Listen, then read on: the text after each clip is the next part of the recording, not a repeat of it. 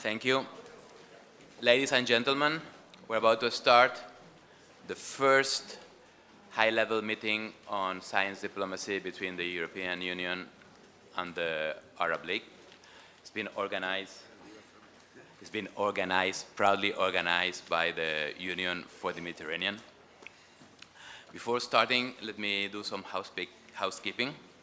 We have designed a very ambitious program with many topics, many speakers, and therefore time will be of the essence.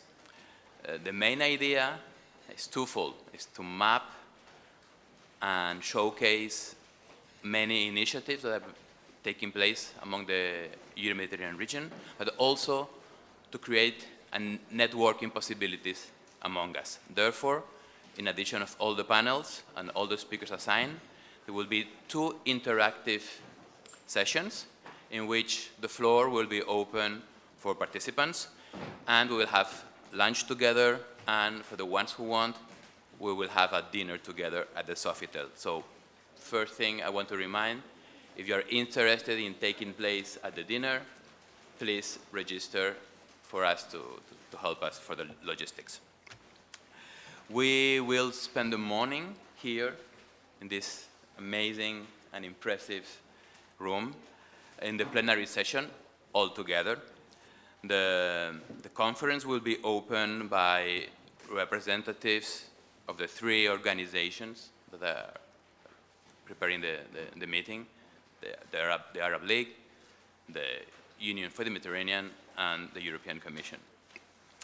And we will then have the honor to listen of a keynote speech by former President of the Commission and former Prime Minister of the Italian Republic, Signore Romano Prodi. In the coffee break, in the first coffee break, we will seize the opportunity to have a family picture in the beautiful gardens that the palace has. And before lunch, we will have the first interactive tour de table.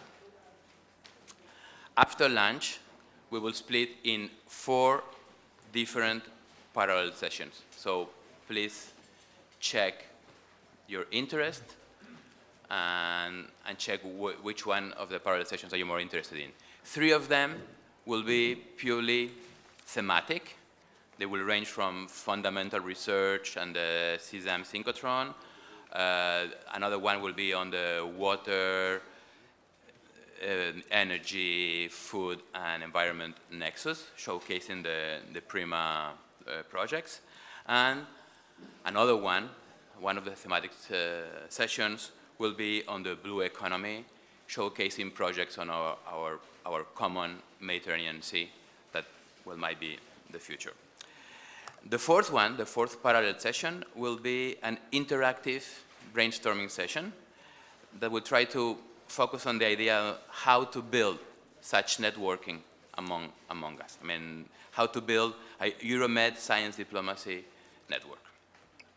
In the afternoon at 5, we should all meet together here again in the plenary session, and we will showcase concrete initiatives and projects that are there to give us hope in these particular times. And from then onwards, it will be should be a wrap-up. I mean, we will have feedback from the parallel sessions. We will have the outcomes from the conference. And after closing remarks, we will close the meeting and we'll head for the dinner. And now, without further ado, if everyone has been seated, let's try to start in time. And I proudly give the floor to His Excellency Ahmed Abulgate, Secretary General of the League of the Arab States. Thank you very much. And if you allow me, please, to be speaking in Arabic. So,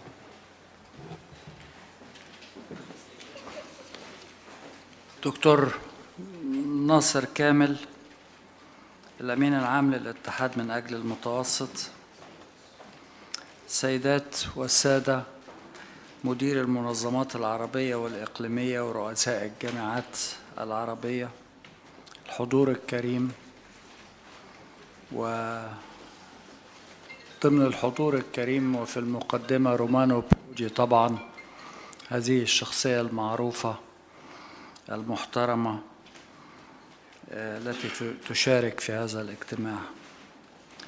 يسعدني أن أشارك معكم اليوم في افتتاح أعمال المؤتمر الدولي رفيع المستوى حول الدبلوماسية العلمية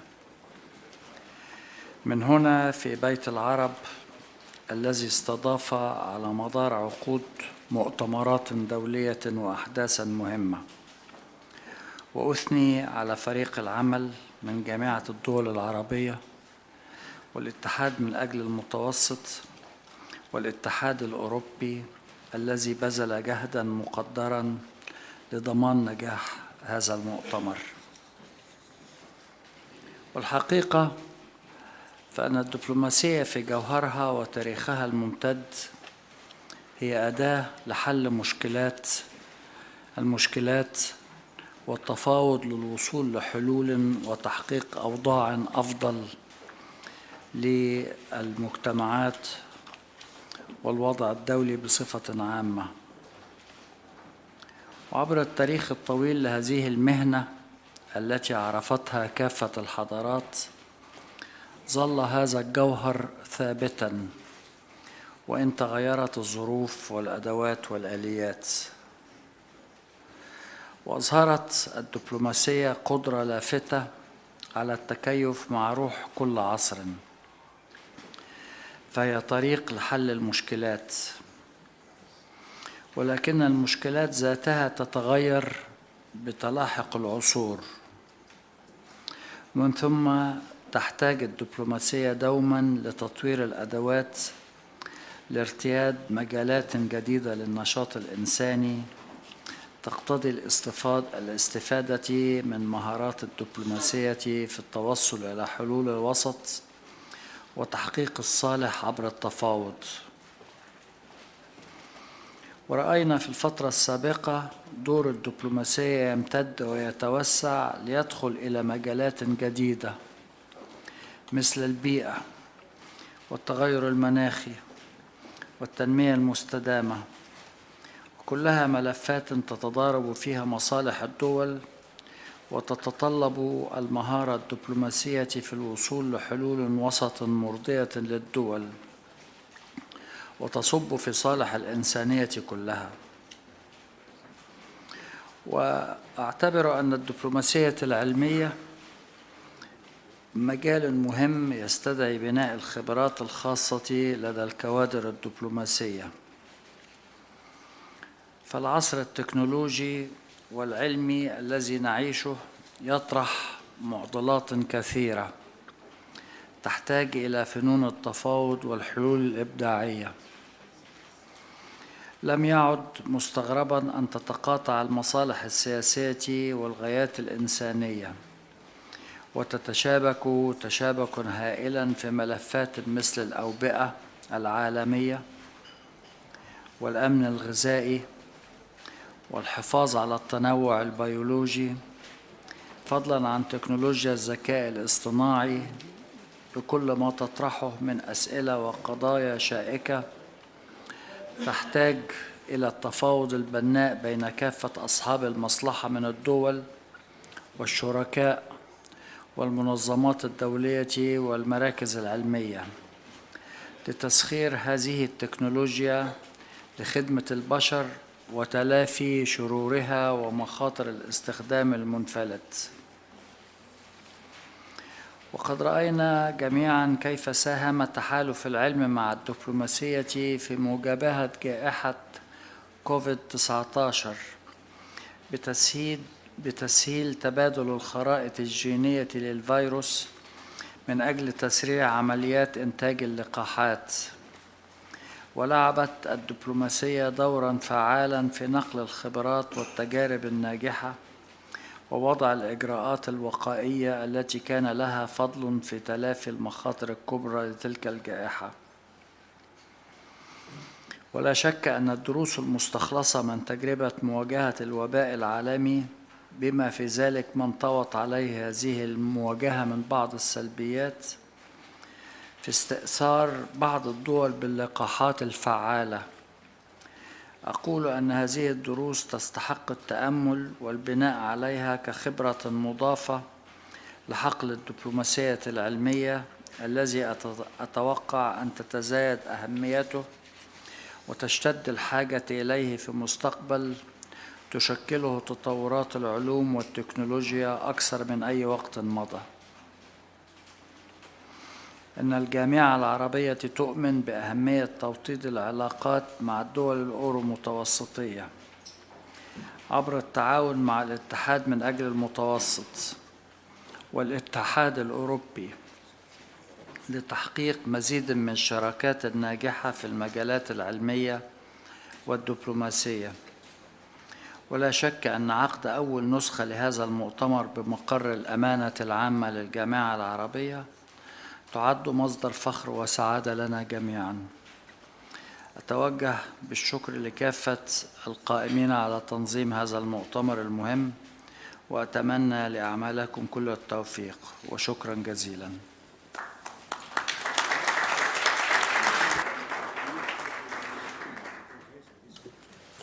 Thank you very much, Secretary General.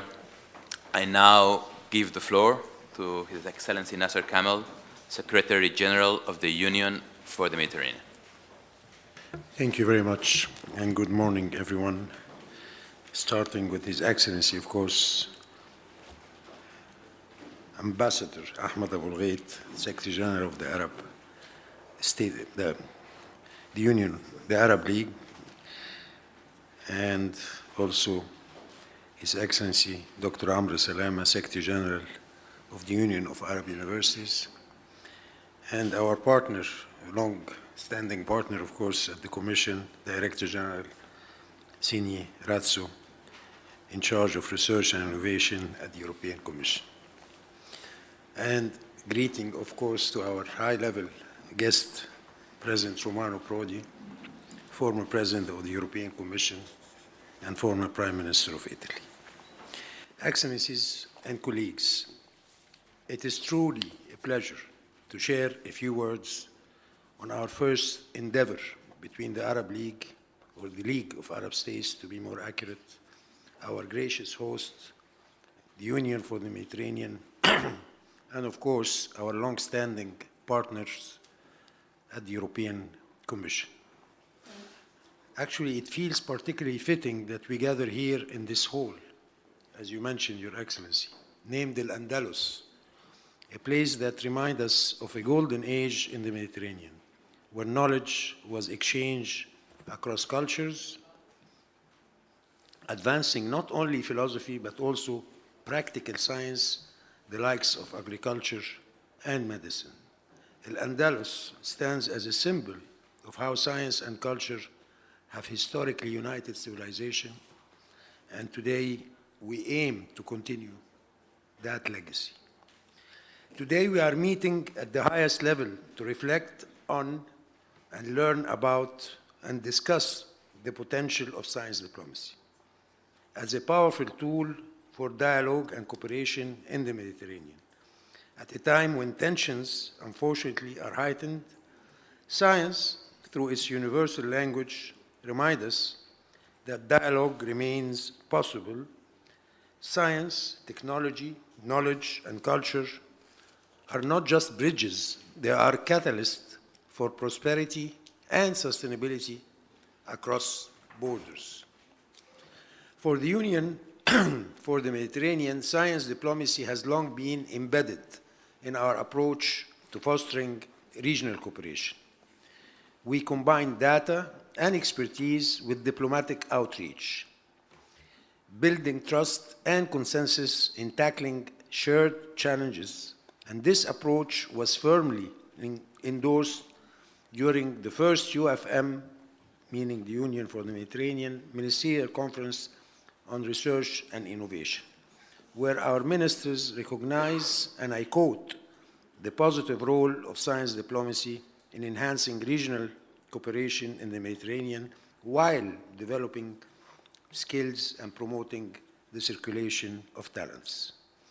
This shared belief in the power of science as a bridge, led the Union for the Mediterranean and the European Commission to organize the first Euro-Mediterranean Conference on Science Diplomacy last year. This year, we take a step further, joining forces with the League of Arab States and, of course, the European Commission to bring together diverse vision and also stakeholders and new avenues for cooperation. Ladies and gentlemen, why is science such a powerful force for diplomacy in our region? Let's take climate change as an example. For a long time, the Mediterranean wasn't a focal point in global climate negotiations, as it is split between 3 different continents and actually 3 different negotiating groups. Science has changed that. Thanks to the work of dedicated research institutes that we played a role in it and other initiatives, we now have a much deeper understanding of the Mediterranean as a unique, interconnected ecosystem. This semi-enclosed basin is not only where we live, but is also where we all face common climate challenges. Today, the Mediterranean is recognized as the 2nd fastest warming region in the world, with temperature rising 20% faster than the global average. This knowledge alone was a wake-up call, reminding us that we are all in the same boat. We have this knowledge thanks to the dedication of the Mediterranean Expert Group on Climate Change, a group that we, together with UNEP, United Nations, have helped establish, finance, and empower a network of more than 100 scientists that produced the first comprehensive report on the impacts of climate change across the Mediterranean, creating a solid foundation for policy and action. Another example, ladies and gentlemen, is the Copernicus satellite system with which we are working at the UFM. This state-of-the-art forecasting and monitoring of climate phenomena like wildfire emissions, crucial tools in our effort to adapt and mitigate the effects of climate change. Another example of the importance of science diplomacy. And then, nobody can deny the benefits of scientific cooperation that extend beyond climate. Let's consider PRIMA, the Partnership for Research and Innovation in the Mediterranean area, which promotes innovative solutions for sustainable agriculture and water management, sectors that are critical for food security in our region and very important for a sustainable development of our countries. Another initiative, which is the Mediterranean Initiative under Horizon Europe, has been also instrumental in advancing the UFM research and innovation priorities in key areas like climate, energy, and health.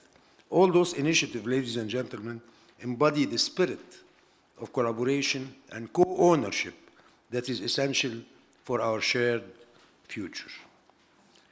Excellencies, dear colleague, for millennia, sharing knowledge and technology has been a cornerstone of our region. Today's meeting reminds us that despite our differences, and there is, and we do have differences, we have much more in common than what divides us.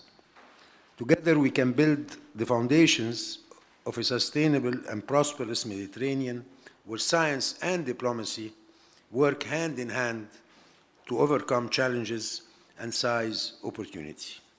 That's why I hope that today will serve as a productive space for reflection, connections, and collaboration, allowing us to lay the groundwork for a new vision of science diplomacy, one that promotes exchanges, builds capacity, strengthens networks, and drives common action for the benefit of all. I thank you very much for your attention. Thank you very much, Secretary General. We'll now give the floor, in behalf of the European Union and the European Commission, the third organization that organized the meeting, to Signe Razzo, Deputy Director General of DG Research and Innovation of the European Commission. Well, many thanks, Mr. Borrell. Dear Secretary General Ahmed Aboulgate, dear Secretary General Nasser Kamel, dear President Romana Prodi, Your Excellencies, dear colleagues, ladies and gentlemen, dear friends of science diplomacy. It is for the very first time that our three organizations, the European Commission, the Union of the Mediterranean, and the League of Arab States are teaming up to organize jointly a high-level meeting about science diplomacy. And I would like to thank the League of Arab States in particular for hosting us in this amazing building in your headquarters here in Cairo. The fact that we are all gathered here in itself is already a demonstration of the soft power of science diplomacy. But why are we doing this, and why now? Throughout history, the Mediterranean has served as a crossroads for the exchange of ideas, knowledge, and innovation. In fact, some of the most powerful empires in ancient history were established in the Mediterranean, and they became powers by using science and technology. There is no better place to remind ourselves of this history than meeting in Cairo, one of the cradles of human civilization. And it is no coincidence that in almost all languages of the world, the word paper, on which we used to write down our ideas, derives from the name of an Egyptian plant called Cyperus papyrus.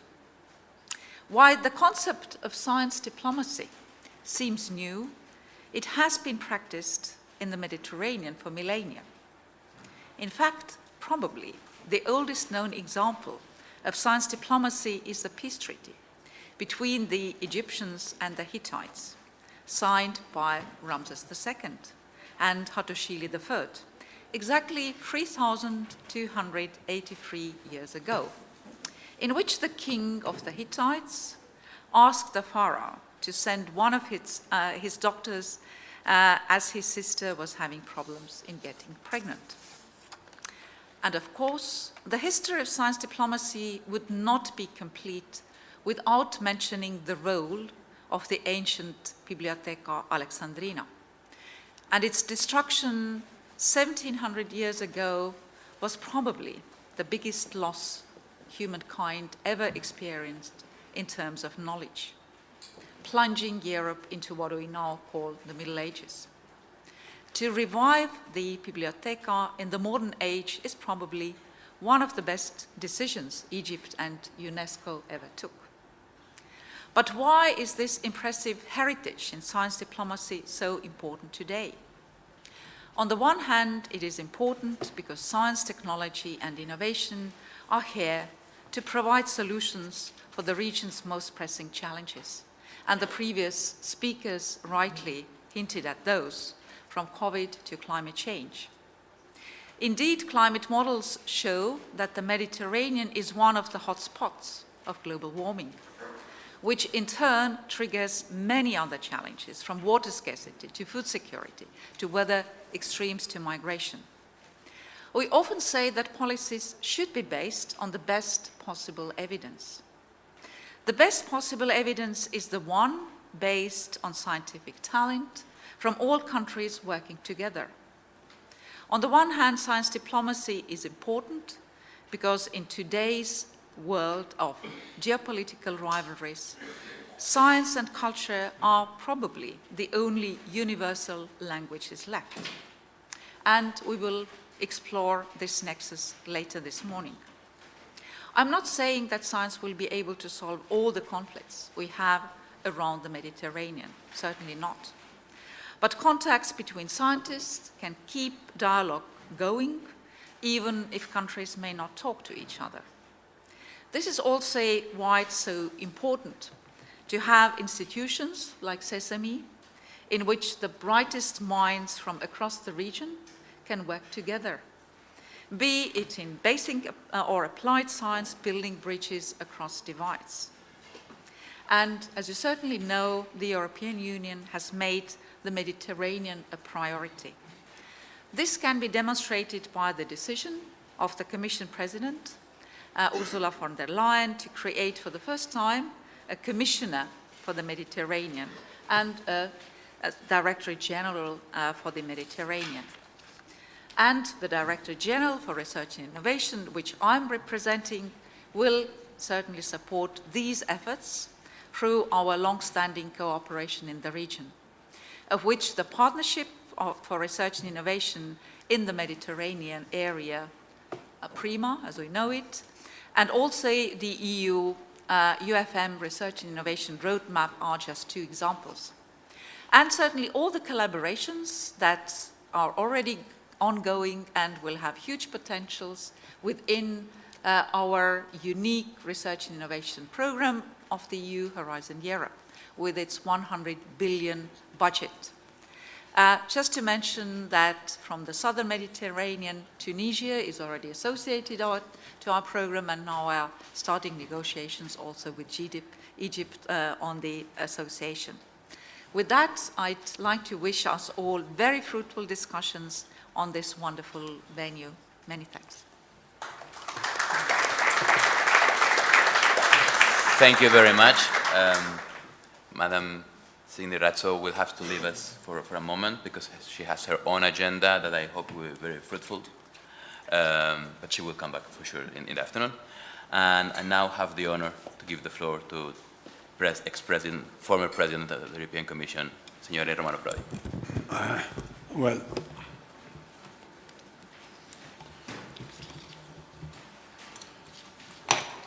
I am very grateful to the Union for the Mediterranean, to Arab League and European Commission to be invited after so many years to a meeting like that. We are in one of the most difficult times of the Mediterranean area. Really, I have a long life back, and I even was active in thinking when the missile crisis broke up in the 60s. But I never seen in my life a period of uncertainty, of lack of agreement, of lack of dialogue, of incredible lack of agreement as we have seen now, you know, and reminding all the exchange in the old times in the Mediterranean, even when there were fightings, but there were really exchanges of science, mathematics, or astronomy, and now everything is so difficult, and I don't see in this moment a quick solution. There is no idea of international conference, and when the problems are so complex, you know, because there is not only the Israeli and Palestinian problem, you know, look at the Horn of Africa, look at Sudan, Libya, and then you have a lack of authority. You have a lack of authority, and clearly till the American election, there is no possible, not even thinking about that, you know, and after the election, I don't know what will happen. But anyway, we have the duty to stick together. Science, diplomacy are really a pillar of that. But I have to go back to my old time of the Commission. It was in 2002, after Christ, not before Christ anyway, in which I proposed to members of the European Commission to have a network of shared common university. And I couldn't even bring it to the discussion because there was a totally Northern European countries were all disinterested to that. And in the same times, all the Southern Mediterranean leaders for Egypt, everybody was telling me, you are looking only east and you don't give any hope, any chance to south, you know. But this was the situation, you know. Then tension, immigrants, the problem of immigrants entered into the European politics, and so I went back to the old idea, and now there is a totally new interest, you know, sometimes because of generosity, sometimes because of the fact that immigrants, they are changing all the political shape of European countries. So now there is the room and necessity of a new set of cooperation is felt. Science and diplomacy on the top, and then a network of university on the foundation. I followed this problem even after my end of the commission, and personally we organized a meeting with the title Science and Diplomacy in Bologna, in my university, in 2017, and it's quite interesting because the case studies were Sesame, the epidemic fact, not of course COVID, but SARS and Ebola, and of course environment, climate change, and even the scientific problem concerning the US-Iran nuclear deal. You know how the complex was, and I think that very few progress had been done, you know. So now, 2 years ago, I started back with the old project, but with a new sensibility of European country. And of course, I met von der Leyen, many ministers, in an informal way, because the Commission was ending the period, but with deep interest, even meeting quite a few ambassadors of the South Mediterranean countries. And the project is very simple, you know. Science and diplomacy, they must be the language, but you need to put together young people to study together in a totally different way from the past. Let's say, not anymore the American University to Beirut or the Paris University, but in an absolutely paritarian way. This was the project, very simple, very clear, 30 universities, not a small number, otherwise we don't infect the environment, you know. 30 universities, absolutely paritarian, same number of professors from North, same number of students and South, same number of students from North and South, 2 years of study North and South, to the same university with 2 headquarters, paritarian, let's say, Athens, Cairo, Naples, Tunisia, Marseille, and so on. Clearly, is a big project. You have to study deep, but the real goal is not so difficult to organize, in the sense that we were analyzing how the rectors must alternate 3 years and 3 years, because in order to avoid any, let's say, political misunderstanding, starting from the scientific and matters, mathematics, physics, agriculture, medicine. We can arrive to economy, not anymore, not political science, not philosophy. And, the cost is clearly remarkable, but very low concerning all the costs of, I was calculating, not in a scientific way, but I was calculating that with a new battleship to control cost, you build 3.5 universities, so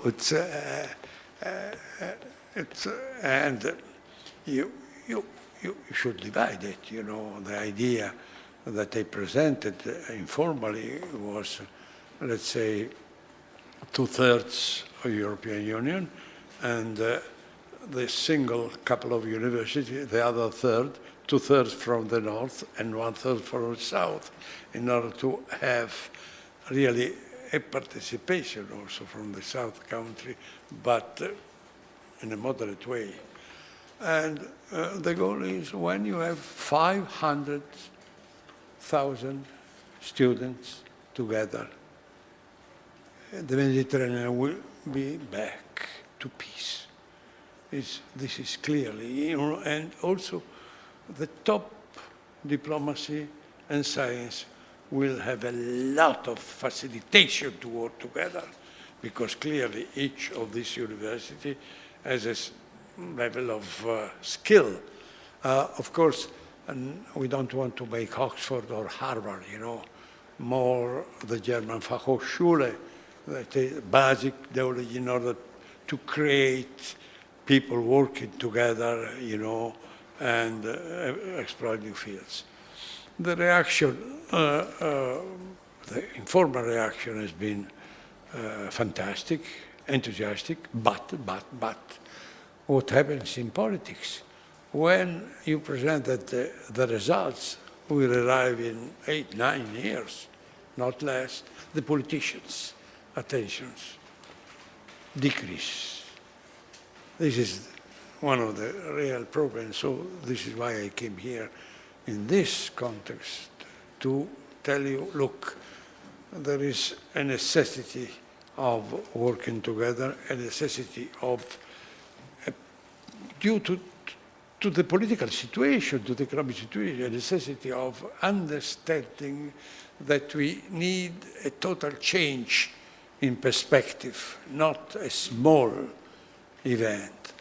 And I repeat, from the economic point of view, is absolutely feasible, but you need a strong political consensus. I shall start back with the new commission. I repeat, the former commission, they were enthusiastic. The government that has been, let's say, informed, they all think that is important, because clearly the participation cannot be only France, Italy, or Spain, but all the network of countries, because otherwise we don't make a system, and the dimension must be enough to change the Mediterranean situation. This is very simple. I have all the details. Of course, we studied all the details, not only of cost, but also of how the academic, then you have to define the different skills that you must have, in the sense that, I repeat, you need a system, but this will be an incredible contribution to the political and economic progress of the Mediterranean. Thank you for the attention.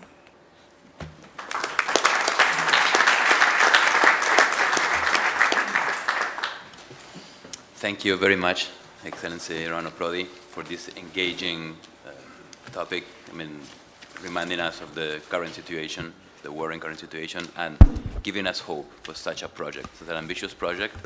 I mean, at the UFM, we have a division that is in charge of higher education and research. So we will, I'm ready to engage and to work to make it possible.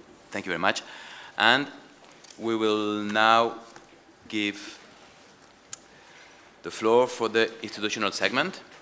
We're moderated by Nihal Aboud. Let me introduce myself first. My name is Nihal Aboud, International Cooperation Officer from the League of Arab States. I'm glad to moderate the institution segment. I will speak in Arabic. أصحاب المعالي والسفراء، الضيوف الكرام، يسعدنا أن نعطي الكلمة الآن لمعالي الدكتور عمرو سلامة، الأمين العام لاتحاد الجامعات العربية. تفضل معاليكم بالكلمة. شكرا جزيلا. Allow me to speak in Arabic as well, يعني because as an Arabic institute we have to speak in Arabic. بسم الله الرحمن الرحيم. أصحاب المعالي والسعادة والضيوف الكرام، السيدات والسادة، اسمحوا لي أن أستهل كلمتي بالإعراب عن امتناني وتقديري للأمانة العامة لجامعة الدول العربية والاتحاد من أجل المتوسط والاتحاد الأوروبي على الدعوة الكريمة للتحدث في هذه الفعالية الدولية الهامة حول الدبلوماسية العلمية ودور الجامعات في هذا المجال. تمثل الدبلوماسية العلمية تقاطعاً هاماً بين العلوم والسياسة، حيث تساهم في بناء جسور التواصل والتعاون بين الدول لمواجهة التحديات العالمية مثل التغير المناخي، الأمن الغذائي والصحة العامة. وفي ظل العولمة والتطور التكنولوجي السريع، أصبحت الدبلوماسية العلمية أداة استراتيجية لتعزيز السلام والتنمية المستدامة. تتميز هذه الدبلوماسية بأنها تفتح المجال لتبادل المعرفة والخبرات العلمية، مما يسهم في تحسين العلاقات الدولية ويؤسس لبنية تحتية قوية للتعاون العلمي بين الدول. تظهر أهمية الدبلوماسية العلمية بشكل خاص في العلاقات بين أوروبا والدول العربية ودول حوض البحر الأبيض المتوسط، حيث تتداخل التحديات التي تواجه هذه الدول مثل الأمن والهجرة واللجوء والأمن الغذائي والتغير المناخي والبيئي، كما تواجه المنطقة تحديات ديموغرافية تتمثل في ارتفاع معدلات النمو السكاني في بعض البلدان وتراجعها في بلدان أخرى، بالإضافة إلى تحديات في مجال رأس المال البشري مثل البطالة الشبابية ونقص الخدمات الصحية والتعليمية. ومن هنا تنبع أهمية الدبلوماسية العلمية كوسيلة للتعاون في هذه المنطقة. هناك العديد من الأمثلة التي تجسد التعاون العلمي بين أوروبا والدول العربية ودول حوض البحر الأبيض المتوسط، وقطعا من أبرزها برنامج بريما الذي يموله الاتحاد الأوروبي، والذي يهدف إلى تحسين الأمن الغذائي واستدامة الزراعة في مواجهة التحديات المناخية والبيئية. كذلك مشروع بلوميد الممول من الاتحاد الأوروبي، حيث يركز على تعزيز البحث العلمي والابتكار في مجال الاقتصاد الأزرق في البحر المتوسط، ويسعى إلى إيجاد حلول للتلوث البحري وتطوير تقنيات جديدة لإدارة الموارد البحرية بشكل مستدام.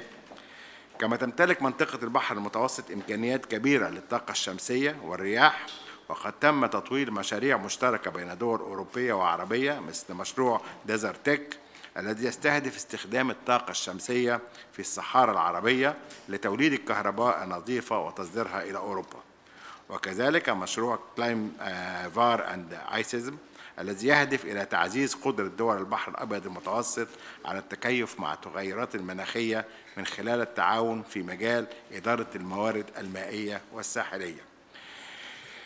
بالإضافة إلى ذلك يساهم برنامج التبادل الأكاديمي إراسموس بلس في تعزيز التعاون الأكاديمي بين الجامعات الأوروبية والجامعات في دول حوض البحر الأبيض المتوسط، مما يتيح للطلاب والأساتذة العرب والأوروبيين تبادل الخبرات والمعرفة في مختلف المجالات العلمية.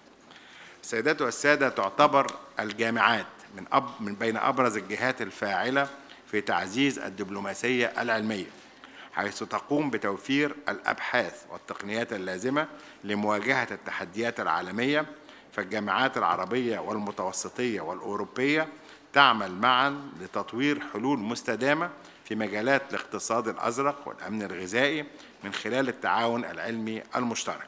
الحقيقة هناك عديد من الأمثلة التي يمكن ذكرها، لكن يعني طبعا عشان الوقت مش هدخل في هذه الأمثلة، لكن عندي أمثلة كثيرة بأسماء جامعات مشتركة. ووفقا لتقدير الاتحاد من أجل المتوسط العام 2023 تم تمويل أكثر من 150 مشروعا بحثيا مشتركا بين دول المتوسط في مجالات مثل الطاقة المتجددة وإدارة الموارد المائية والاقتصاد الأزرق. كما سجل برنامج بريما أكثر من 100 مشروع بحثي في منطقة المتوسط منذ انطلاقه. كما شهد برنامج إراسموس بلس زيادة في عدد المشاركين من دول البحر المتوسط بنسبة 40% بين عامي 2018 و2023، مما يعكس التوسع المستمر في التعاون الأكاديمي بين المنطقة العربية أو منطقة البحر الأبيض المتوسط وأوروبا. سيداتي والسادة، أدرك اتحاد الجامعات العربية أهمية استدامة الشراكات الدولية، فأدركها كهدف رئيسي في خطته الاستراتيجية. ويتميز الاتحاد بعلاقات وشراكات وثيقة مع المنظمات والمؤسسات والجمعيات والجامعات الدولية، فهو عضو في تجمع الاتحادات الدولية الذي يضم 8 اتحادات رئيسية على مستوى العالم وغيرها من الاتحادات العالمية، مما يفتح الفرص للجامعات أعضاء الاتحاد بالاستفادة من هذه الشراكات ولتسهيل التعاون بين الجامعات العربية والجامعات الإقليمية والدولية المعنية، ومواكبة مختلف التطورات في تقنيات وأنماط التعلم. ويعمل الاتحاد على تنظيم عدة مؤتمرات وندوات ومنتديات دورية بالتعاون مع الاتحادات النظيرة في أوروبا والصين وأوروبا وماليزيا وتركيا وروسيا وألمانيا وغيرها. بالإضافة إلى ذلك بيعمل الاتحاد على استثمار الشبكة العربية الأوروبية أرلين التي أطلقها مطلع عام 2014 بالتعاون مع جهات أوروبية كنتيجة لمشروع تيمبس بعنوان القيادة في إدارة التعليم العالي لتدريب قيادات الجامعات وتعزيز التعاون بين قادة التعليم العالي في منطقة الشرق الأوسط وشمال أفريقيا وأوروبا. وهنا أود أن أشير إلى الاتفاقية المبرمة مع اتحاد الجامعات المتوسطية منذ العام 2014، وذلك لتبادل الزيارات والخبرات والتعاون في المشروعات الأوروبية ذات الصلة بالتعليم العالي. كما ويبرم الاتحاد الاتفاقيات مع الجهات والشراكات المختصة بشؤون التعليم العالي، ويقدم العديد من الجوائز في مجال البحث العلمي.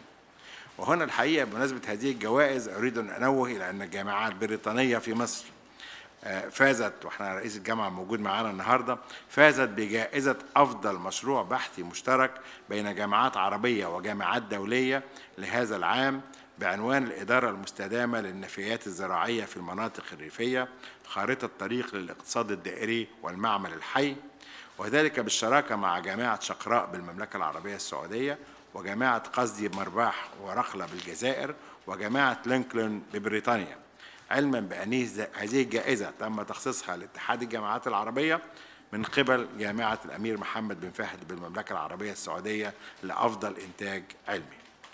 ولمواصلة تطوير التعاون يعمل الاتحاد على دعم إنشاء مراكز إقليمية ودولية للتميز الأكاديمي، وتعزيز برامج المنح الدراسية للباحثين من البلدان العربية، وتعزيز التدريب بعد التخرج في بلداننا، وتوجيه برامج تدريب الباحثين الشباب نحو المجالات والتي هي الأكثر صلة بالتنمية الاقتصادية والاجتماعية لبلداننا.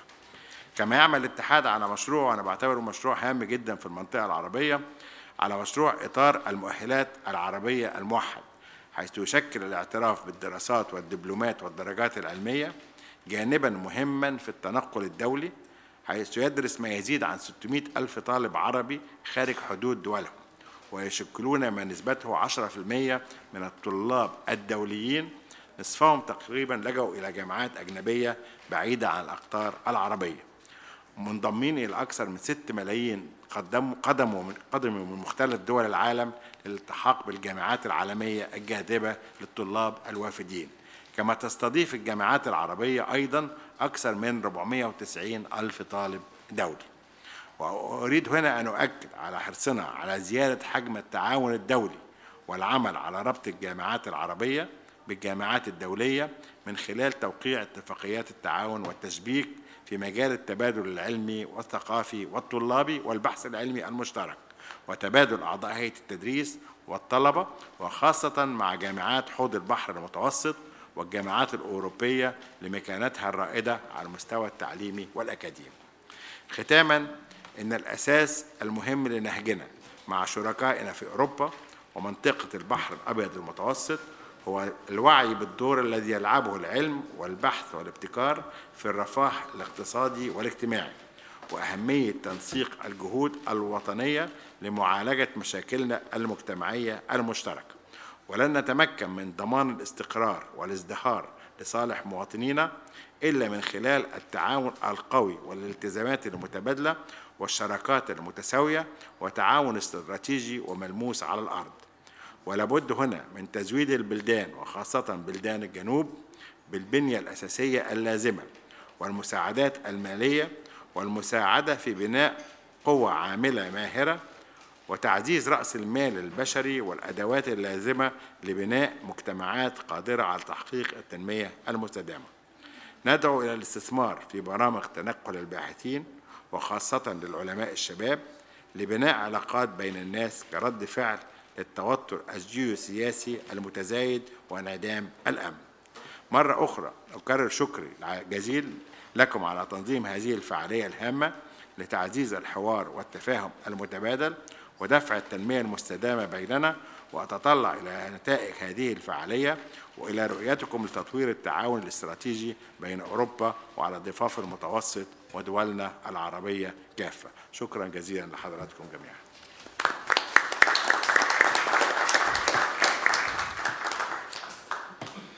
نشكر معالي الدكتور عمرو سلامة على الكلمة وعلى المداخلة القيمة وإبراز دور الهام لاتحاد الجامعات العربية في مجال الدبلوماسية العلمية، ونتطلع إلى مزيد من الجهود في هذا الشأن بكل سرور. يسعدنا الآن نعطي الكلمة لدكتور كريستينا هايندل، ممثل عن تحالف الدبلوماسية العلمية للاتحاد الأوروبي. دكتور كريستينا, the floor is yours. Thank you very much. On behalf of the European Science Diplomacy Alliance, I would like to thank the Union for the Mediterranean, the League of Arab States, and the European Commission for the invitation and for the possibility to present the Alliance here today. I'm sending you warm regards from the Alliance chairs, Pier Bruno Ruffini and Jean-Claude Arditi, who wished to join today but were not able to come at the end. So they asked me to explain a little bit what we do. I would like to introduce the European Science Diplomacy Alliance now a little bit for those who are not so maybe much aware of what we do. So how did it evolve? The Alliance emerged from 3 EU-funded projects which took place between 2016 and 2022. And the one was about the leadership in cultural science and in innovation diplomacy. The second was for science for or in diplomacy for addressing global challenges. And the third was about inventing a shared science diplomacy in Europe. In 2001, the European Science Diplomacy Alliance was founded by 14 institutions involved in the above projects. The Science Diplomacy Alliance is a bottom-up initiative, which means that the members we have are joining forces and trying to organize workshops, conferences, papers, policy briefs upon it. The chairs and members are dedicating voluntary effort, and the Alliance aims to be a platform in charge of fostering integration of science diplomacy practices in the European Union and beyond. It also should establish a sustainability strategy for science diplomacy in Europe. At the moment, the Alliance has 37 member institutions and other global partners. So I would maybe briefly describe the structure and partnerships of the Alliance. So we have members, which are those 37 members I mentioned, which are of the European Union. We have global partners, And we have advisory partners for which we are very grateful for the close cooperation within the European Commission and the Joint Research Center there. So you see it also at the slides a little bit. The chairs are elected for 1 year. They are supported by a secretariat and other cooperation partners like the UNESCO, CERN, or the Institut Pasteur. Our current chair is from AFRIST. This is a French organization that works to strengthen international relations. And as I mentioned, chairs are at the moment Pierre-Bruno Ruffini and Jean-Claude Ditti. And their current work program focuses on academic freedom, cooperation with the Global South, and capacity building. The task forces within the alliance deal with core issues such as legal integrity, capacity building, and the drafting of policy briefs. The entry points are expert groups that are active or requested to be active on a particular topic. So we have different thematic entry points like about the ocean, about technology, about cultural heritage, diasporas, gender, research security, science advice, cultures and planning, and so on. Our activities are advising policy on European science diplomacy, then catalyzing policy debates on science diplomacy, promoting knowledge exchanges and trainings. So we have provided several trainings for European and non-European organizations in science diplomacy. And also, of course, raising awareness on the topic of science diplomacy. Just to mention a few more involvements, the Alliance also played an important role in the organization of the first European Science Diplomacy Conference last year under the Spanish Council presidency in Madrid. And I think also Ms. Razzo, you have been there. And let me highlight that 14 Alliance members contributed actively to the working groups in this conference, and the Alliance is now looking forward to jointly put the recommendations into action. So we would like to ask countries from the MENA region and from the League of Arab States to join forces. So we really would like to invite you to become a joint partner or a global networking partner. And for example, I think there has been mentioned a couple of topics where it would be useful too, like science advice and foresight, peace, I think, which is very much needed, technology and innovation, cultural heritage, gender, and joint actions on climate change. Let me conclude with a message from Professor Ruffini, the actual chair. I would like to emphasize the relationship between the European Union and countries outside the European Union, and in particular the Global South. It is a political objective of the European Union to build strong and resilient partnerships with the countries of the Mediterranean, and the Alliance pursues this objective. Thank you.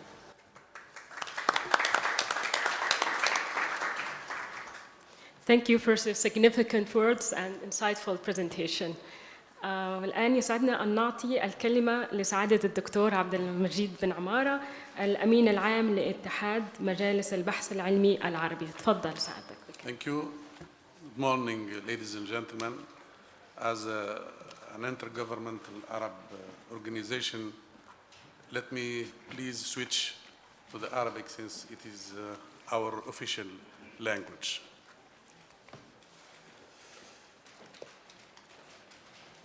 السيدات والسادة الأفاضل كل بصفته ومقامه، اسمحوا لي في البداية أن أتقدم بجزيل الشكر لمعالي السيد أحمد أبو الغيط والسيد ناصر كامل الأمين العام للاتحاد من أجل المتوسط، والسيدة شيزني راستون نائب المدير العام بالمديرية العامة للبحوث والابتكار بالمفوضية الأوروبية، والسيد الرئيس السابق للمفوضية الأوروبية، لإتاحة هذه الفرصة الهامة وهذا اللقاء الهام الذي يأتي في ظروف صعبة يعلمها الجميع، ولعل ما نستشفه من كل هذه الظروف الصعبة التي أكد عليها السيد رامون بوردي أنه يتحتم علينا العمل مع بعض بصفوف مرصوصة لمواجهة التحديات فيما يخص التغيرات المناخية والطاقة والدواء والأمن الغذائي، دون أن ننسى أيضاً التحديات التي تواجهنا في العلوم الإنسانية والاجتماعية التي يتحتم علينا أن نخصها بعناية خاصة، ولعل العلماء في هذا المجال يساعدونا على فهم ما يحدث هذه الأيام. السيدات والسادة الأفاضل، اتحاد مجالس البحث العلمي العربية أحد مؤسسات العمل العربي المشترك العاملة تحت مظلة جامعة الدول العربية، ويضم في عضويته جميع الدول العربية ممثلة بالأجهزة القائمة والممولة للبحث العلمي في كل الدول العربية. ويعنى الاتحاد بتطوير العمل العربي المشترك في مجال البحث العلمي والابتكار ودعم التميز العلمي وبناء الشراكات العلمية العربية والعربية الدولية بما يخدم إنتاج المعرفة وخدمة أهداف التنمية المستدامة. واسمحوا لي بهذه المناسبة أن أستعرض أهم برامج الخطة التنفيذية الحالية للاتحاد، والتي تتمحور في عدد من برامج، منها برنامج التحالفات العربية للبحث العلمي والابتكار، البرنامج العربي للابتكار الأخضر، مبادرة بيت الحكمة العربي، منصة حاضنات الأعمال الافتراضية، برنامج التبادل العلمي العربي للطلاب وللباحثين، وأيضاً برنامج دعم التميز العلمي المتمثل أساساً في 3 جوائز يسندها الاتحاد. الأولى جائزة التميز في النشر العلمي والابتكار للباحثين والمبتكرين العرب. الجائزة الثانية هي جائزة النشر العلمي الدولي المشترك للباحثين العرب حتى ندعم البحث العلمي أو النشر العلمي المشترك.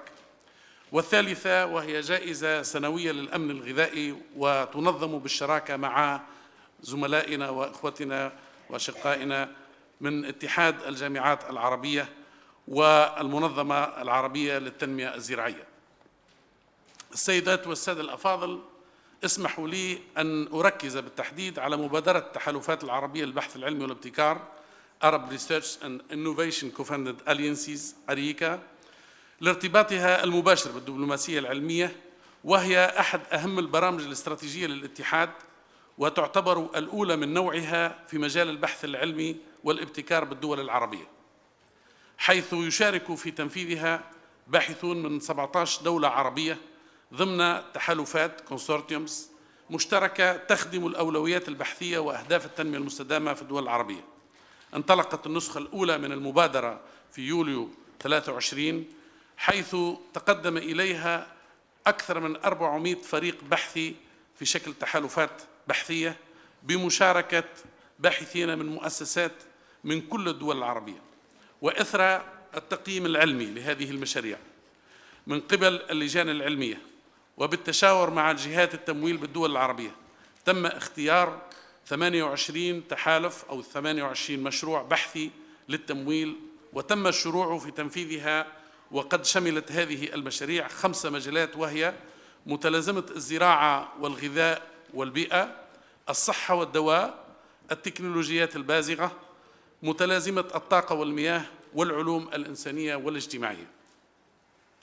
كما تجدر الإشارة إلى أن هذه المبادرة تتطابق أهدافها وهيكليتها مع مبادرة بريما، ويسعدني أن أشكر كافة فريق بريما حيث شاركتهم انطلاق هذه المبادرة، حيث كنت من لجنة القيادة بهذه المبادرة، ولعل أفكار التي أشتغل عليها الآن هي موحاة من تجربتي مع زملائي في بريما. أغلب المواضيع البحثية متطابقة مع مبادرة بريما، سيما فيما يخص الأمن الغذائي والزراعة والمياه والطاقة. ويسعدني أن أعرب من هذا المنبر عن تطلع الاتحاد إلى شراكة استراتيجية مع مؤسسة بريما بهذا الخصوص لتبادل الخبرات والاستفادة من أفضل الممارسات. سيدات والسادة الأفاضل، لا شك أن الدبلوماسية العلمية تمثل وسيلة فعالة لتوطيد العلاقات والتواصل بين الدول بمنطقة البحر الأبيض المتوسط عبر توظيف تنوعها الثقافي والاقتصادي والاجتماعي في تطوير الشراكات العلمية ودراسات القضايا ذات الاهتمام المشترك كالتغير المناخي والأمن الغذائي، الطاقة والمياه، الصحة والدواء، مع التأكيد على أهمية القضايا المتعلقة بالعلوم الإنسانية والاجتماعية. وفي هذا الإطار نتقدم بالشكر لشركائنا بالاتحاد الأوروبي ومكتب الاتحاد الأوروبي بالقاهرة لتعاونهم في تنظيم ورشة العمل حول فرص التعاون المتاحة للدول العربية في إطار برنامج أفق أوروبا التي انعقد بمقر جامعة الدول العربية بالقاهرة في هذه القاعة بيناير 23، وحضرها ممثلون من 21 دولة عربية لتقديم برنامج هورايزون يوروب والبحث على فرص المشاركة فيه للباحثين من الدول العربية. السيدات والسادة الأفاضل، نغتنم هذه الفرصة الطيبة لنؤكد أن الأمانة العامة للاتحاد بمجالس البحث العلمي العربية تعتبر أن الدبلوماسية العلمية من أهم وسائل بناء الشراكات العلمية بين الدول العربية وشركائها الدوليين، ونطمح إلى المزيد من التعاون البناء مع دول المنطقة بالبحر الأبيض المتوسط لبناء علاقات أورو متوسطية قوية ومستدامة بما يساعد في تحقيق التنمية الشاملة والاستدامة للتحديات الإقليمية العالمية. أكرر شكري مرة أخرى لكل من فكر وخطط ونفذ وللقائمين على تنظيم هذا الملتقى الهام، متمنيا أن تكلل أعماله بمخرجات مفيدة لكامل الأطراف. والسلام عليكم ورحمة الله وبركاته.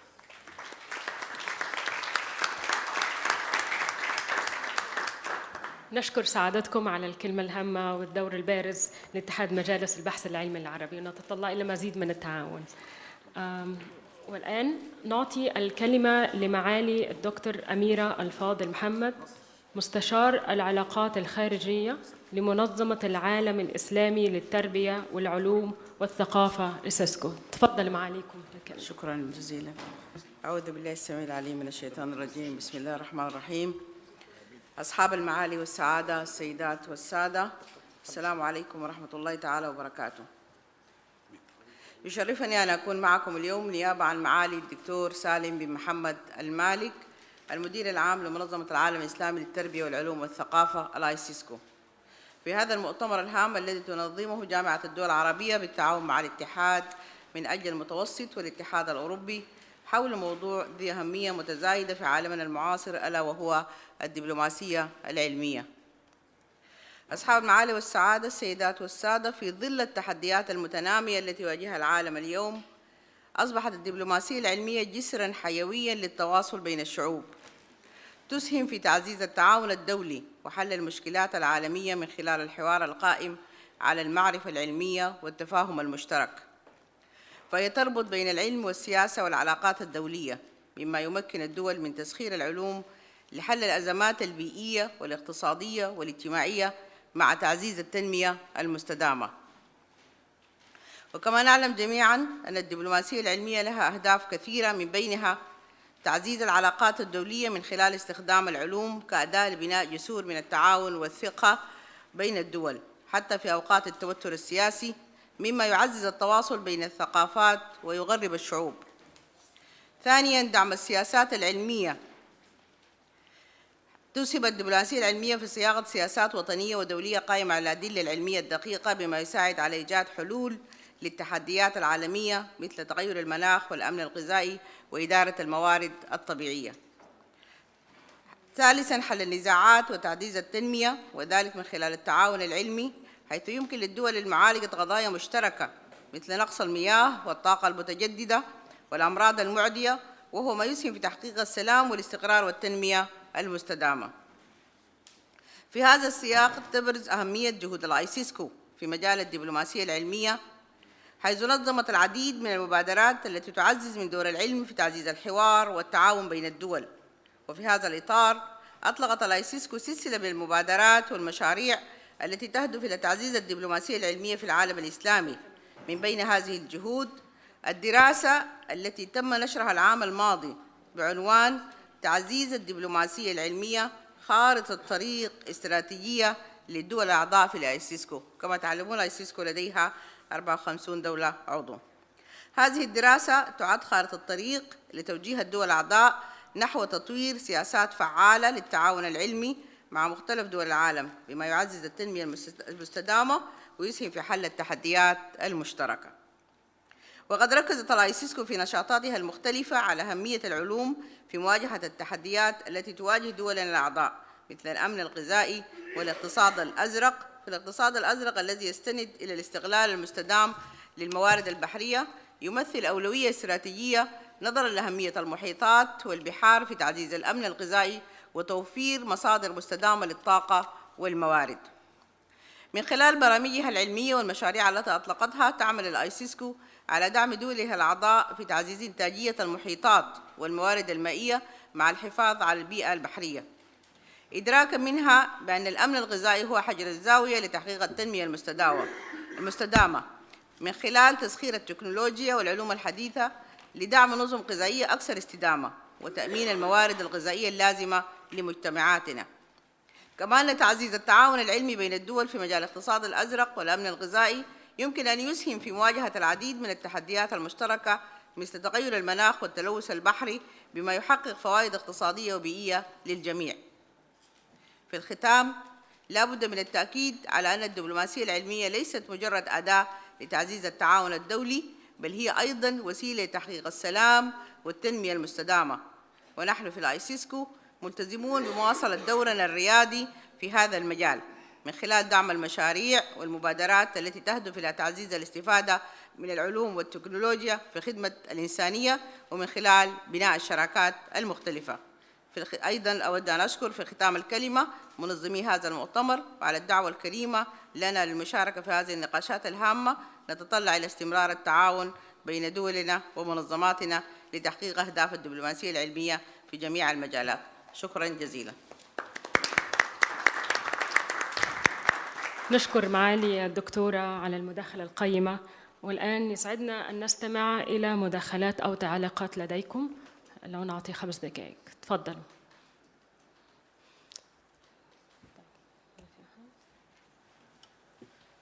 طيب، ندعوكم إلى صورة جماعية واستراحة قصيرة الآن لمدة ربع ساعة، وبعدها نستكمل فعاليات المؤتمر بإذن الله. شكراً لكم. Thank you. Thank you everyone for coming back. We have a very interesting session, coming up now. It is more of a brainstorming session, trying to understand some interesting new features, as we were mentioning this morning. And indeed, it was mentioned this morning that we really are facing a lot of unprecedented challenges, very much interconnected, for which we need dialogue among different disciplines, among different sectors of society, among different nations. And as it was nicely said this morning, we have science and culture as some of the universal languages that we have at our disposal to promote some of the common solutions to these common challenges as well. So my name is Ana Persic. I work for UNESCO. UNESCO is the UN agency dealing with education, science, culture, and communication. And indeed, this session on the nexus between scientific diplomacy and cultural diplomacy is something that is of interest to us at UNESCO, and that we are very happy to explore further with you today. We have a wonderful panel with us today, and we are hoping to learn a lot from them.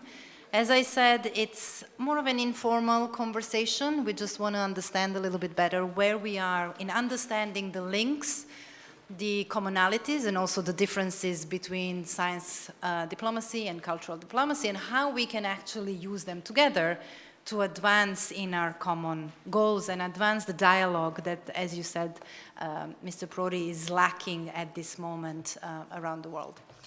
So let me introduce my panelists. I have Mr. Santiago Serra, the Deputy Director for Coordination of International, Cultural and Scientific Relations at the Ministry of Foreign Affairs from Spain. Then Ahmed Abdullah Zayed, the director of the Biblioteca Alexandrina. Thank you very much for joining. Dietrich Raue, the director of the German Archaeological Institute here in Cairo. And Josef Ferre, the executive director of Anna Lindh Foundation. So very interesting speakers who come from different perspectives. And to start the conversation, I would just like to ask each of them to shortly introduce themselves and how their institutions, their daily work is connected to either science diplomacy or cultural diplomacy. So I will start with you, please. Well, thank you very much, Hannah. And first of all, I would like to join my colleagues in thanking the UFM and the Arab League for organizing this wonderful and very interesting meeting. And namely, I would like to thank my colleague, Joan Borrell, whom I met many, many years ago in the Diplomatic Academy in Spain. And of course, I'm also very honored to share this panel with such prominent speakers. I'm a little bit overwhelmed, to be honest. The Directorate for Cultural and Scientific Relations is one of the oldest in the Ministry of Foreign Affairs in Spain. It was founded 100 years ago, and we are very experienced in international cultural cooperation. We are also located in the Agency of Spanish Cooperation, which gives us also a different perspective as far as development cooperation and sustainability is concerned. So for us, it's kind of natural to bridge the gap in our daily work between culture and science relations, because we have the mandate of promoting internationally both topics in the international arena. So I'm really very glad to join in and to share with you a little bit of our daily work. Wonderful, thank you very much. Professor Zayed.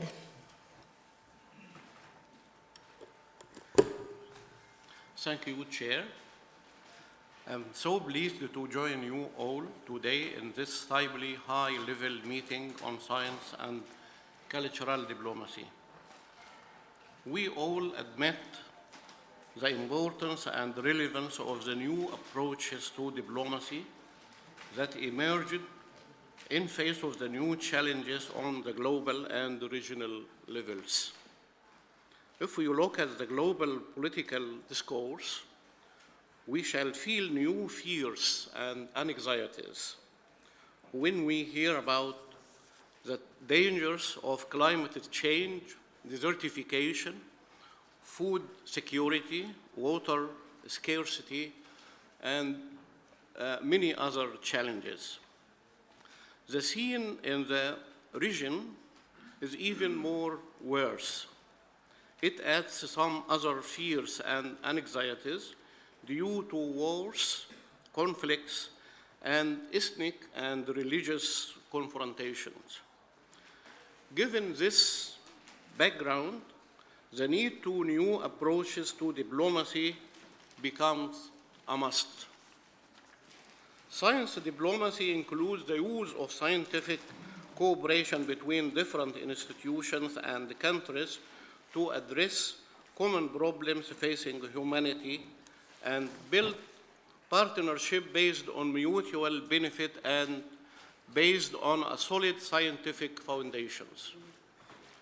The importance of science diplomacy equals the importance of other kind of diplomacy, especially cultural diplomacy, that is built on the exchange of ideas, information, folklore, language, and other aspects of culture.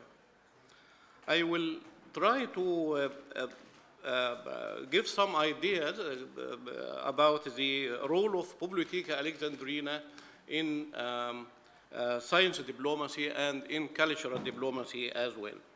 The Library of Alexandria is a place of dialogue, learning, understanding between cultures and people. So it is a hub for science and cultural diplomacies. Through our academic research center, we have a section in the library concentrates on science and research. We provide wide range of programs that support the academic community at large and in line with other mission as a center of excellence in the production and the dissemination of knowledge. We conduct various programs that support the development efforts in Egypt as well as in the Arab region, among which is the topic of science diplomacy, which we have been working on it for years. Bibliotheca Alexandrina is committed to support scientific excellence in our Arab region by building the scientific capacity of the Arab scientists, especially the young researchers, and we believe that supporting young researchers is the driving force of sustainable development. So, under the umbrella of the Arab regional partner of the World Academy of Science in Developing Country, TWAS Arab, which is hosted by Bibliotheca Alexandrina, we have started to hold regional workshops on science diplomacy. The first workshop was held in 2019. In our science diplomacy workshop, we provide interactive sessions and real-life examples on science diplomacy efforts. Our workshops are more of a training that explain the dynamics behind the close cooperation between scientists and decision makers. They introduce the science diplomacy concepts and practice to the young scientists who come from different Arab countries. Regional science diplomacy workshop bringing together decision makers from different sectors to share their experience with young scientists. During these workshops, there are much to learn from sharing experience and viewpoints. I shall end my intervention with a very brief words about cultural diplomacy and the role of Bibliotheca Alexandrina in this consideration. Bibliotheca Alexandrina is an important cultural wheel on the coast of the Mediterranean. It plays a decisive role in promoting diversity, cosmopolitan spirit, dialogue between civilizations, and mutual cooperation and exchange between countries and different cultures. Therefore, it is a place from which cultural diplomacy starts. This is my argument.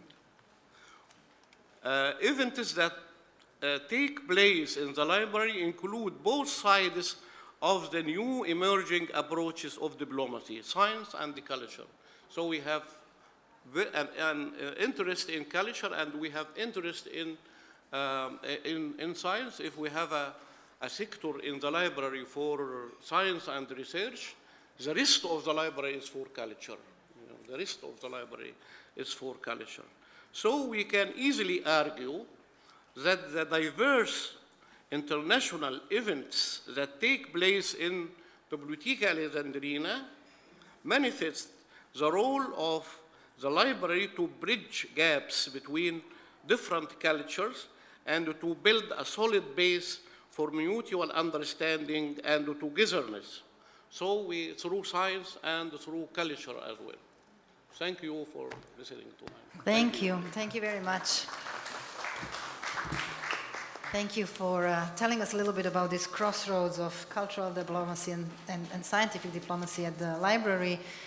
And also thank you for raising the TWAS workshops. TWAS is also under the auspices of UNESCO, so it's very good to hear about the workshops on science diplomacy taking place together with the library, so thanks for that.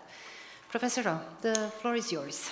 Many thanks also from my side for being invited to this very important meeting. And I came for the first time to an Arab country in '78 and fell in love with Egypt, so I'm working here since '88 more or less constantly.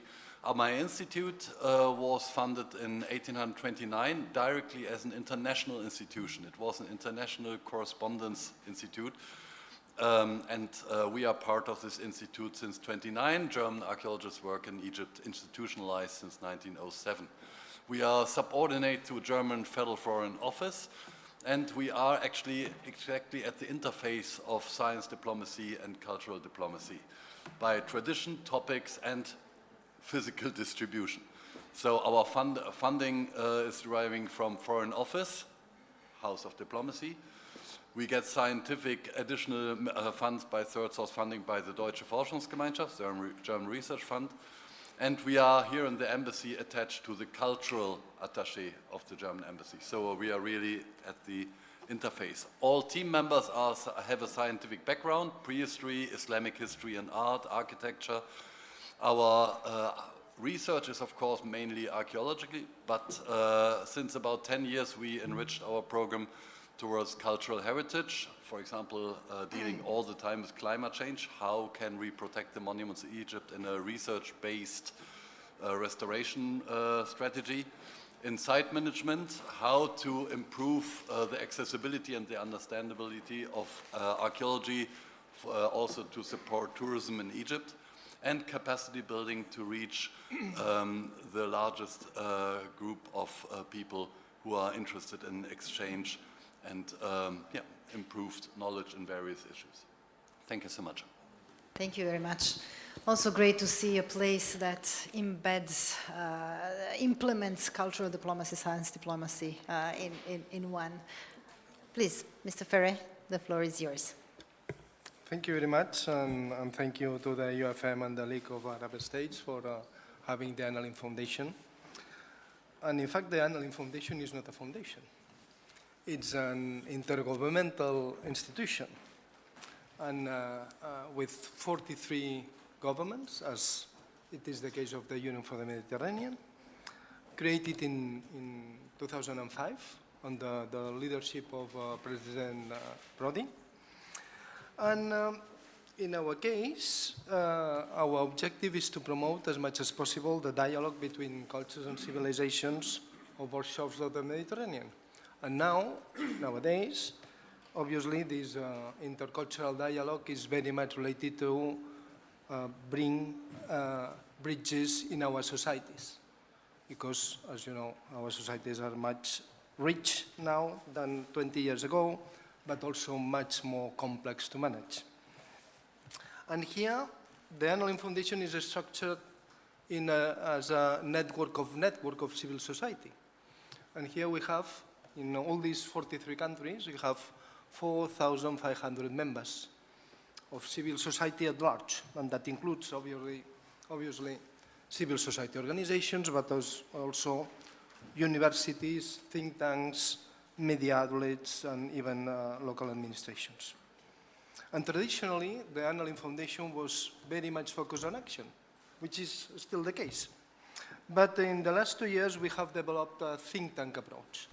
And this think tank approach is what, in fact, is our nexus of this session, the nexus between science and culture, with science and intercultural dialogue. And here, we are applying that with some particular approaches. The first one is that we are promoting an evidence-based research with some characteristics. The first one is a pragmatic approach, not at all theoretical, that should be and must be useful for institutions and civil society. Another element that is common to our actions is breaking silos.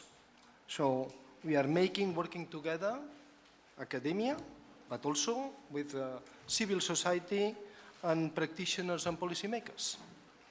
And we are paying special attention to work with young researchers as a main action.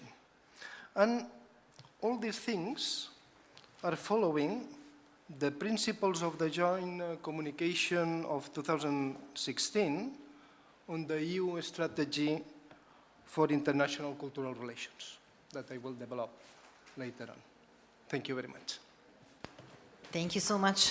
Thank you for introducing the foundation and its work on the subject. So to take us into the discussion, I would like to ask each and one of you to tell us a little bit about, from your experiences, from the work that you have done, What are some of the key similarities that you find between science diplomacy and cultural diplomacy, but also maybe some of the key differences that you see between the two?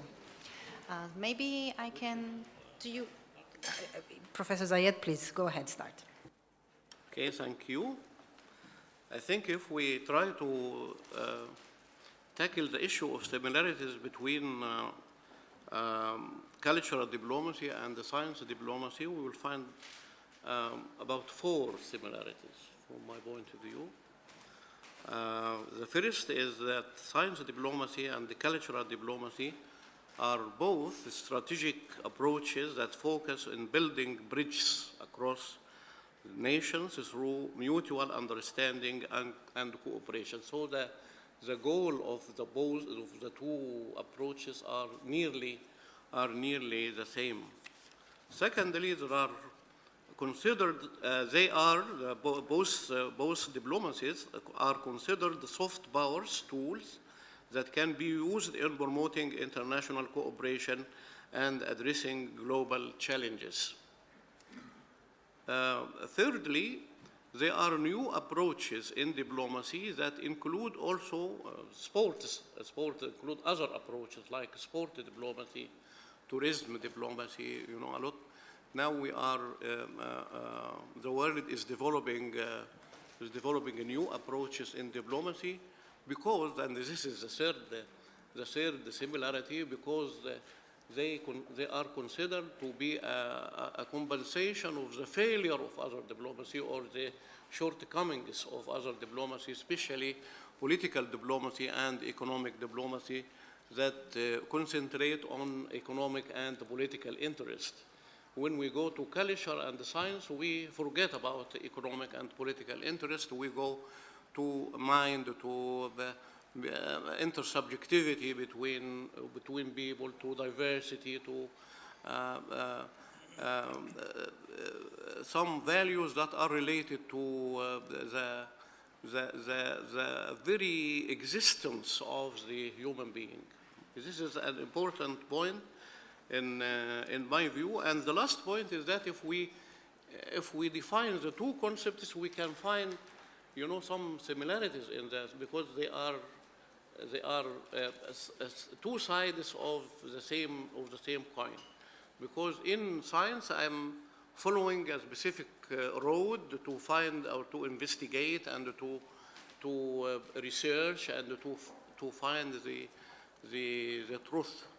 But in culture as well, culture is mental schemes that guide us to live and to produce and to consume and to have different lifestyles. So it is, in a way, it has embedded scientific.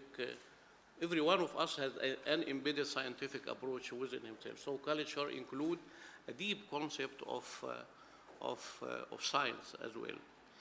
But the difference is related to the domain that the subject matter of each approach. In science diplomacy, people are advocating global scientific collaboration and research. It facilitates knowledge exchange. Additionally, it promotes evidence-based policies and decision-making. But cultural diplomacy, on the other hand, fosters understanding and cooperation between nations by sharing cultural assets such as art, language, traditions, value, encouraging peaceful dialogue and relation. So we have, from one side, some similarities, but on the other hand, we have in each one of them a special domain that, by the end of the way, they have to merge. Okay, thank you. Wonderful, thank you very much. Santiago, do you agree? Do you disagree? Is there anything to add? Well, indeed, I see much more points in common between culture and science than differences. And as I said previously, we are very familiar with this twofold approach of culture and science. in a horizontal way in all of our actions. We operate with a strategy of culture for the development, which was issued in 2009, and we are working on a new edition this year. And in that strategy, our approach to cultural international relations has three main elements. First, the promotion of the Spanish culture abroad, that's to say the accomplishments of our artists, of our innovative and creative industries in the field of culture, our cinema, and so on and so forth. This can totally be applied to the accomplishments of the Spanish science and of the public bodies of research, and also, of course, the companies and the private efforts in the entrepreneurial sector. The second element is international cooperation, and that leads us to the possibility of speaking about cultural diplomacy, using culture to tackle, as we have previously said, global common challenges. And this can also be applied to science for diplomacy. How can we use science to find alternative tracks to resolve global common goals and global challenges? And the third element would be culture as a tool for sustainable development, because we are aware that culture and its industries and creative initiatives have a tremendous impact on GDP growth. And this can also be applied to science. But if we want to be more specific, and as I said, we think that we can take many of the lessons learned in the cultural field to the new display of science diplomacy. We have nowadays 122 Spanish embassies abroad displaying cultural activities. But over the last 3 years, we have tremendously increased our efforts in the domain of science, and now we have over 80 embassies involved in this endeavor, with more than 300 activities last year, and with a similar amount for 2024. And I think that stemming from this cultural experience, we can find very, very useful tenets for our action on the scientific field. Just as a kind of brainstorming, let me mention or quote some of them. In the first place, preservation of cultural heritage. Science plays a main capital role in preserving our cultural heritage, benefiting not only of the preservation of history and identity, but also supporting economic growth through cultural tourism. In the second place, if we integrate culture in science, that will bring more accessibility and outreach by incorporating cultural perspectives cross-cuttingly into scientific research. Complex concepts become more understandable to a broader audience, making science more accessible and engaging for diverse communities. In third place, stimulating creativity and innovation, because the fusion of science and culture fosters creativity and innovation, encouraging novel approaches to both scientific and cultural challenges. Interdisciplinary research. In order to tackle global challenges, we must, as Professor Abdullah Sayed said previously, we must try to merge both domains, driving new discoveries at the intersections of these fields. Another key point for us is that incorporating philosophy and cultural tenets in scientific action will also foster the ethical and responsible approach to science. Cultural perspectives help ensure that science is conducted ethically and responsibly, taking into account the values and norms of different communities. And last but not least, culture helps us tackle science with inclusivity and diversity. In science education, as Romano Prodi said at the beginning of this session, integrating cultural perspectives promotes inclusivity and diversity within scientific communities. It encourages individuals from all backgrounds to pursue careers in science, fostering a richer and more representative scientific workforce. In a nutshell, the synergy between science and culture not only enriches both fields, but also contributes to a more inclusive, innovative, an ethically grounded scientific landscape. And that's our approach. Thank you very much. And it's good to already see this discussion on the synergies and how we can actually learn from one to enrich the other type of diplomacy. And I guess the innovation would be to kind of see some kind of unity in the approaches towards science diplomacy and cultural diplomacy. So thank you very much for those insights. Professor Rauer? Yeah, many thanks for you too. I fully agree with everything you said, and that's why my statement will also be a bit shorter. I think we have to return for a second back to the common denominator, diplomacy. Diplomacy is needed when there are differences, and our subjects in archaeology definitely do not try to negate differences. We have differences in human cultures, we have differences that have to be known and understood, we have different perceptions, social realities, role of religion in daily life. There are many, many real differences. And difference bear the danger of ignorance when you don't know them. And this leads to wrong behavior, this leads to mutual loss of respect, and mutual loss of respect, we all know to what this can lead. So it's a field of tension. So in my opinion, science diplomacy leads to an increased knowledge of both sides, on both sides, and cultural diplomacy leads to more understanding and less mistakes.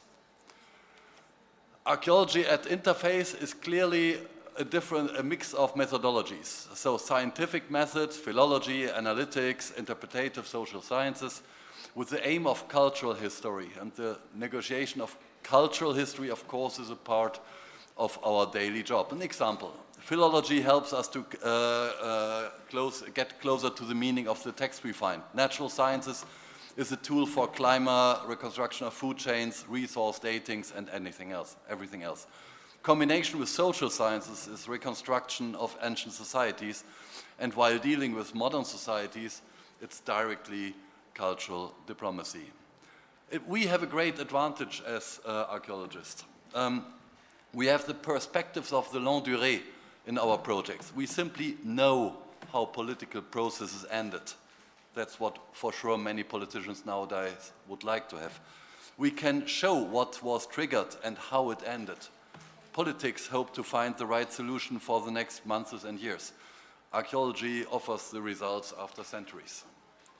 And the aim of our work, people should start thinking about the other, the former, the distant, and with the result, how unexpected, how interesting. And our job is improving the cultural knowledge by scientific methods leading to science diplomacy, promoting cultural understanding and mutual respect, which is for our institute the most important thing in our daily job here in Cairo and Egypt. Thank you very much. It's a very nice perspective from an archaeologist and from the institute as well. Mr. Ferre, from your side? Thank you. Yeah, I'm sharing very much what has been said. And here, as I said before, and dipping a little bit on what has been said, science and cultural international relations ideally should share the same similarities, isn't it? That are very much in line with what I was referring before, the EU strategy for international cultural relations. And here it has been said already that cultural and scientific relations are very much related to soft power. No? It implies collaboration and ownership. And it is not only what the culture could bring to the science or the other way around, but it's also very much related on how to apply it. And here, in line with the EU strategy for international cultural relations, I think it is important, at least at the Annalen Foundation, we consider, we believe in some common methodologies that applies in culture and also in research. One of them is generate a genuine spirit of dialogue, to generate trust, and this is very important. To promote mutual listening and learning, north and south. Here, it is not possible to have patronizing approaches. Take into account regional differences and local sensitiveness. And here that means that it needs a tailored approaches. Create conditions of respect and equality to be in equal foot in all the cases.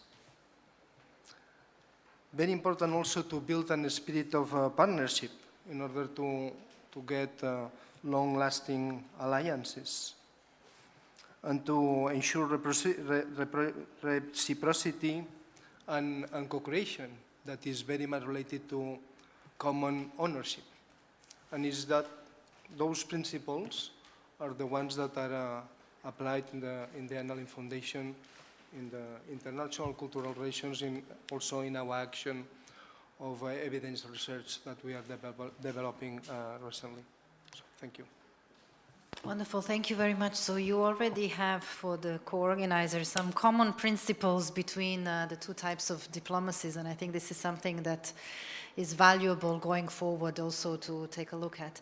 So we've touched upon some of the synergies already between the two approaches, but if you would want to add something more about the synergies between science diplomacy and cultural diplomacy and how that can be beneficial for their effectiveness, it would be great to hear from you on that as well. Please go ahead. Well, now that we are reflecting on the synergies between culture and science and the different approaches and how we deal with culture bilaterally and also in the multilateral fora like this, I would like to make two concrete proposals stemming from our cultural experience. In the first place, countries of the European Union operate in what we call unique clusters. Unique is the European Union National Institutes for Culture organization, which brings together the Institutes of Culture and also different stakeholders in the field of international cultural relations, such as IFE, the Ministry of Foreign Affairs in our case. That methodology brings together in third countries people, representatives from the Goethe Institute, the Alliance Française, Instituto Cervantes, also representatives from the Spanish Corporation or the GIZ in the German embassies, and the people involved in the promotion of cultural development cooperation to join efforts for particular projects of common interest. And if they can apply for subsidies and help, financial support from the European Commission or for the unique global financial instrument, and they are able to display these projects locally, which have a great impact, as I said previously, on GDP growth and sustainable development of communities. I think that it could be interesting maybe to propose commonly within the UFM framework some kind of instrument similar to those clusters in third countries, bringing together representatives from UFM member states' embassies in order to work, for example, in fields of common interest stemming from the ministerial meetings that have taken place in previous years. And I'm thinking about the three main priorities on research and innovation, such as climate change, renewable energies, and public health. And maybe ahead of the COP international meetings, we could think of some kind of cluster meetings locally among representatives of our countries to prepare some interesting inputs which could be food for thought for our political leaders, which will come together and meet in the COP. That would be a first interesting proposal in the field of science stemming from our experience in culture. And the second one will be bringing together our common experiences in international cultural relations, and in the same way we send every year instructions and guidelines for our embassies and for our institutes of culture. We could do the same thing in order to find a common regional approach within the UFM framework, finding common topics of interests for all our countries, and outlining for the forthcoming year what we want to do locally with our embassies in the field of international science diplomacy. Those would be my two proposals stemming from our cultural experience. Thank you. Excellent. Thank you very much for these approaches and proposals, and I see colleagues taking good note of that as well, so thank you very much. Chair, actually, when I started to think about this question, I recalled a classical book about the two cultures written by Snow, which is based on a classical lectures given by Reed in Cambridge in 1959.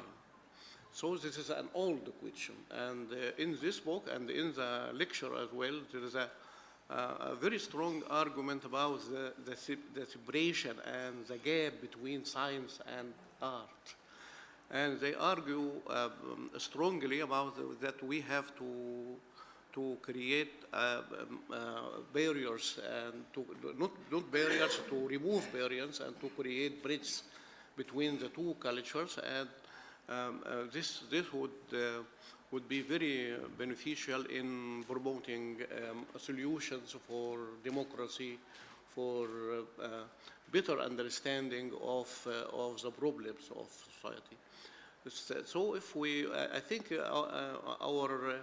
our world today need to recall this, because in our world we have this gap is still there, and we will find countries that concentrate on science and forget about culture, and some countries concentrate about culture.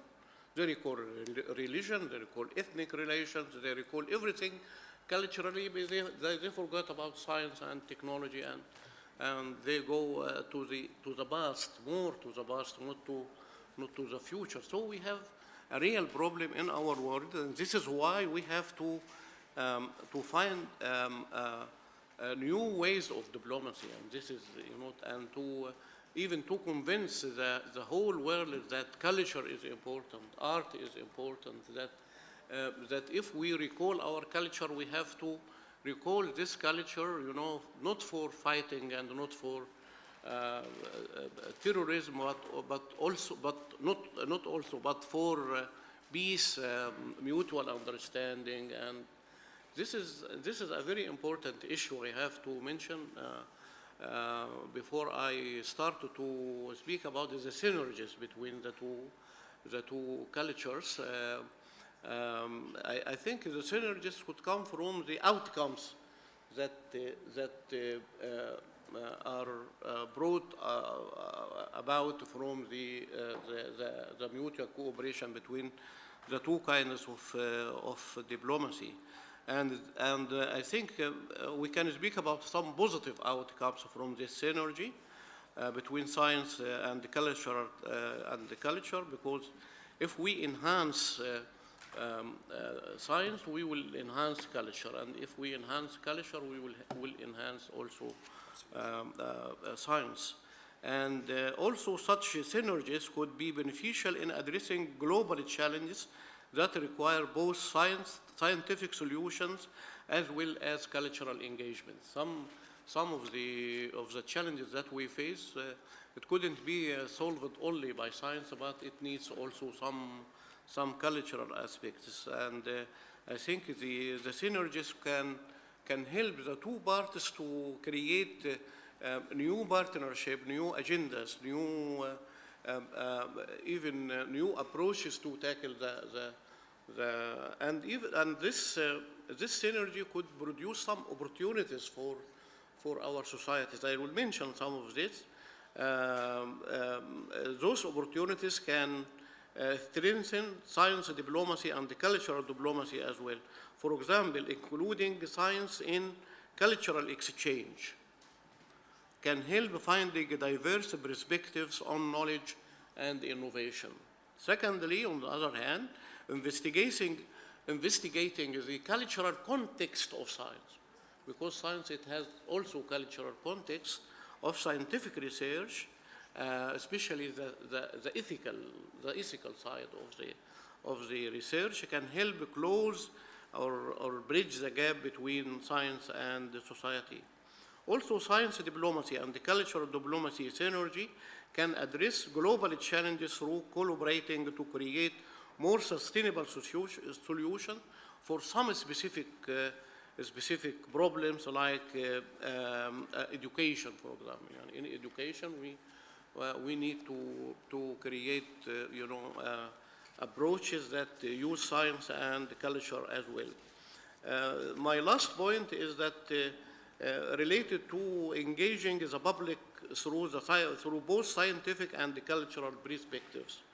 This can help to shape more informed and supportive policies, because we couldn't work in diplomacy without the support of the people, the support of the ordinary people, and this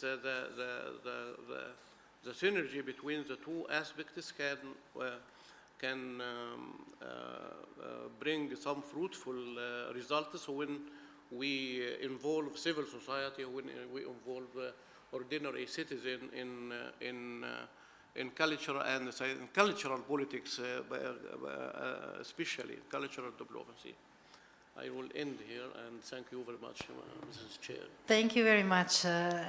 Very, very good insights. Recalling the synergies between science and culture, of course, then that has impact on science diplomacy and cultural diplomacy.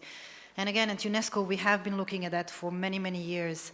I think one of the issues we have is how do we break the silos within which culture operates and science operates, and really finding like innovative approaches to bring these two together, because they really are interlinked. But we have institutions, we have policies, we have departments, we have other places where they are dealt with separately, and it sometimes becomes very difficult to bring them together. So maybe something for you to address as well, please, Dr. Yeah, I have 3 points, and they are also valid for the whole German Archaeological Institute. I mean, I'm speaking also somehow in the name of the branches in Madrid and Athens and Rome and Istanbul, and the offices still exist in Yemen and Damascus. Dissemination would be the first, exchange the second, and questions the third. Dissemination, I think promoting mutual understanding simply needs to spread our knowledge, and I see it when we give tours or when we give lectures. When you address certain aspects, really everybody starts thinking. I mean, for example, this incredible effect of ancient Egyptian rooted idea how to protect body and cosmos. That is science, scientific, exact observation. That's why every zoologist can go to every ancient Egyptian tomb and can define exactly which species it is, because the tomb only works when the observation is exact. And that's why Egyptian medicine had such a great reputation in the history, because if you observe the body correct, you have an idea how to heal it. So caring for body and cosmos by this ancient Egyptian view is something that immediately people attract, and they start thinking whether this should only be valid for the past. It's also good, for example, I mean, I have the feeling that the Islamic history is so badly known in Europe. It's really, I mean, today the word was about Al-Andalus. Huh? How many people, except for Spanish people, know about Andalus, Al-Andalus? And yeah, for holidays. But not for this incredible historical role of this area. And I see it, I mean, it's crazy. It's, I have given, don't ask me how many tours in Gamaleya here in Cairo I have given. I have never had a politician or a businessman or a tourist who simply knew that in 1260 an Egyptian army saved the rest of the Western world from the Mongol intrusion. Nobody knows it.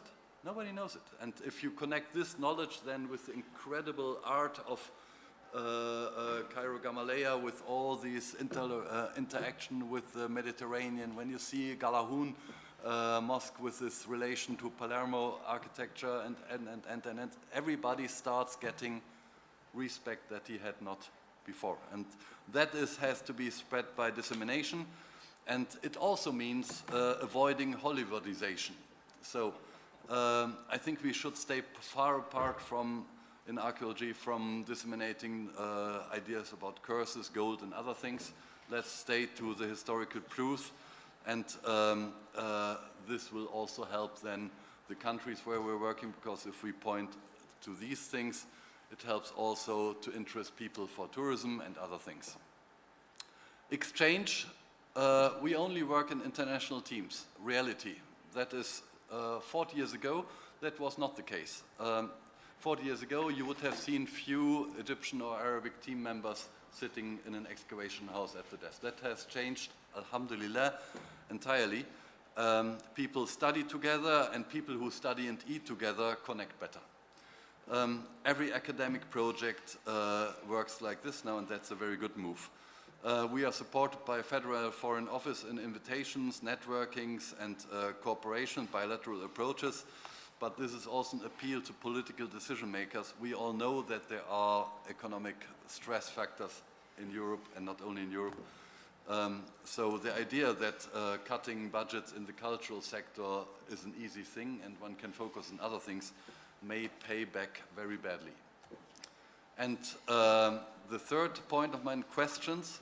In the past, historical questions were very often used to evidence dominance, hegemony, stressing separation. And I think the modern archaeology is more the archaeology of cross-border topics, trans-area networks in the MENA region, for example.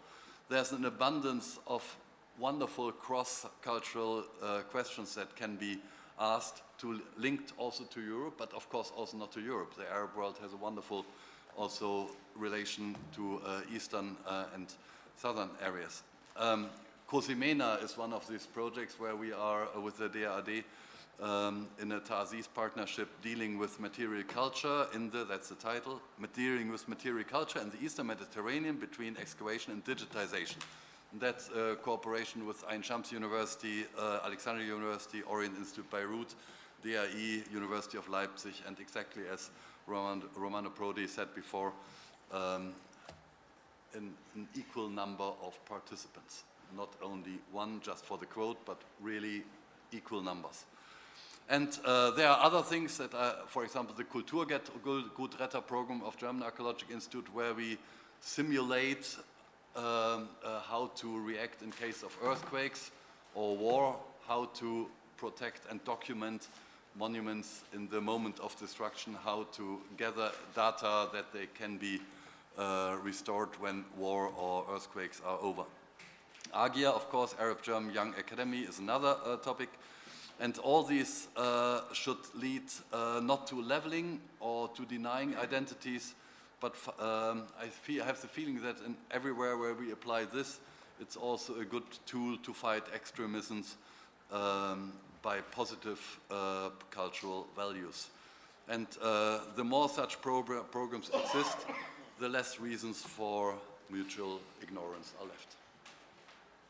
Thank you very much. That's a very good point. It's almost like a closing remarks for this session, but we still have Mr. Ferre, so please, we are very interested to hear your perspectives on this last question.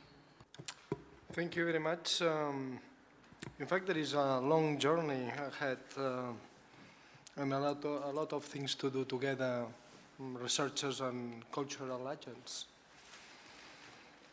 As everybody knows, culture and intercultural dialogue is almost by definition, and above all, action or interaction. And there is very few, or people would say a completely lack of presence of culture and intercultural dialogue as subjects of research. And this is a reality. And let me be a little bit provocative. In fact, research on social science is in general terms weak. And if we narrow down the scope geographically and thematically, to culture and intercultural dialogue in the EuroMed region, the situation is worse.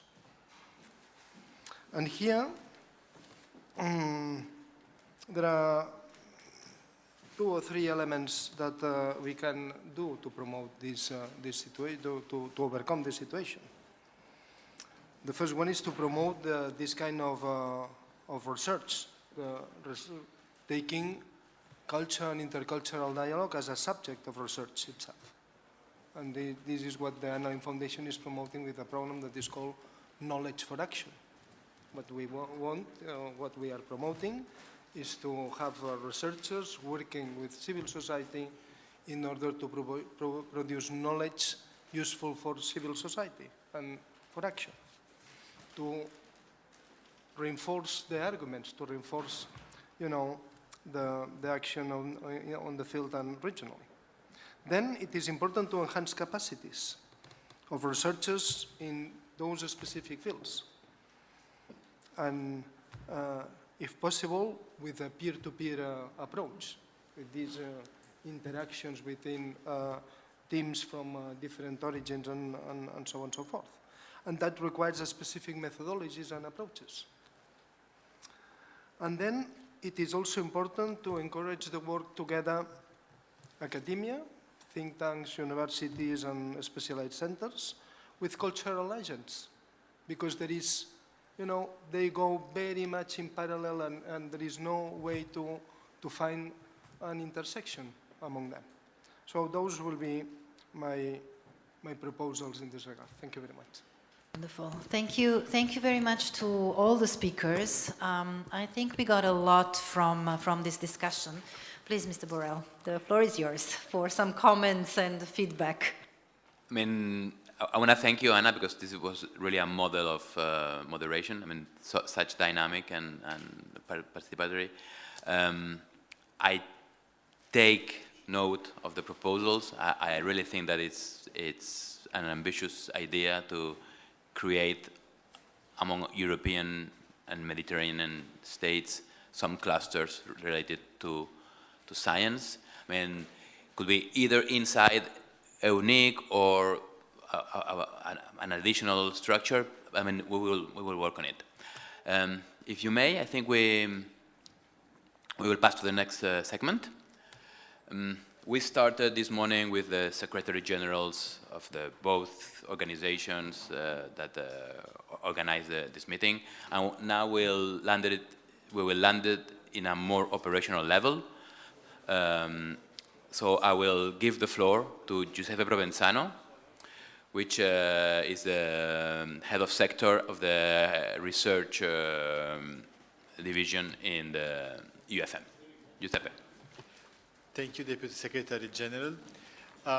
When it comes to the Union for the Mediterranean and what is the vision that we have concerning science diplomacy, it's always a bit of a tough question because it depends on the interpretation that we can have of science diplomacy, more on the ground, more the way that we deal with scientists and policymakers. Well, during the years, the UFM has developed this understanding that in a certain sense, we see science diplomacy along 3 different lines of working. The first one, it's our working methodology, the multi-stakeholder methodology. That is, whenever the Union for the Mediterranean is working at many levels, from the political to the sectorial to the operational level, we do include partnerships with scientific advice providers. We work on knowledge products, we work on publication and trainings, and we try always to get good relationships with qualified and respected international organization institutions providing scientific advice, and we work with them while we work at the same time with ministries, with diplomats, and in a certain sense we try to fill the gap that exists between policy and scientific advice. The second approach that we take is in our sectorial work, meaning that in the many fields of action in the Union for the Mediterranean, it can be water, it can be renewable energy, it can be research itself, it can be even women empowerment. we always try to develop and deepen subsectors and niches where science has an added value indeed. I don't want to repeat the words of Secretary General Nasser Kemal when he mentioned the brilliant example that we have of the MEDEC program. So if we want to deepen our climate action, if we want to bring together the countries, we started with science in a certain sense. We tried to support a group of scientists coming from the north, the south, really in an independent way. We left them to their own devices to come out with scientifically sound methodologies. And in the end, we have a policy result and it's something we can use for pushing our member states to work more on climate change through science. The same can be said, for instance, on water, where we have studies on water, on blue economy. Science is our ally whenever we want to push dialogue at the regional level. And last but not least, of course, it's our work that we do on research and innovation, our sectorial work on science. Under the leadership of the European Union from one side and the Hashamite Kingdom of Jordan to the other side, the Union for the Mediterranean is supporting a platform, the UFM Regional Platform on Research and Innovation, where representatives of the ministries of our 43 member states can sit down and discuss concrete activities, research agenda which are built in a joint way, and so deepen the dialogue on research itself, which is a way of exploring and increasing a common understanding that we belong to the same region, we have a common scientific agenda to pursue, and in the end we advance the international cooperation on scientific diplomacy. And of course, the last action is what we are doing specifically on science diplomacy. Since a few years, we have had the pleasure and the luck of working with many qualified institutions in delivering trainings, publication, and conferences on science diplomacy. First of all, there's of course the European Commission. There were projects like the S4D4C or CREAF or EMUN itself, with which we have advanced, having our shoulder covered by having scientific institute working with us and providing scientific side, and this we believe has advanced the Mediterranean agenda on science diplomacy. Thank you very much. Thank you, Giuseppe. We'll now give the floor to Gianmarco Muller. Gianmarco Muller is the Science Diplomacy Coordinator at the DG Research and Innovation at the European Commission. He reports directly to Signe Razzo. And as Giuseppe, he's on the operational level at the DG. Please, the floor is yours. Thank you very much. We all know that science diplomacy is becoming increasingly important, and this has two main reasons. The one is the profound changes we see in science and technology and how they impact on our daily lives and how they impact on international relations as well. Think of open science, think of evidence-informed policymaking, think of emerging and disruptive technologies, and not just the digital ones, as we have seen with the mRNA vaccines during the pandemic, for instance. And the other reason is that we see profound changes in geopolitics, which have impact on scientific cooperation. Think of sanctions, think of research security, and all these issues. And against this background, science diplomacy is developing and also changing very dynamically. And we have seen an emergence of a community of scholars and practitioners in science diplomacy, and the European Science Diplomacy Alliance is such an example. We see more and more countries developing and adopting science diplomacy strategies. And what I find most interesting, we also see more and more foreign ministries strengthening their scientific technological capacities by the appointment of science advisors or special envoys for science diplomacies, etc. At the European level, the Council of the European Union 3 years ago requested the European Commission and the European External Action Service to develop a science diplomacy agenda to kind of get a coherent European approach to this topic. And actually last year was the first time that science diplomacy was discussed at a political level by the research ministers.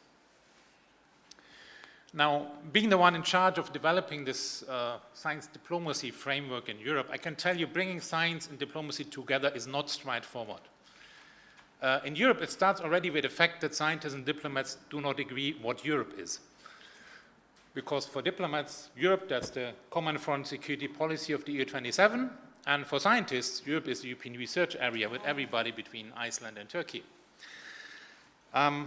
Then add to this the fact that when we talk about European science diplomacy, we need to talk about, I need to talk to 27 research ministries and 27 foreign ministries. That makes already 54 ministries, and don't believe that these ministries actually talk to each other at the national level.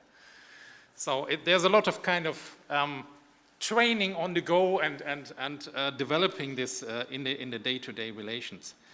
Of course, the institutional architecture of the European Union does not lend itself easily to bringing these camps together because, you know, foreign and security policy is a national policy, and we have a unanimity principle at the European level, whereas research policy is a shared competence, and we have national research programs, we have European research programs.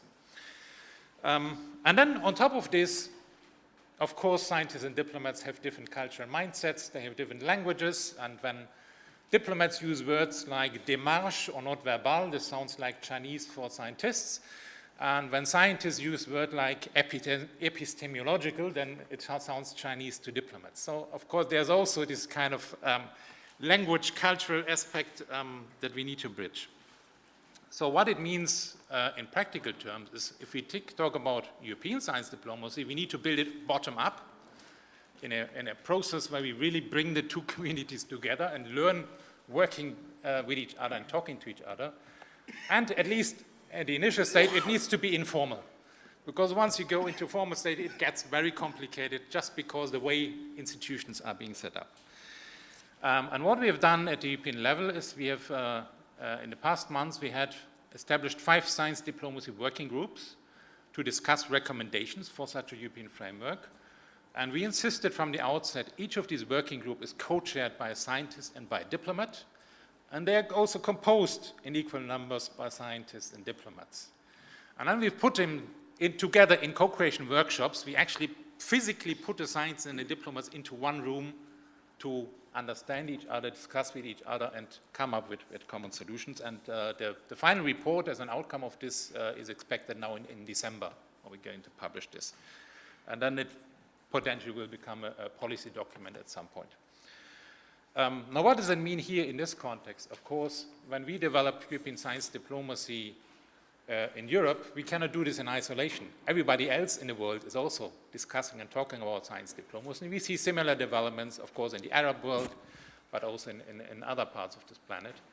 And I think there's a unique opportunities, actually, by everybody reflecting about it, is that we can actually do science diplomacy by discussing about science diplomacy and what it means and how we want to use it.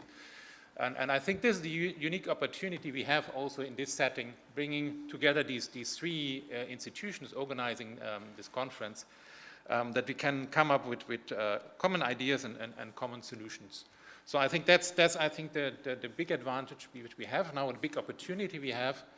And let me finish by just saying yesterday somebody wrote to me in view of the news we saw in the media, I think it's a bad moment to discuss science diplomacy. And I wrote back, no, I think it's exactly the moment where we need to discuss science diplomacy. Thank you.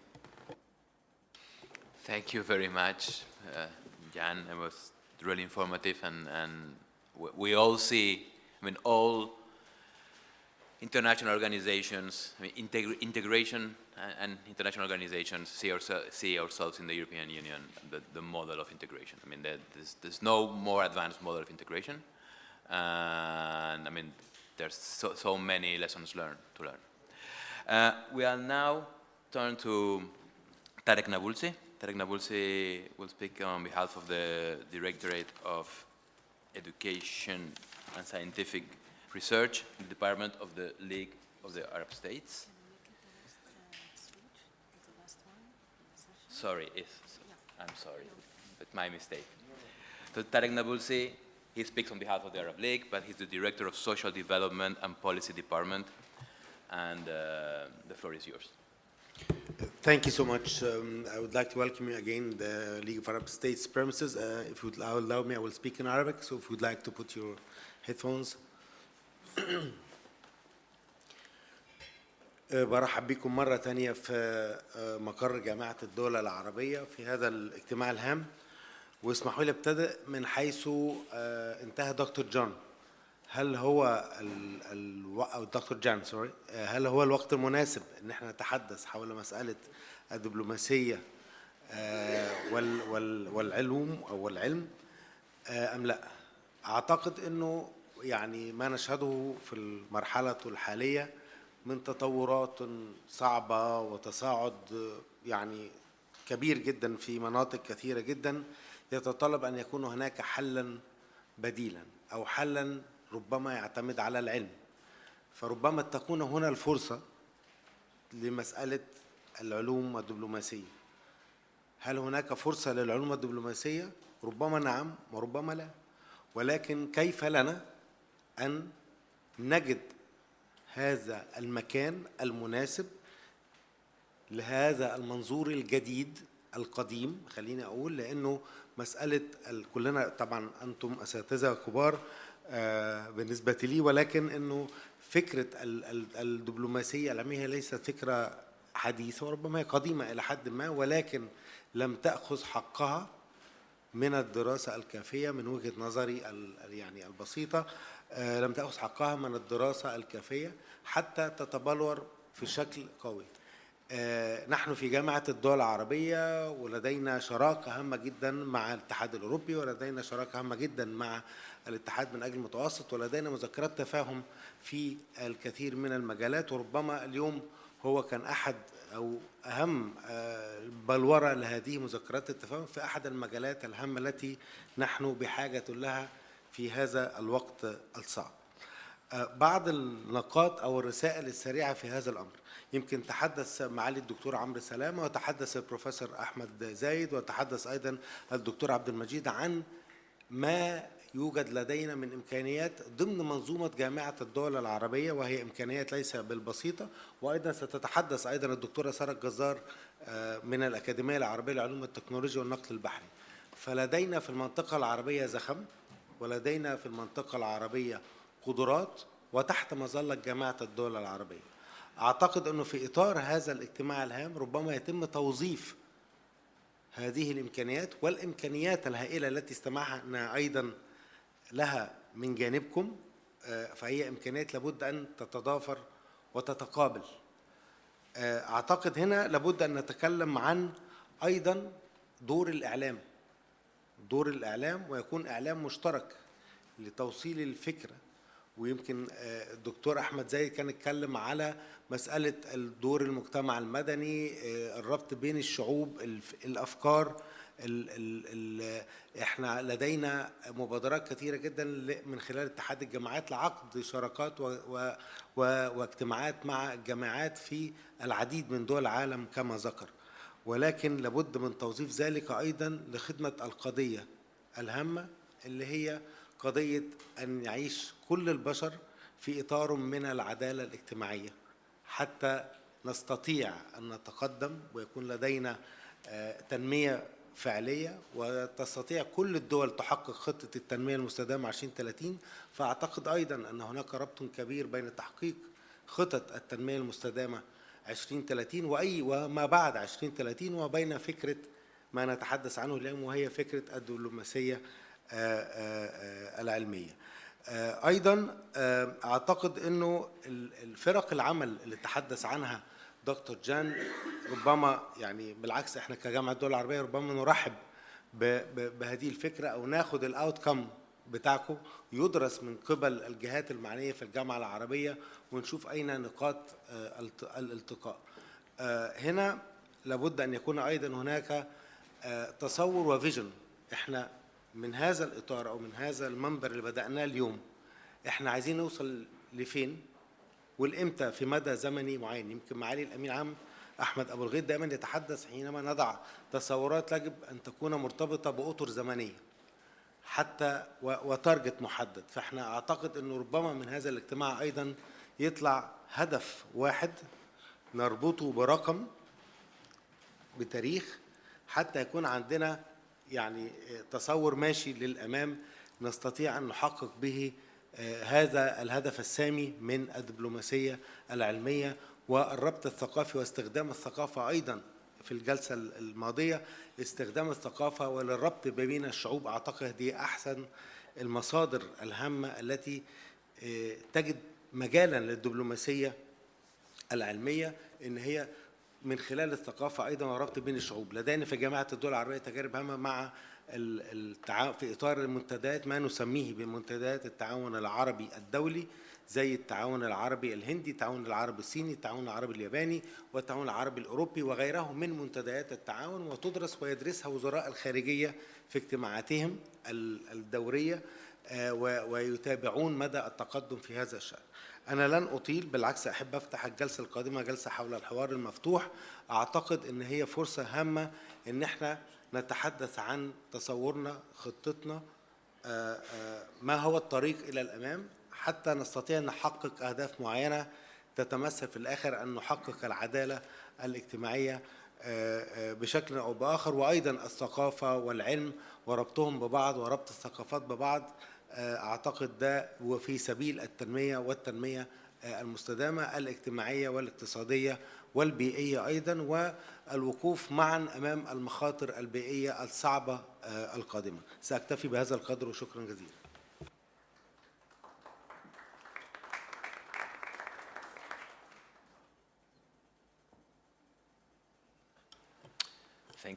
Thank you very much, Mr. Tarek Nabulsi.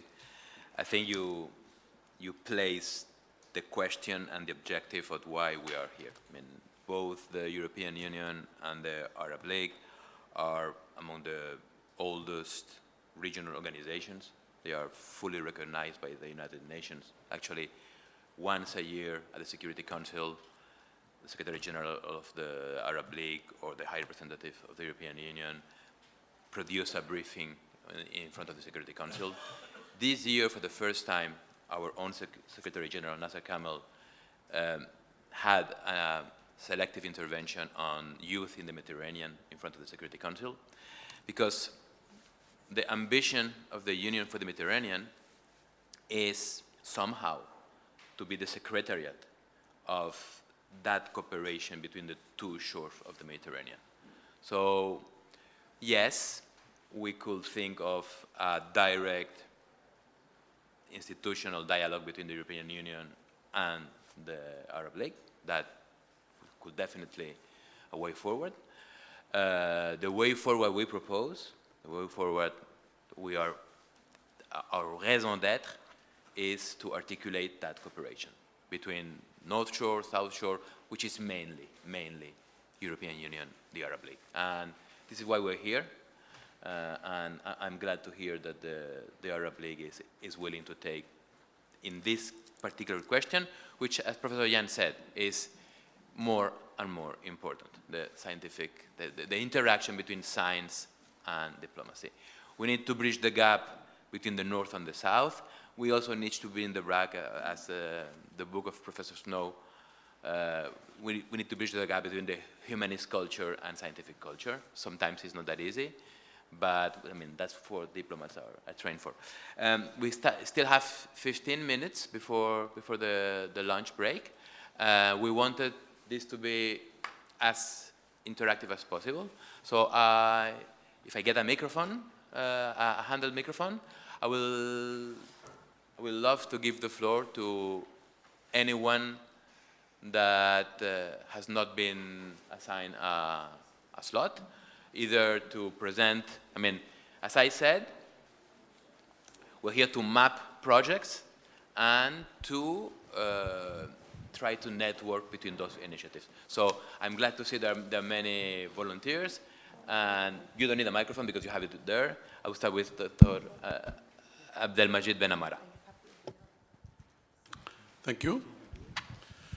أعتقد أن لو سمحتوا سأتكلم باللغة العربية.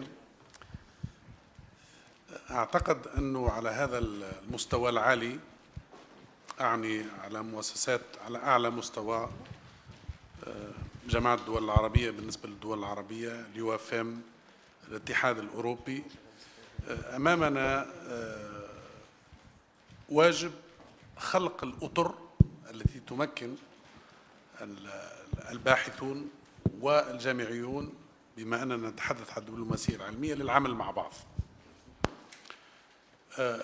الباحثون من سواء كان من الجهة العربية أو من الجهة الأوروبية بصفة عامة متعودين على العمل مع بعض، لهم منشورات علمية متعددة مع بعض، لنا جامعات مشتركة، لنا مراكز بحثية مشتركة، لنا عديد الأشياء التي ممكن أن نبني عليها لخلق ديناميكية جديدة بين الشمال والجنوب إذا صح القول.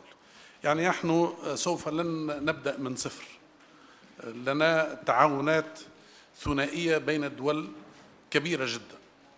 يعني هنالك جامعات مشتركة، أذكر على سبيل المثال الجامعة المصرية الألمانية، الجامعة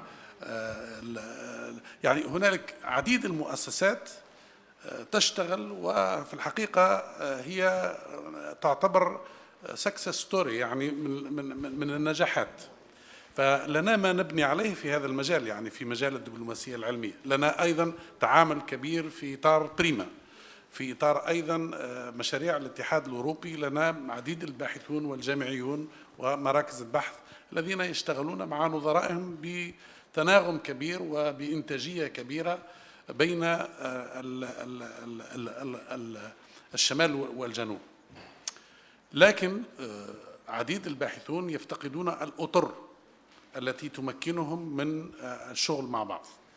وفي هذا المجال أعتقد أن التعاون الثنائي متطور، ولكن التعاون متعدد الأطراف في حاجة إلى لفتة مهمة حتى يصبح بإمكاننا، مثل ما نجحنا على مستوى التعامل الثنائي بين دولتين من الشمال ومن الجنوب، ممكن أن ننجح إن شاء الله في ربما في إحداث أطر للباحثون والجامعيون والطلبة لتبادل المعرفة وتبادل الخبرات.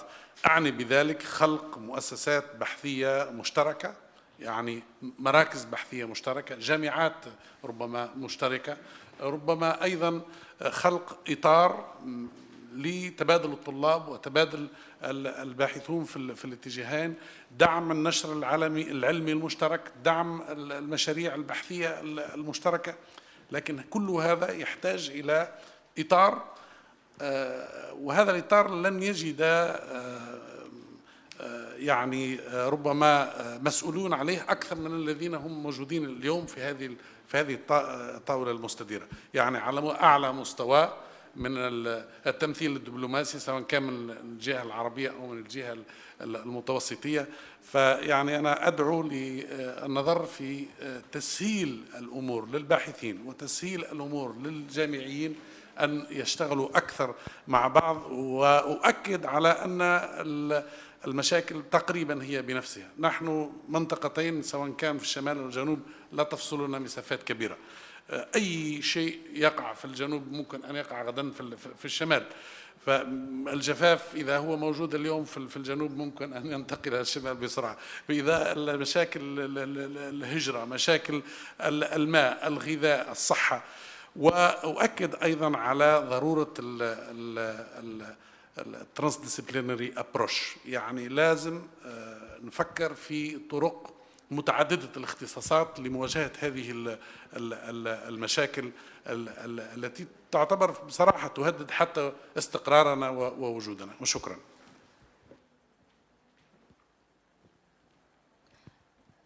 Thank you. I'm glad to see there are so many persons willing to take the floor, so I will ask for concession and remembering that time is of the essence. So I will now give the floor to Dr. Amr Salama. Thank you. I'll speak in Arabic as well. Actually, حقيقة يعني مش هزود كتير على اللي قاله الدكتور عبد المجيد عشان ما اخدش وقت. أنا كنت هشير إلى نفس الموضوع، لما أنا أحب بس أشير إلى أن الجامعات تلعب دور رئيسي الحقيقة في العلاقات العلمية والثقافية في نفس الوقت، وبالتالي لو استطعنا ان احنا، وهناك نماذج زي ما قال الدكتور عبد المجيد متعدده، مش كثيره انما قليله جدا، انما انا اتمنى ان يكون هناك توصيه بان يكون لدينا جامعات مشتركه جامعات لمنطقة البحر الأبيض المتوسط، جامعات يمكن في جامعة معمولة من خلال الاتحاد من أجل المتوسط، إنما هذه ليست كافية. الحقيقة لو استطعنا أن احنا ننشئ سلسلة من الجامعات المشتركة، أعتقد دوت هيكون له دور كبير جدا في التقارب العلمي والتقارب الثقافي وبالتالي التقارب بين الشعوب. مش هزود كتير عن اللي قاله أخي الدكتور عبد المجيد الحقيقة، لأن هو غطى نقاط كثيرة، وشكرا جزيلا.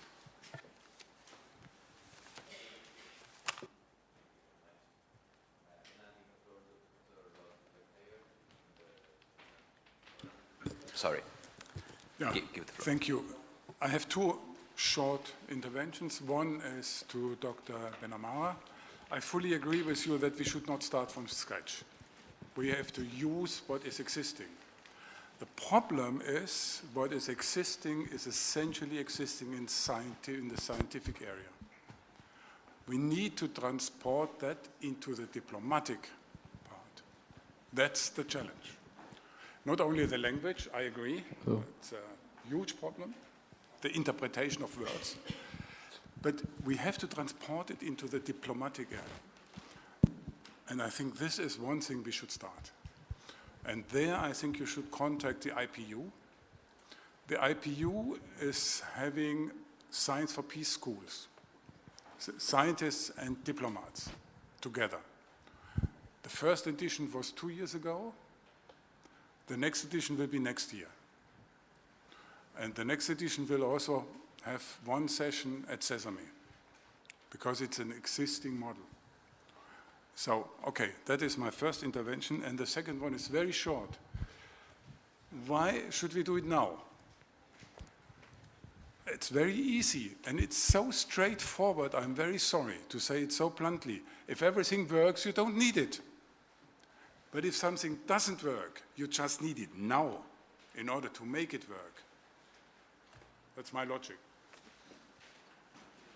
Thank you, Professor Rolf-Dieter. I mean, I remind everyone that Professor Rolf-Dieter will present in the parallel session 2, the season program, so that will be an opportunity to learn more about it.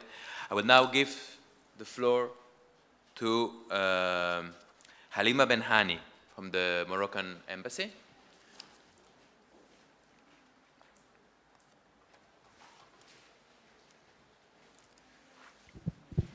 Thank you. Good morning. I will follow the example of Mr. Abdelmajid Maamara wa Amr Salama and Mr. Tariq Nablusi, and I will speak in Arabic since I am in the Arab League. Thank you.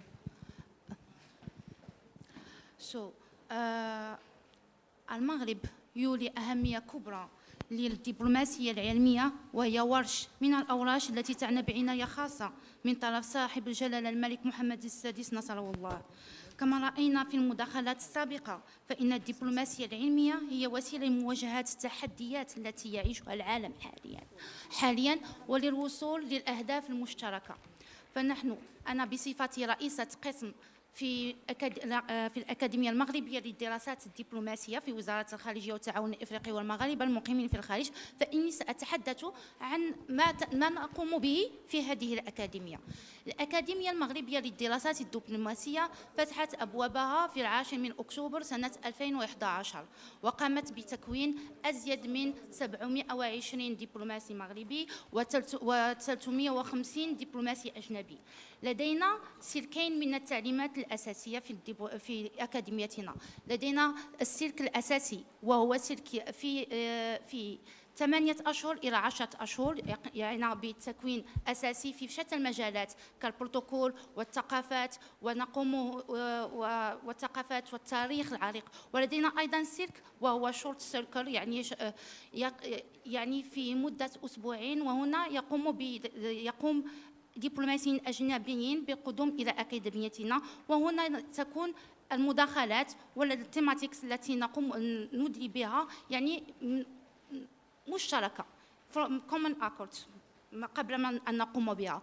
يعني رأينا أنه الدبلوماسية العلمية من أهدافها أننا نقوم بcultural exchanges و experiences exchange، يعني ونحن نقوم كذلك ونعني بهذه الأمور كذلك في أكاديميتنا، ونحن متشبتون ونحن نعنى بهذه الأمور ونواصل جهودنا مواكبة السير في كل التحديات التي يواجهها العالم وتواجهها كذلك وcontribution تاعنا في كل ما يولي في مجال الدبلوماسية العلمية، ونشكركم. Thank you very much. I will now give the floor to Dr. Monif Zoiti, Science Advisor of the Interaction Council.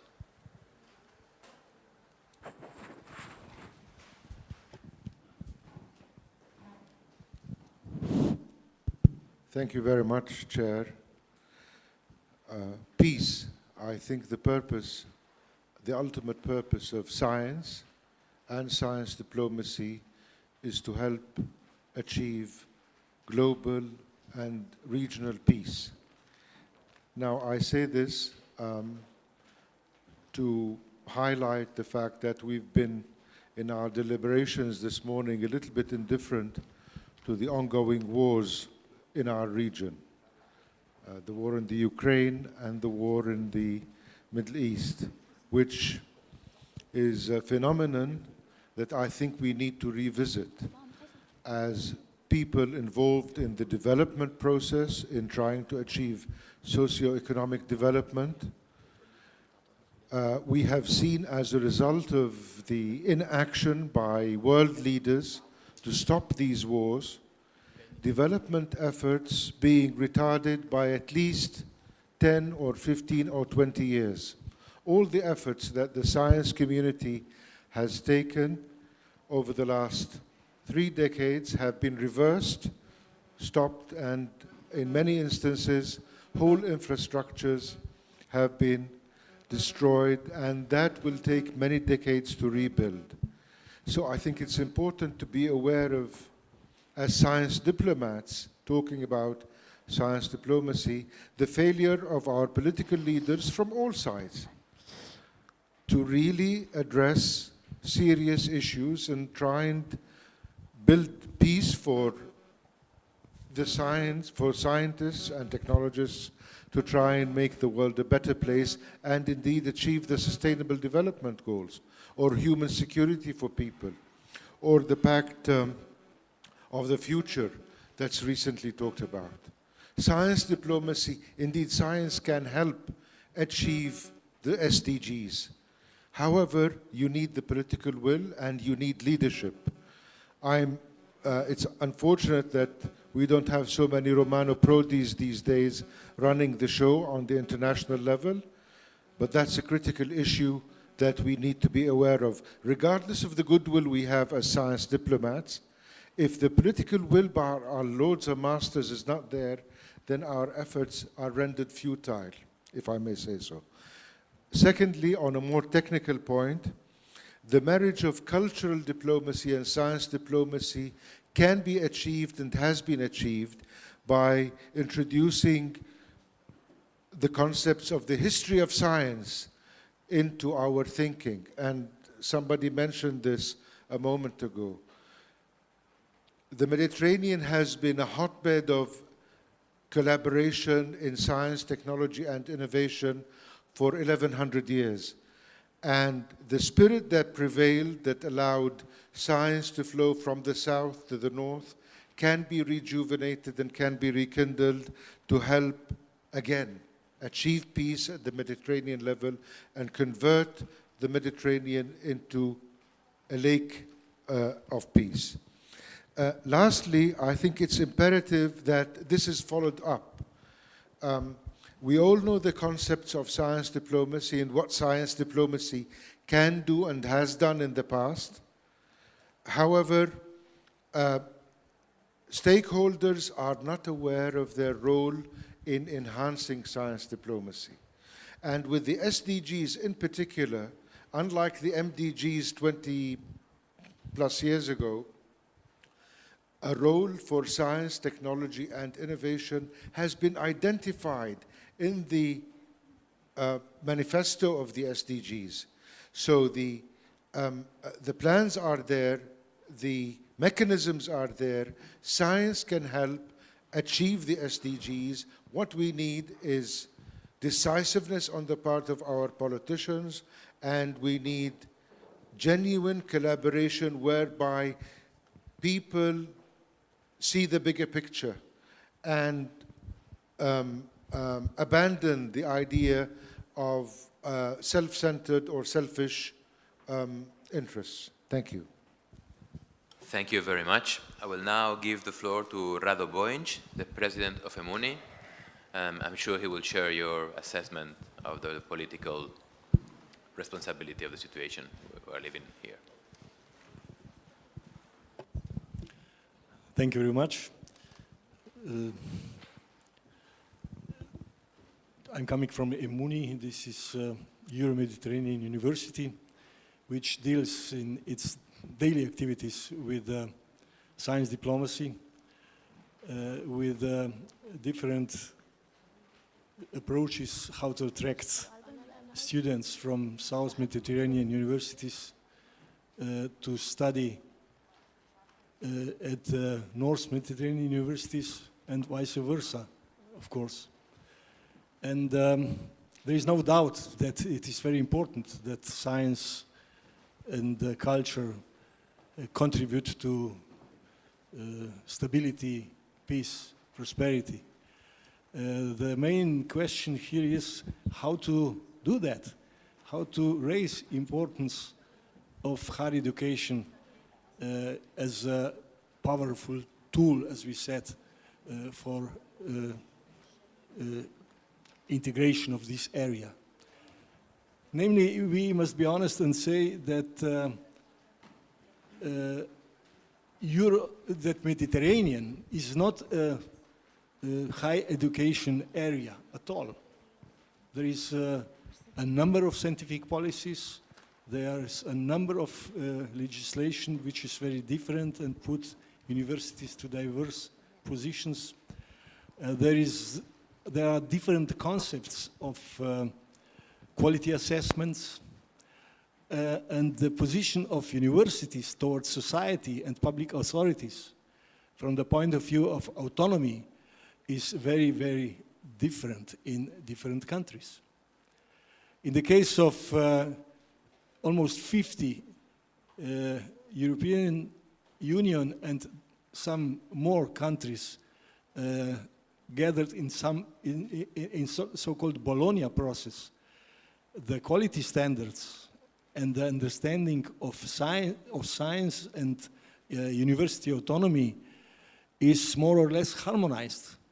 But it is not harmonized with countries from South Mediterranean. And the bridging with higher education of the two coasts is rather complicated.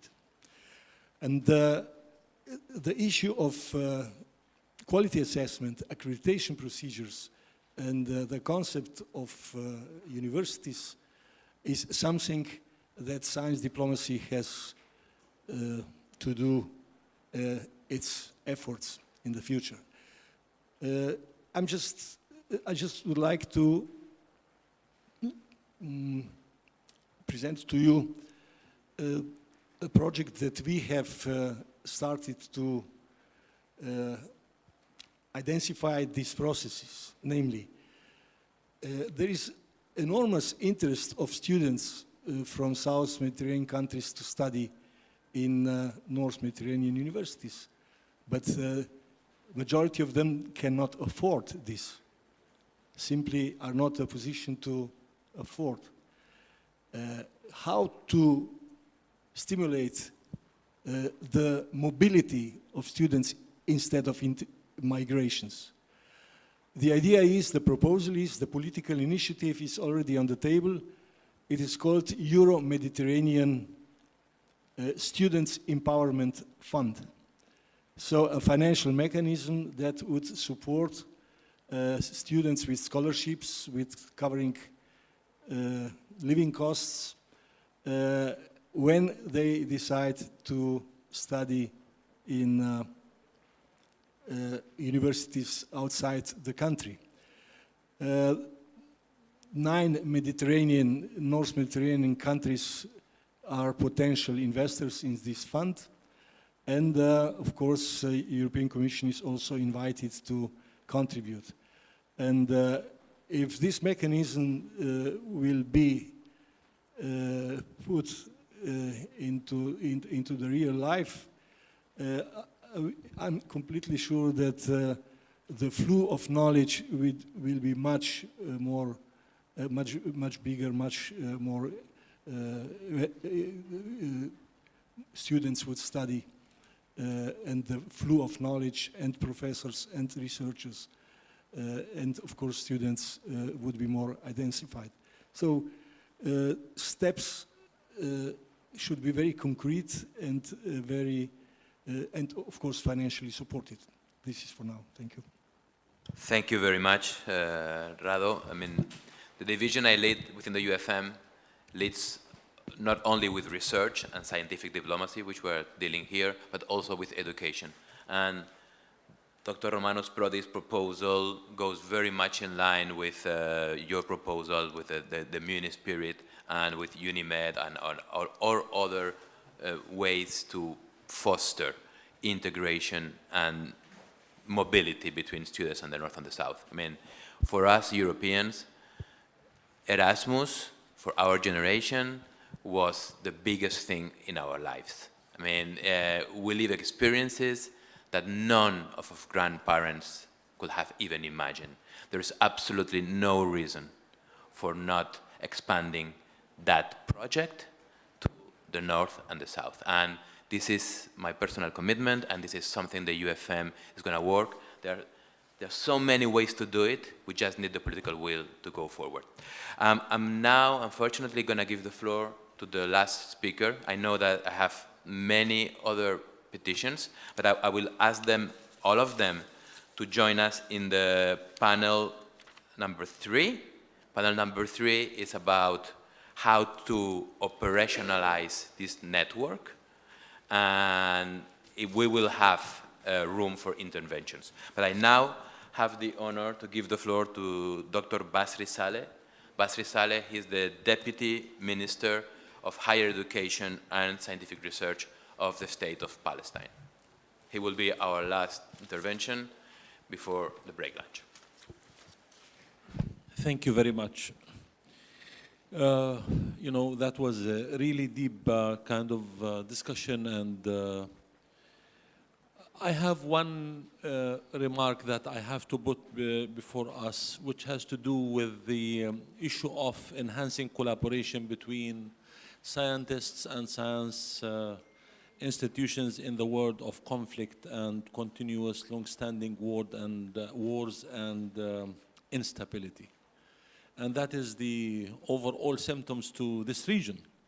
Not only today, we are talking, as mentioned by His Excellency Brody's remark this morning, the whole region is full of conflicts and wars, and that, therefore, enhancing potentials for science diplomacy and enhancing collaboration between scientists and science institutions needs to think deep about scientists themselves.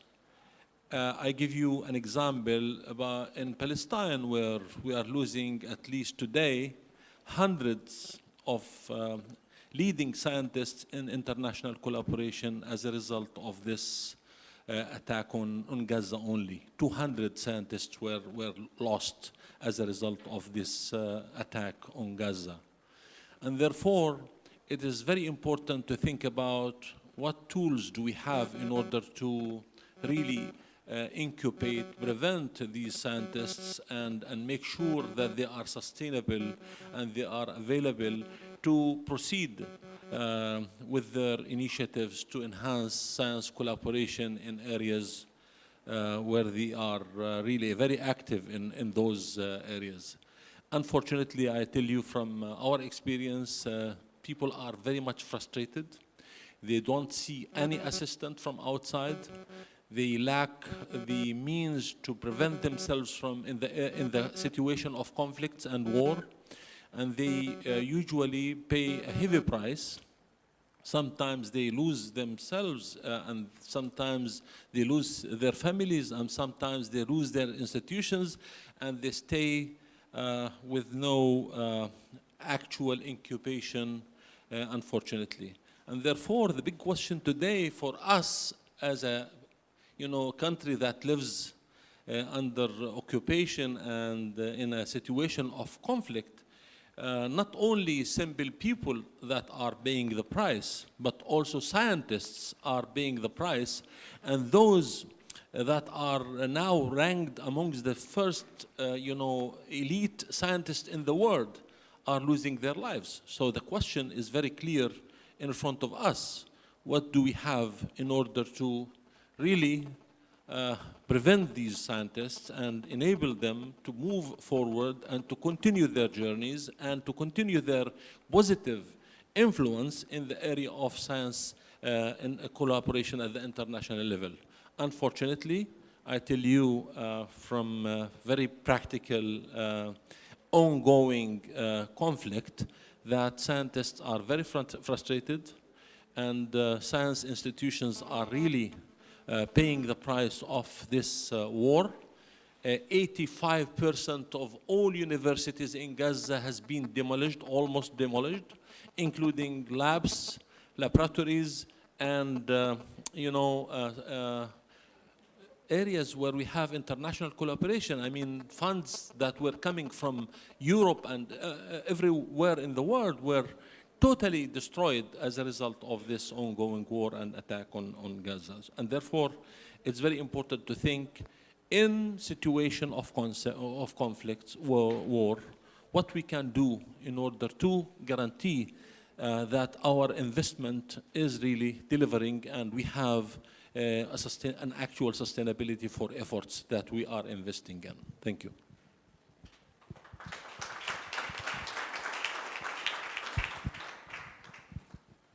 Thank you very much, Professor Basri. I think the question of Palestine is one in which both the Arab League and the European Union will devote themselves for its recovery. We will now go for lunch. We'll then split in 4 parallel sessions, 1, 2, and 2. I mean, two that will take place here. The one, this I'm saying for the people that have not been able to intervene. The parallel session number 3 will take here at 3:30, and that's the one in which people we will have open interventions as well. And then we will all meet here around 5. And Professor Basri, I wish you could attend at 5 because we will hear some projects relating to Palestine and particularly the issue of the Gaza universities being destroyed and how we can address that issue. So for the sessions, we have session number 1, which is about the water, food, energy nexus, which is going to take place here, while at the same time there is this session focusing on sesame, which is taking place on hall number 2, which is upstairs. There is a very nice big tube, so you cannot miss it. Then afterwards, there is a second round of sessions. Here there's going to be the session on blue economy, and session number 3 about the brainstorming session on the Euro-Mediterranean hub for science diplomacy. It's in hall number 2. So it's just 2 rooms. Feel free to choose the one that piques your curiosity the most, and we'll try to make them as interactive as possible. Thank you very much.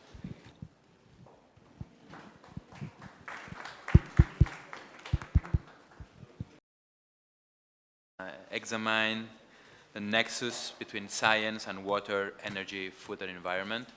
We have with us Octavio Quintana Trias, which is the director of PRIMA, and he will lead the conversation, and I'm sure it's going to be a great panel.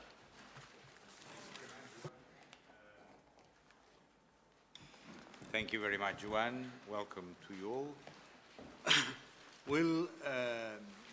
I'll explain a little bit the rules of the game. So I'll briefly introduce what is PRIMA, what is the purpose of this table, and then immediately I'll ask questions to our panelists, and then we'll wrap up with a final question on how they see the future, all the panelists. Let me first introduce who will be around. Well, myself, I am Octavio Quintana, I'm director of PRIMA. Sitting next to me, Raúl Compés. He is the director of one of the SIAM institutes in Zaragoza, Spain. Next, to my left, Pier Paolo Ruggero from the University of Sassari in Sardinia, and he will explain about the project he leads. Next to him is Nikolaos Nikolaidis from Greece. He will explain also, well, his project is Salamet, sorry. His project, Nikos, is EcoFuture. And next to him, we have Halima Khaled, who is a partner in the project Quinoa for Med. The three projects are from PRIMA, and we'll try to explain how projects doing science diplomacy in practice work, and why they are, you can see real examples of science diplomacy. So this is not any more proposals or papers or anything, but actual problems with all the issues that these situations raise. So let me very briefly introduce PRIMA. PRIMA is a program of research innovation gathering 20 countries around the Mediterranean, 8 non-Europeans, so all of the around the Mediterranean. Sorry? Yeah. All of the, well, sorry, and I forgot to mention Salma Essawi, who will be the rapporteur today. From Egypt, from the funding agency very good, because I'll never remember. So PRIMA is a program of gathering 20 countries around the Mediterranean, and most of them 8 non-European, that is all South and East, except Libya, Palestine, and Syria, for reasons that you can imagine. And in the north, all the EU members of Mediterranean, plus Germany, that, I mean, it's sort of a physical constant in the EU. When there is European money, Germany is always there. Having said that, we fund projects worth 70 million. We launch calls every year, 70 million per year, so per call. And all the projects need to have partners from the south and from the north. So this is a condition that all projects need to have both partners from south, north and south. The topics are usually, all of them are on climate change, but usually what they include is water, agriculture, and food. In the last years, we, as a requirement, all projects need to do or need to deal with all the 3 sectors at the same time. So having a nexus approach. So we are not supposed to have sectorial projects any longer, but all of them are dealing with the 3 of them. We have currently 250 projects involving over 2,000 partners around the Mediterranean, 2,000 teams scientific teams around the Mediterranean, and of which 38% of the partners are non-Europeans, which is quite a substantial proportion. And I will not go more into the details, otherwise I will use too much time. Science diplomacy, and this is for me the most important message I want to convey today, and I hope that my colleagues will support that message.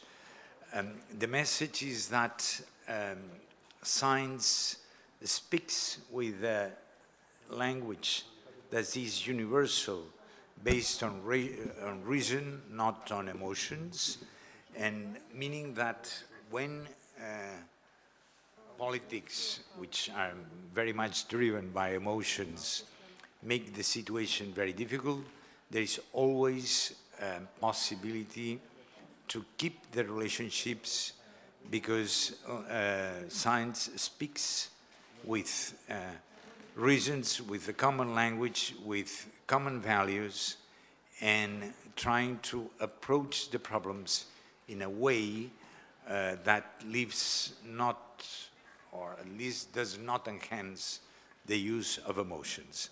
That is what science wants to do, especially when it is done in different geographic areas, is to build trust. And I think that trust is the first step to deal with conflicts. What we need before anything is to build trust.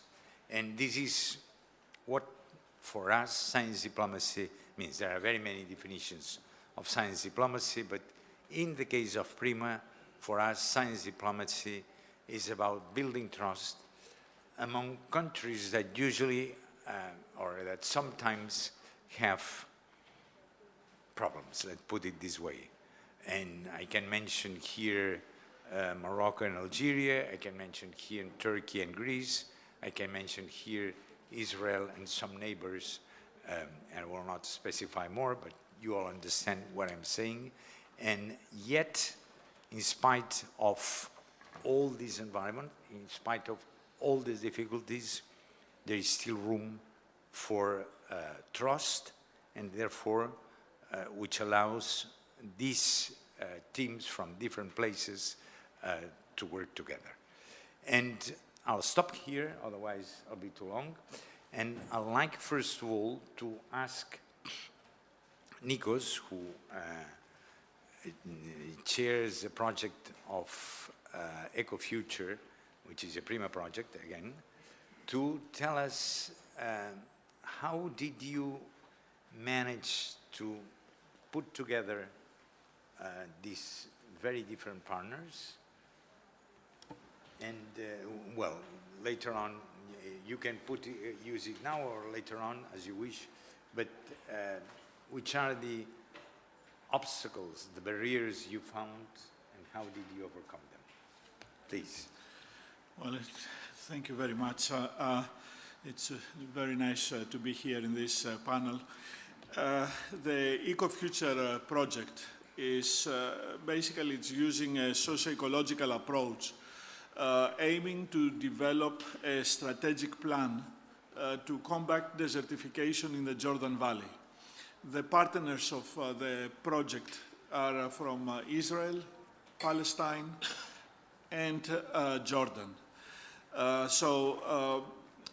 The idea is that we will be developing in every country national, and then we will be using transnational living labs. So the stakeholders to identify the challenges, we can specify what are the gaps that they have in each one of them, and then eventually co-design the strategic plan that will bring security, food security, water security, energy security to the region. The idea is that the consortium is supporting these stakeholders with all of the studies and energies, all of the information that they need so they can make an intelligent decision and select the alternatives. At the same time, and in parallel, we are using pilot demonstrations, so we can show that these alternatives can optimize this WEFE nexus, and basically we can address the problems and the impacts of climate change and the potential desertification. Now, so the question is that we started this project 18 months ago, and 6 months into the project, the war in Gaza started. And that's where your question is, how do you build a resilient consortium? I think that the prerequisites for a resilient consortium is, first of all, you need to have a great idea. You need to have a vision for the area. And the partners need to believe in this vision. In this particular case, all of the partners from the 3 different countries, they believe and they understand that collaboration among the 3 countries will benefit the Jordan Valley greatly. So that means that the partners not only need to believe in the vision, but also they need to trust each other. And of course, trusting each other, the consortium was built, and I will tell you how it was built. They worked together before, so they had developed this trust. And of course, in an area that has problems like this, you need coordination that can manage risks, just to say it politely. Basically, the idea of the EcoFuture project, of trying to develop and trying to show that collaboration in the Jordan Valley among the 3 countries is going to help and is going to be vital to address desertification and climate change, came from the partners. And while this idea evolved, then they looked for a partner from European, because it needs to be not only south, but also north part of the Mediterranean. And that's where they found me, and we put the proposal together. And of course, I guess I can say more about the obstacles at a later time. But I have the experience being the deputy rector of the university, the Technical University of Crete, during the Greek financial crisis, where we had a 75% budget cut to handle this, to manage the risk.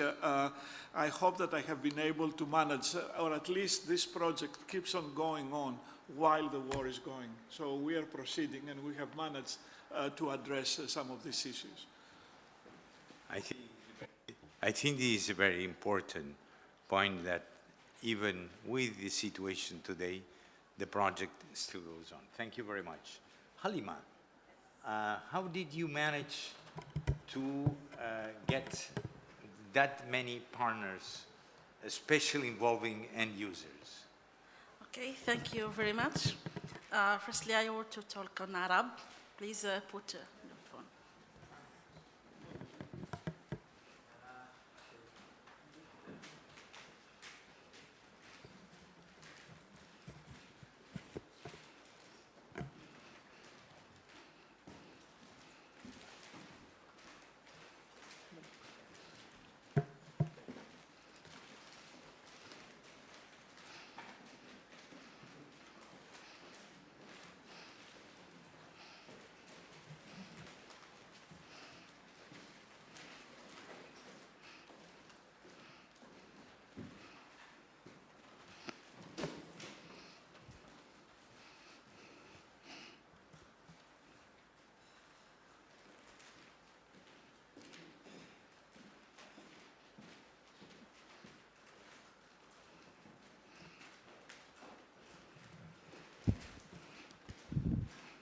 So I can start?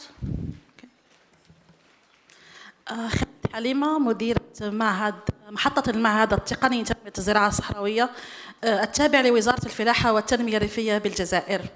أنا أشتغل على الكينوا منذ 10 سنوات، منذ 2014 بمناسبة دخولها ضمن مشروع الفاو إلى دول البحر الأبيض المتوسط وبعض دول في الشرق الأوسط. طبعا بدأت أشتغل في الكينوا داخل المعهد، داخل أسوار المعهد عبر المخابر والحقول التابعة للمعهد، ولكن بعد عامين أخرجت الكينوا إلى الفلاحين. وحقيقة هنا بدأت بداية مشروع سكسس ستوري أو بداية نجاح مشروع الكينوا في الجزائر، لأنه نجح عندما تقاسمته مع الغير. يعني المعلومة لما تقاسمها مع أكثر عدد ممكن راح يكون نجاح أكبر. الفلاحين عملت عندهم حقول إيضاحية مختلفة باختلاف التربة وطبيعة الماء. بعد ذلك الفلاحين ثمن يستهلك الكينوا. رحت إلى المستهلكين أبحث على المستهلكين. المستهلكين هم الباحثين على الأكل الصحي، لأن الكينوا غنية بالبروتينات والأحماض الأمينية إلى آخره والحديد وخالية من الجلوتين. رحت إلى جمعيات مرضى السيلياك، إلى الفلاحين، إلى الرياضيين، إلى الصحيين، إلى الفنادق. طرقت كل الأبواب من أجل التعريف بالكينوا، وفعلا بدأت تأخذ نجاح كبير. بدأت الاحتفال باليوم العالمي لاستهلاك الكينوا كل مرة في ولاية مختلفة في الجزائر حتى يتسنى للتعريف أكثر بهذا المشروع. واليوم رانا في الجزائر عبارة عن شبكة حقيقية نتعامل مع بعض ونكمل بعض في هذا المشروع. أيضا لما جاء مشروع كينوا فورماد بريما، هذا المشروع أتاح لنا فرصة أكبر للتعاون وللدعم المادي خاصة. فتوجهت إلى التعامل أيضا مع دور المرأة الريفية. يعني المرأة عندها دور كبير، لأن المرأة هي التي تقرر الغذاء لعائلتها، وبحكم إحنا من مجتمع محافظ طبعا كان لزاما هناك بعض النساء لا يستطيعن المشاركة في بعض الأعمال مثل الرجل. لذلك خصصت لهن دورات تدريبية قريبة جوارية من أجل تدريبهم في زراعة الكينوا، في غسل الكينوا، في تنظيفها حتى إلى استهلاكها، وطرق يعني طرق متعددة من حلويات وصلائط إلى آخره. وبعد ذلك في مشروع بريما يعني عملت لهم يعني مسابقات ما بينهن حتى نشوف الكينوا في المطبخ الجزائري، وفعلا أعطت ثمارها. واليوم في صفحات الفيسبوك في الجزائر يعني النساء أصبحت هناك جمعيات للكينوا، أصبح في تعامل، يعني أصبحت في عائلة للكينوا. وبعد ذلك مشروع كينوا فورماد أيضا طرقنا أبواب يعني دول مجاورة كتونس والمغرب، إلى الأردن، إلى مصر. يعني إحنا صرنا شبكة نتعامل في يعني في إطار الكينوا ليس فقط في الجزائر وحتى خارج الجزائر. Thank you very much. You probably may guess it, but Halima is known in the region as Madame Quinoa for good reasons. Thank you very much. Pier Paolo, you were telling us that you lead a project called EuroMed, and what I think is important is how did you set the project priorities that are convenient for all partners, and then, well, we'll speak later on, but please go ahead with it. Okay, thank you very much, and thank you for the opportunity to speak here. The straightforward reply to your question is that research priorities on complex issues like water management and land management emerge from social learning processes, generating hybrid knowledge with the stakeholders and not for them. So, EuroMed is a project, is a twin project with the one of Nicolaus on sustainable land and water management issues across the Mediterranean basin to combat land degradation and desertification while adapting to climate change. This is the background of conflicts for resources resulting into conflicts between countries. And this a little bit of the elephant in the room today. So EuroMed involves 15 partners, including not just academic institutions, but also enterprises, also international organizations and networks, and NGOs. We started from considering the Mediterranean context as a mosaic of different contexts and situations. So there is not one solution for all. For this reason, setting the priorities means setting up learning spaces for identifying the priorities together with the end users and with researchers being first listeners more than prescribers of solutions. We also understand this situation as socio-ecological systems, which means that ecological processes are structurally coupled with social processes. So you cannot solve an ecological problem without addressing social problems. And so we are trying to generate practical, nature-based solutions that are business opportunities for young people and women, and that are structurally coupled with soil fertility and good water governance. So a key step when you introduce new technologies, even if they are simple technology, a key step is adoption. So adoption is facilitated when you involve end users since the identification of priorities. And another key word is the tension between rural and urban communities. The rural communities in the Mediterranean are under crisis because the children want to go to town. And this is a big problem. A big challenge is to keep the children in the rural communities by ensuring that the cultural facilities and all the service that you have in town, they can also have in the rural context. So we are also exploring this concept of living labs as new learning spaces. We co-designed 6 thematic living labs, 3 in Southern Europe and 3 in Northern Africa, and started the project with a training session on the common understanding of what is a living lab and how it works. And this was a fundamental step of the project by gathering all the partners at CIEAM Bari for some days in a residential asset with some consultancy from ENOL, the European Network on Living Labs, and also other colleagues experienced in living labs.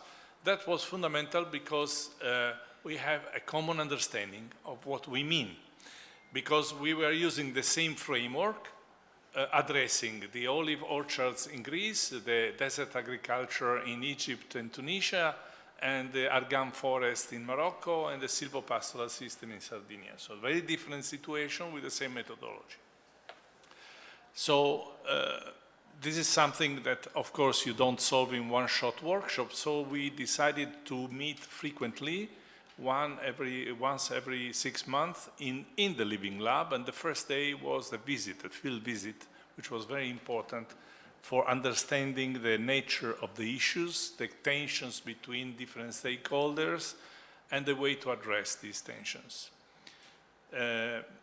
So we generated a friendly environment. We also engaged the Palestinians, even if they were not beneficiary, and also FAO, RNE is involved in the project. And I think we are now almost at the end. We have another year in front of us, and I can say that the atmosphere in the project is good. I can copy what Nicolaus said before. Despite the political tensions between countries, there is a conducive environment. So I'm very grateful to Prima for the opportunity. I think it's a wonderful program in the Mediterranean. I'm old enough to say that it's the best program I've ever joined, and I have joined several programs, including Horizon. So very well managed. And I'm also happy to be here today to share our own understanding on science diplomacy. Thank you. Thank you very much. I will pretend not having heard these flattering words, these closing flattering words. Otherwise, I'll be reddening too much. And let me ask Raul, who represents SIAM, who has already been mentioned by Pier Paolo, how SIAM, which is the approach of SIAM of sharing knowledge, which is the approach of SIAM on what they call the policy dialogue.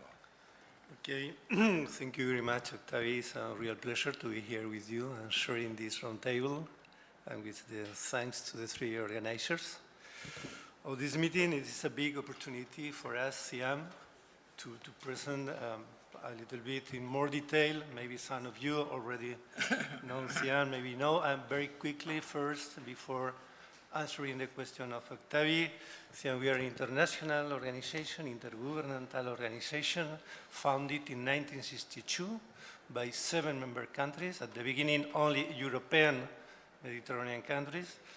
Now we are 13 member countries in all around the Mediterranean, and our organization is open to all the Mediterranean countries. Mediterranean for us means not only on the coast, but sharing the main challenges of Mediterranean area. Okay, since the beginning, our mission is agri-food cooperation. We only, act in the big that we call today food system. Food system for us include animal production, vegetable production, fisheries, and agriculture too. All the natural resources that are necessary to produce food, and water and soil, forest too, in the sense that a lot of activities, agricultural activities, are very connected with forest management. And nowadays we are involved too in the social conditions for agri-food activity. All the socials, the poverty, the inequality, the gender issue, the employment. You mentioned employment, how to be attractive employment for young people. But for us, it is even important how to create employment. How to create employment, how to promote firms in Mediterranean countries, okay? So, our mission continues being sharing knowledge through 5 main tools, okay? The first one is education. Education, we offer high education, very specialized education. We don't compete with universities. We are complementary to the universities, and we go beyond the universities cannot offer because they are so small to offer some very, very specialist formation. Imagine, for instance, we in Zaragoza, just to focus, because we are finally 4 institutes. Every institute cover different a little bit topics because we try among the 4 institutes, the French one in Italy, the Bari Institute and the Hania is the Greek Institute. We try to cover all the aspects of the food challenge production.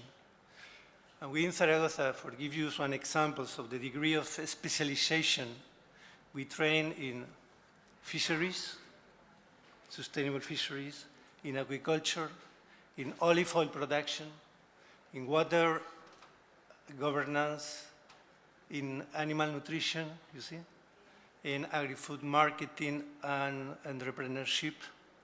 So our first mission is to train specialists in all the Mediterranean countries, not only in our member countries, because we are open to other candidates too, for giving them, for being managers, or for being at the university, research centers, public administration, and so on. Our second mission connected with high-level training and education is to promote and to be involved in innovation and research projects. And we participate in some consortium, and we present, we submit our offers to Prima projects, Horizon Europe projects, and so on. Okay, we play the same game that the rest of the universities. Okay, that's true that we in Zaragoza we are mainly specialized in communication, dissemination, the management of these big projects that are very complicated, and every kind of education model, because we are very flexible, very, very flexible. We can tailor-made designing courses, okay? Since the big Master of Science of 2 years until very one week advanced course or a seminar and so on. So research and innovation, but always connected with education. Education is the main mission of us, okay?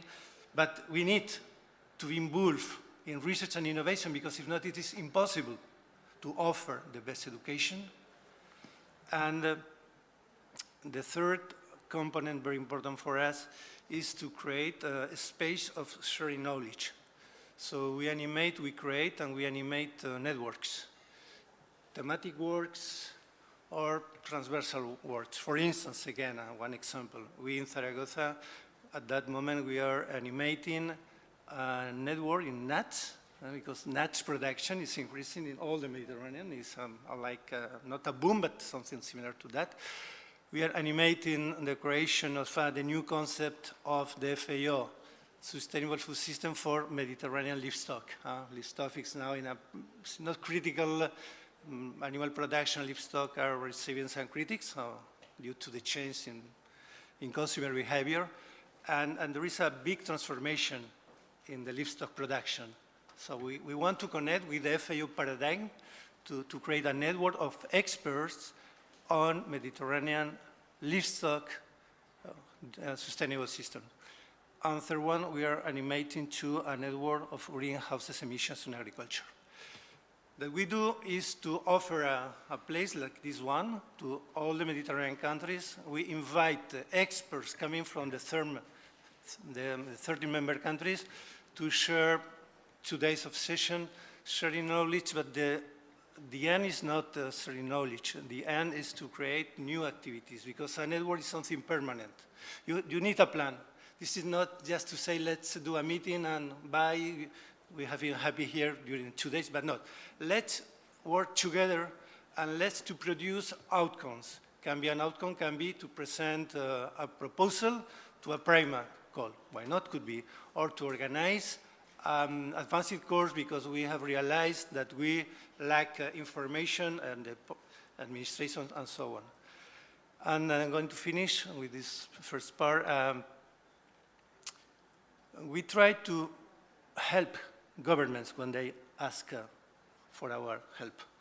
Now, for instance, in October, in 24-25, in Rabat, we are going to organize a ministerial meeting.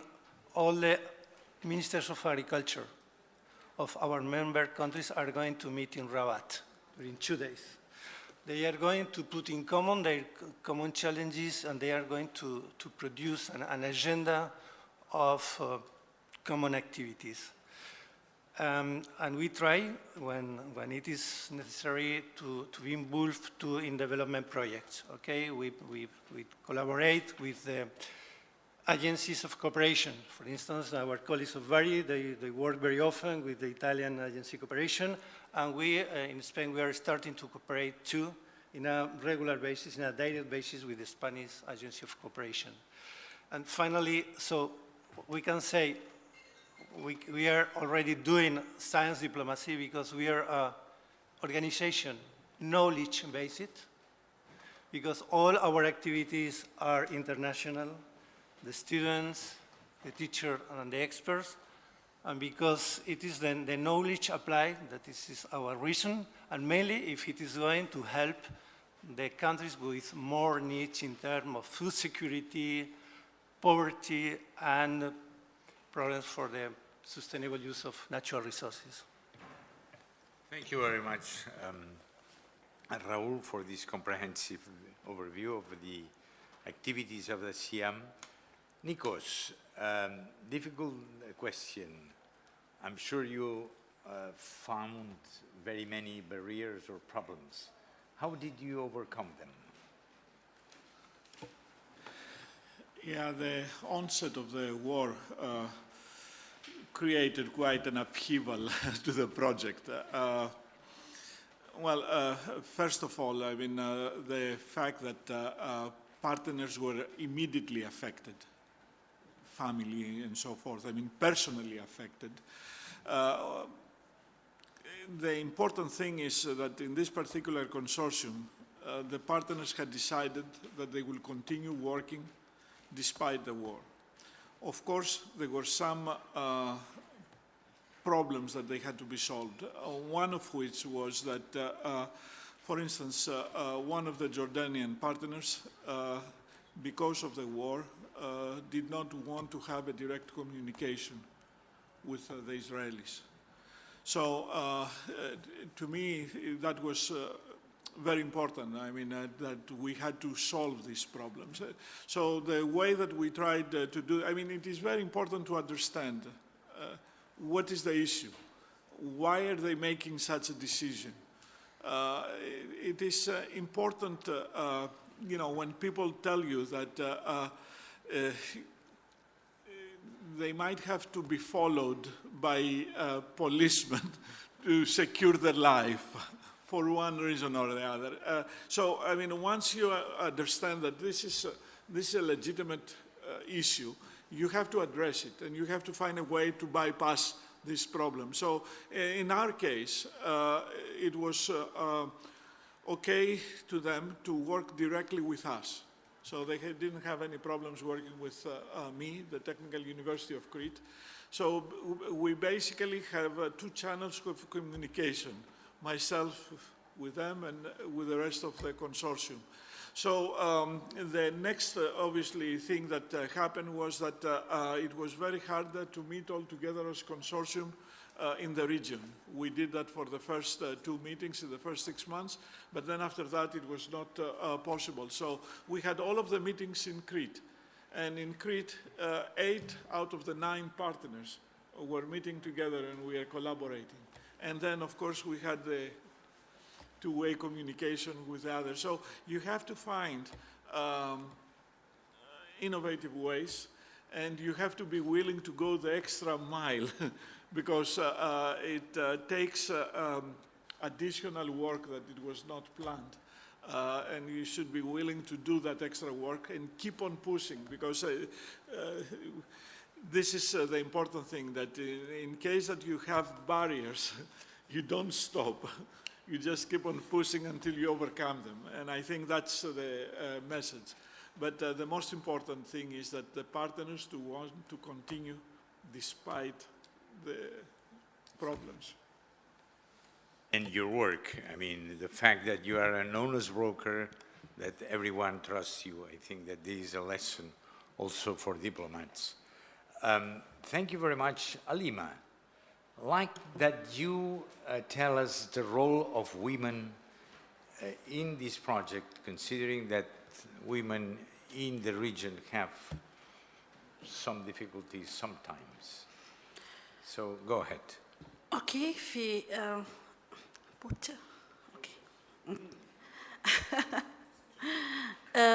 أكيد المرأة مثل ما قلت سابقا في الجنوب الجزائري يعني ما زلنا في منطقة محافظة، مجتمع محافظ. لذلك يعني أنا في مشروع الكينوا حركت بعض الشيء، يعني مشاعر الفلاحات السابقات، يعني كانوا في بعض الناس اللي يعني ابتعدت بعض الشيء عن الفلاحة، فأنا أرجعت فيهم روح تحب الفلاحة وترجع إلى الميدان وتشارك في تظاهرات، حتى أنه فيه بعض النساء يعني عمرهم لم يسافروا خارج منطقتهم، يعني سافروا معي إلى ولايات أخرى من أجل عرض مشروعهم، مشروع يعني هي كعك من الكينوا، كسكس الكينوا، حلويات من الكينوا، يعني في تبادل أصبح رائع بين النساء من منطقة إلى أخرى، وهذا يأثر على ثقافتهم ويأثر على يعني تعليمهم، على مستواهم. أصبحوا يخممون يعني كيفاش الأطفال تاعهم، كيف الأطفال يأكلون الأكل الصحي، هذا ابني سيلياكي كيف يعني أعطيه الكينوا بدون جلوتين. أصبح ينضمون في جمعيات، يعني أصبحوا أيضا يفكرون في الماركات، حتى في التسويق، الماركات العالمية. احنا راح نعمل براند لماركة الكعك الكينوا عندنا، يعني في أصبح تطور شيئا فشيئا بهذا مشروع الكينوا.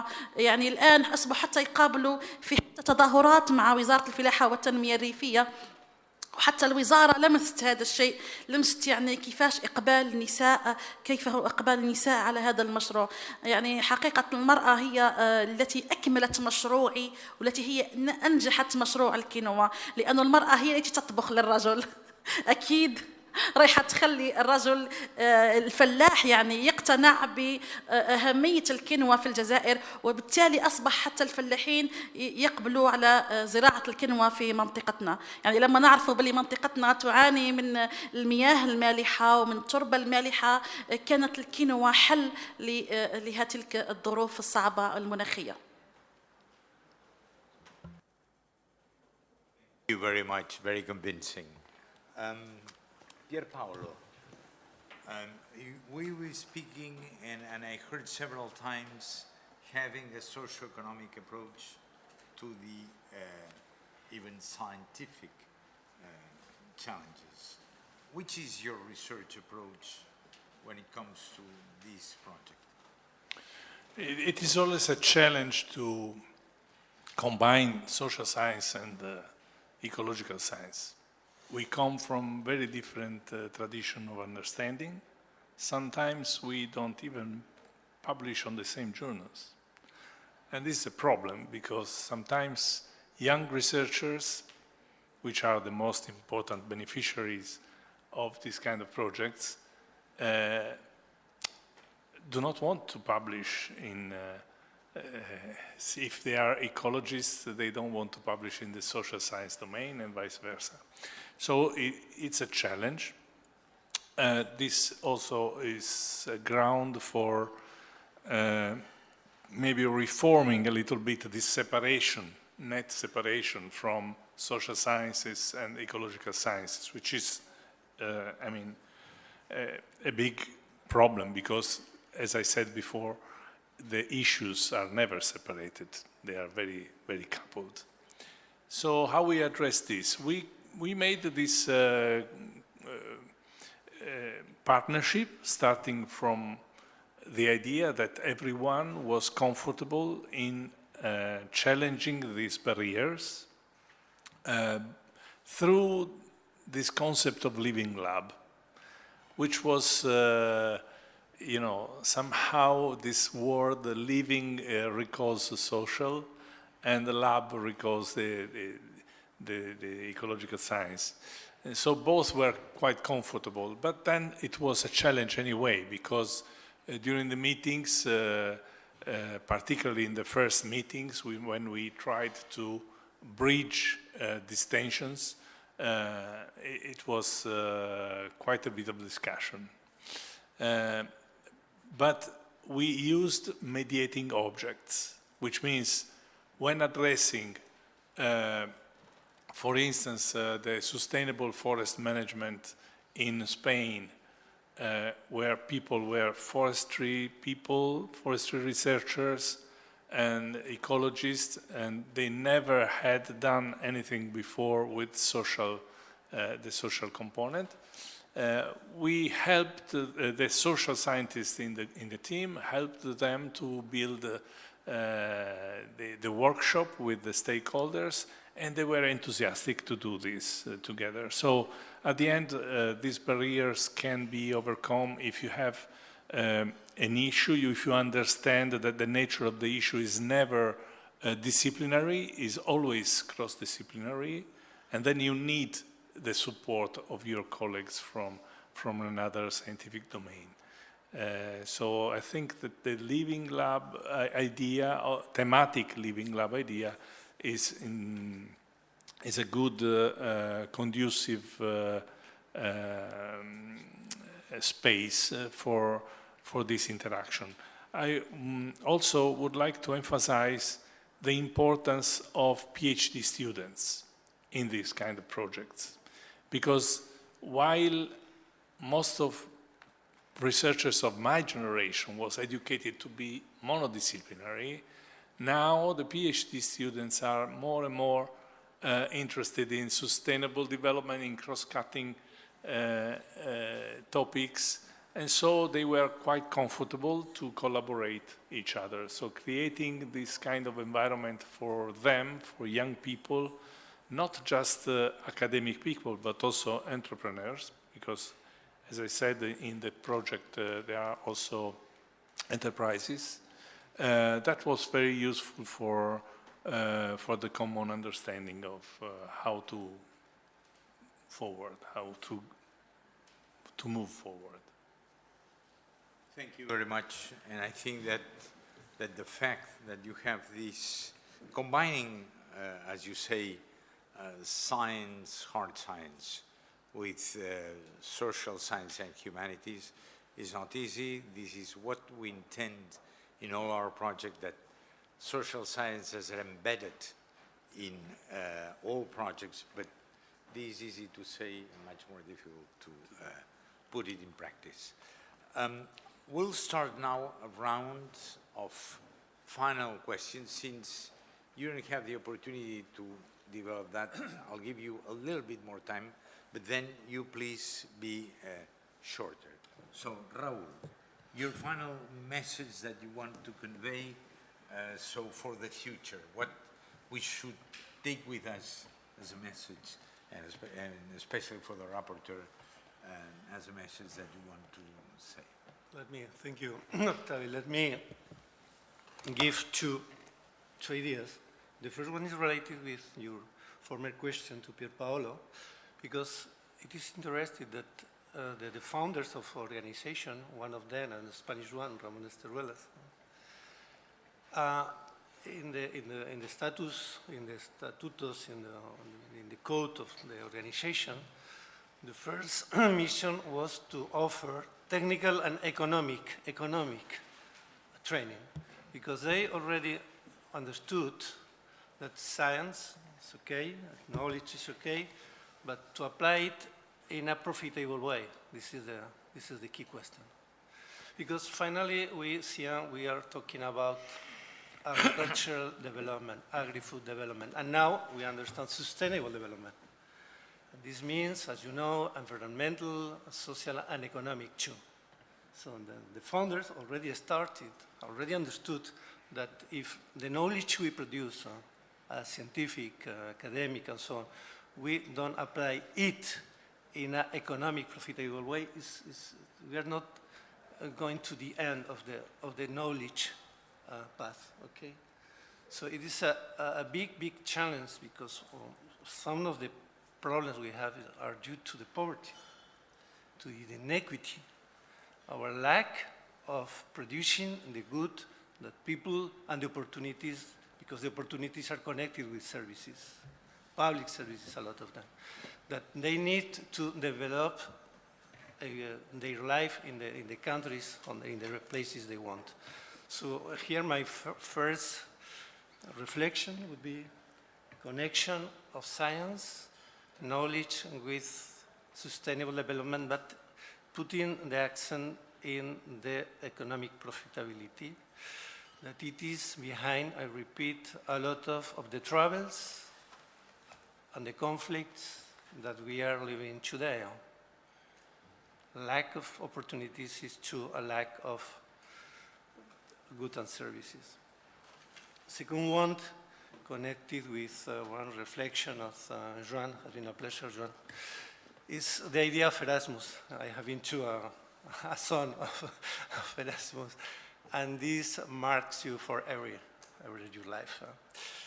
We in CIAN, we are doing something similar. This is something similar, because we receive CIAN Institute, the 4 are spaces, intercultural spaces, multilateral spaces, multinational spaces, where people of a lot of countries, they stay during even 2 years.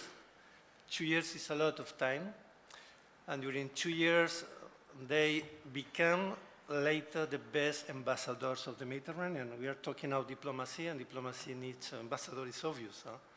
We are, let me be modest, we are producing ambassadors in the Mediterranean. Because, and we know, because when we visit as directors the different countries, and we visit ministries, universities, and research centers, and even companies, it is very difficult that we don't find any person trained in Bari, in Jania, in Montpellier, in Spain.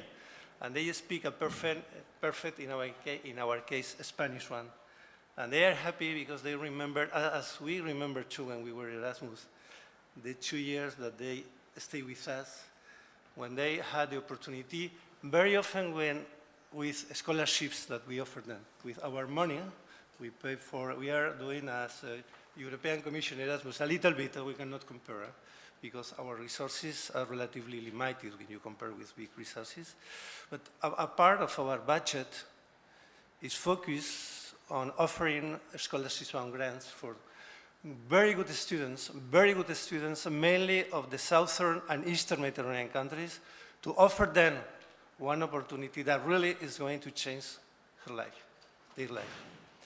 Okay, so let me present the idea of let's promote this kind of Erasmus Mediterranean activities, and let's push this kind of technical Mediterranean ambassadors through training, science, and knowledge applied for a better life. Thank you very much, Raul. These were your final words. You are supposed to speak a little bit shorter than Raul this time, but go ahead, Halima, with what will be your final message. اوكي احنا في صديق من تونس وصديقة من المغرب أسسنا منذ حوالي 4 سنوات ملتقى الكينوا العرب أرب كينوا فوروم، لكن بطريقة ودية. يعني كنا نتعاون ونتشارك كل يوم تقريبا، نتبادل الآراء والأفكار من أجل نشر ثقافة الكينوا، لأنه نتقاسم في الوطن العربي نفس الظروف البيئية ونفس الظروف الاجتماعية. حاولنا من خلال بروجي بريما أنه نلتقي ببعض الأصدقاء في الأردن وفي مصر، انتهزنا الفرصة بين قوسين واجتمعنا 5 من 12 يعني فريق، لأنه بحثنا في كل دولة عربية على واحد باحث يعمل في مجال الكينوا، والآن ما رانا مجتمعين ولكن بطريقة ودية. ما دمنا في هذا الصرح لما لا نستغل الفرصة أن نطرح هذه الفكرة على جامعة الدول العربية أو أحد المنظمات من أجل دعمنا لمواصلة مشوارنا، لأنه في الأخير نعمل معا ننجح معا، نلتقي لنرتقي. شكرا.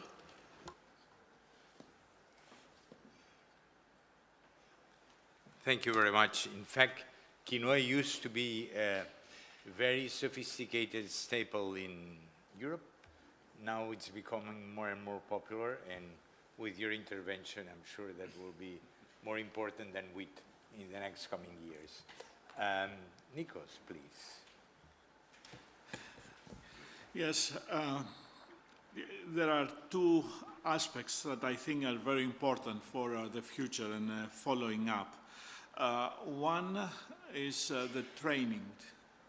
Is that's what we see from the stakeholders. I mean, they want to have excessive training. They need the training, they need knowledge. We need to establish these institutions that they will be able to trust and receive that knowledge. At the same time, I think that it is very important that all of the pilot and demonstration activities that we make to somehow scale them up. I have an example. It's the Jordanian demonstration that we have. The Jordanian demonstration, we identified that in Jordan they need water. They need to find alternative sources of water. And of course, I don't think that desalination is going to solve all of the problems. So one of the things that we realized was that we could have as a demonstration to do water harvesting. And in Jordan, they have 75,000 dunums of greenhouses. We estimated that if we harvest all of the water for these 75,000 dunums, what is going to happen is we are going to collect more than 20 million cubic meters of water, that it is about 10% of the amount of water they are using now in Jordan. This is very significant. The cost is very low, and of course the benefits are many. One of which, one of the problems that they have is salinization of the soil. So in the winter, instead of using the mixed, the reuse of the groundwater, they can use clean water. and clean up the soil. At the same time, we combine that with carbon addition, organic matter addition in the experiment to show them that they can increase the fertility. So you have all of the aspects of UEFA Nexus in this demonstration, and that can be easily scaled up with a very small amount of money. I mean, I can say the same thing with the Palestinian pilot, and the same thing with the Israeli pilot. We are addressing in Israel, we are addressing the issue of aquaculture. Half of their water, 67 million cubic meters, is used in aquaculture. So, I mean, if we can reduce this amount, and together in Jordan, we are also using significantly reduced irrigation. I mean, we have done experiments in Crete that we can show that you only need 40% of what they recommended for irrigation if you irrigate what the plant needs and what you think it needs. So, I mean, a combination of all of these are the solutions for climate change adaptation. Thank you very much. It is your optimistic and very, well, I think inspiring words, because all the research programs in the world for ages, the problem is the scalability of the outcomes of research. And the fact that in a region in which there are many barriers, you present real scalable solutions, I think that this provides us with a lot of hope. Thank you very much. Pier Paolo.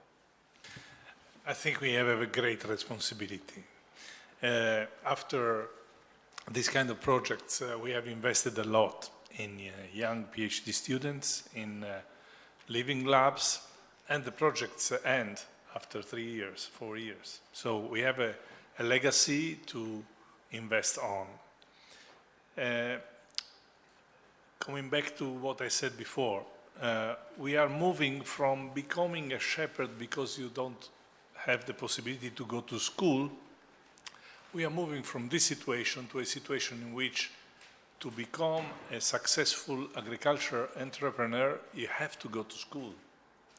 So I think it is important to invest in these young PhD students because they will have a cascade of benefits in training others, in developing more opportunities of learning. I remember what you said in Barcelona last year when I asked what to do after the projects. Why don't you build as a Prima, as a platform for all? And you said it's responsibility of the institutions to go on. So I think we have to take, as organization, as institution, take the responsibility to go beyond the single project, so to create the trust between partners across different projects over the years, and to create the opportunities. We have, for instance, we have launched a few years ago a dedicated curriculum on land degradation and desertification of our PhD school in the University of Sassari, and we succeeded in building a partnership with the University of Peace of the United Nations. So because of this agreement, we will have next year 9 students from Somalia through the Qatar charity funding this opportunity. I think we have to invest in this kind of initiatives because the most important outcome of the projects is the human capital that we build during the experience. And this experience you remember for the rest of your life when you're young. So I think this is a very important point. And probably the Erasmus for the undergraduate is more difficult. We faced these difficulties even in Europe. While at the level of the PhD is easier, is much easier, providing, as Professor Prodi said this morning, that it is balanced. It is not just a PhD in Europe for the North Africans, but it is also something reverse. And I can say that our students work a lot in Africa, and sometimes you learn more from 1 week in Africa than from 1 year in UK or in the United States. Thank you very much. Again, very inspiring words. We see here youth, we see here training, we see here this balance and learning from each other. The fact, I think, that we have now a new commissioner for the Mediterranean in the European Commission, we never had that, and let's hope that this means something more than just blah blah.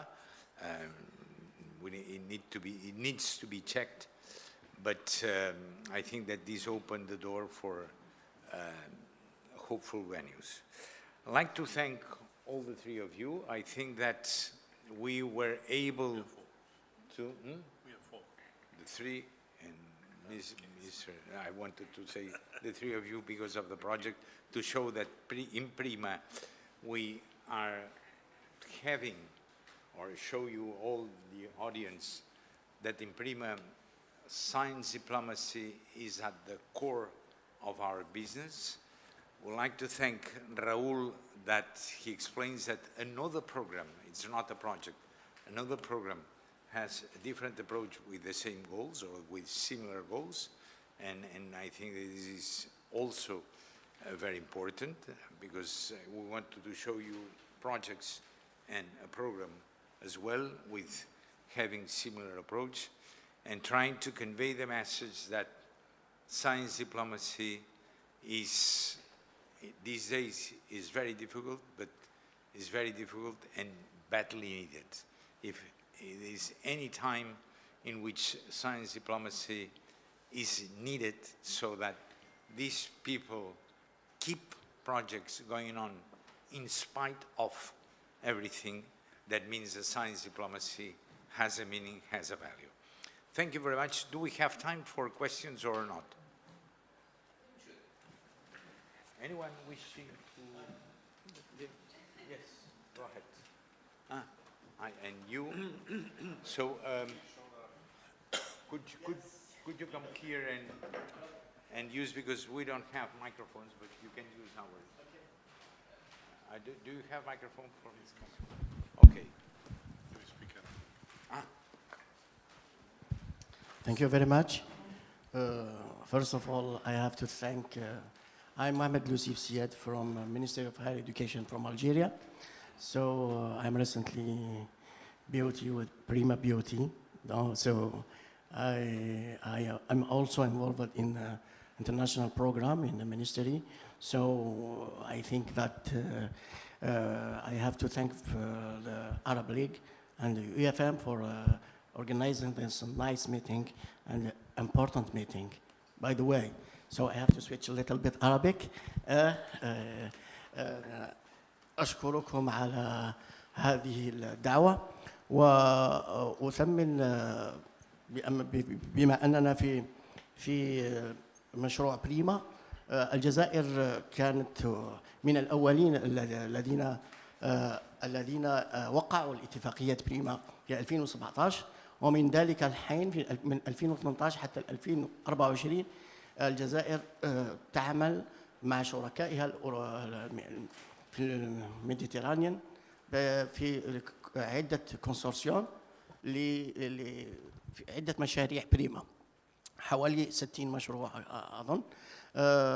ومشروع الذي هو أمامنا اليوم كينو فور ماد هو مشروع ناجح يعني، وأود أن أشكر الأخت الجزائرية حليمة التي اشتغلت بجد في هذا المشروع، وأود أن أذكر بعض المشاريع الناجحة في الجزائر مثلا مشروع سافران فود أو مشروع كامل فور ميلك.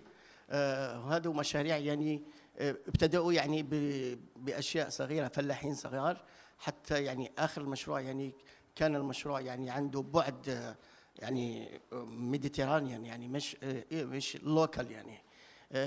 أظن أن الدبلوماسي and science diplomacy هو يعني topic يعني topic, very important topic. So, because يعني سامحوني يعني switch from Arabic to English, but يعني الباحث هو يعني ينحصر في موقف ما بين الدبلوماسية والشغل تاعه اليومي، ونحن يعني لازم نلقى حل يكون الباحث يعمل في يعني free of الآخر من قيود. وأول شيء يعني يعني الجزائر يعني تساهم في جميع الفعاليات من بين يعني البرامج بريما أو برامج 5+5 أو also يعني Erasmus Plus.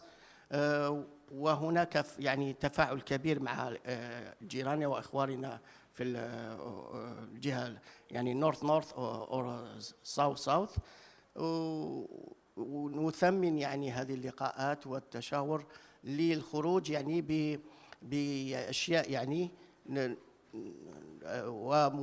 وتوصيات يعني تساعد الباحثين في نجاح مشاريعهم. وشكرا.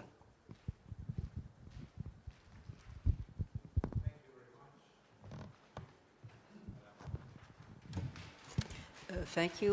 My name is Zahram Rabat, and I'm director of consulting firm North-South Consulting Exchange, and also participated in some of the Prima projects. First, of course, I would like to thank first all the speakers and also the facilitator, because it was a very nice learning session. And I have a question, because by actually listening to everybody, there is clearly another nexus which is coming, under the main nexus, which is the technical, economic, and social together, okay? And my question actually goes first to the EuroMed project. How did you balance these three elements, and which one maybe was the most difficult for you to play with?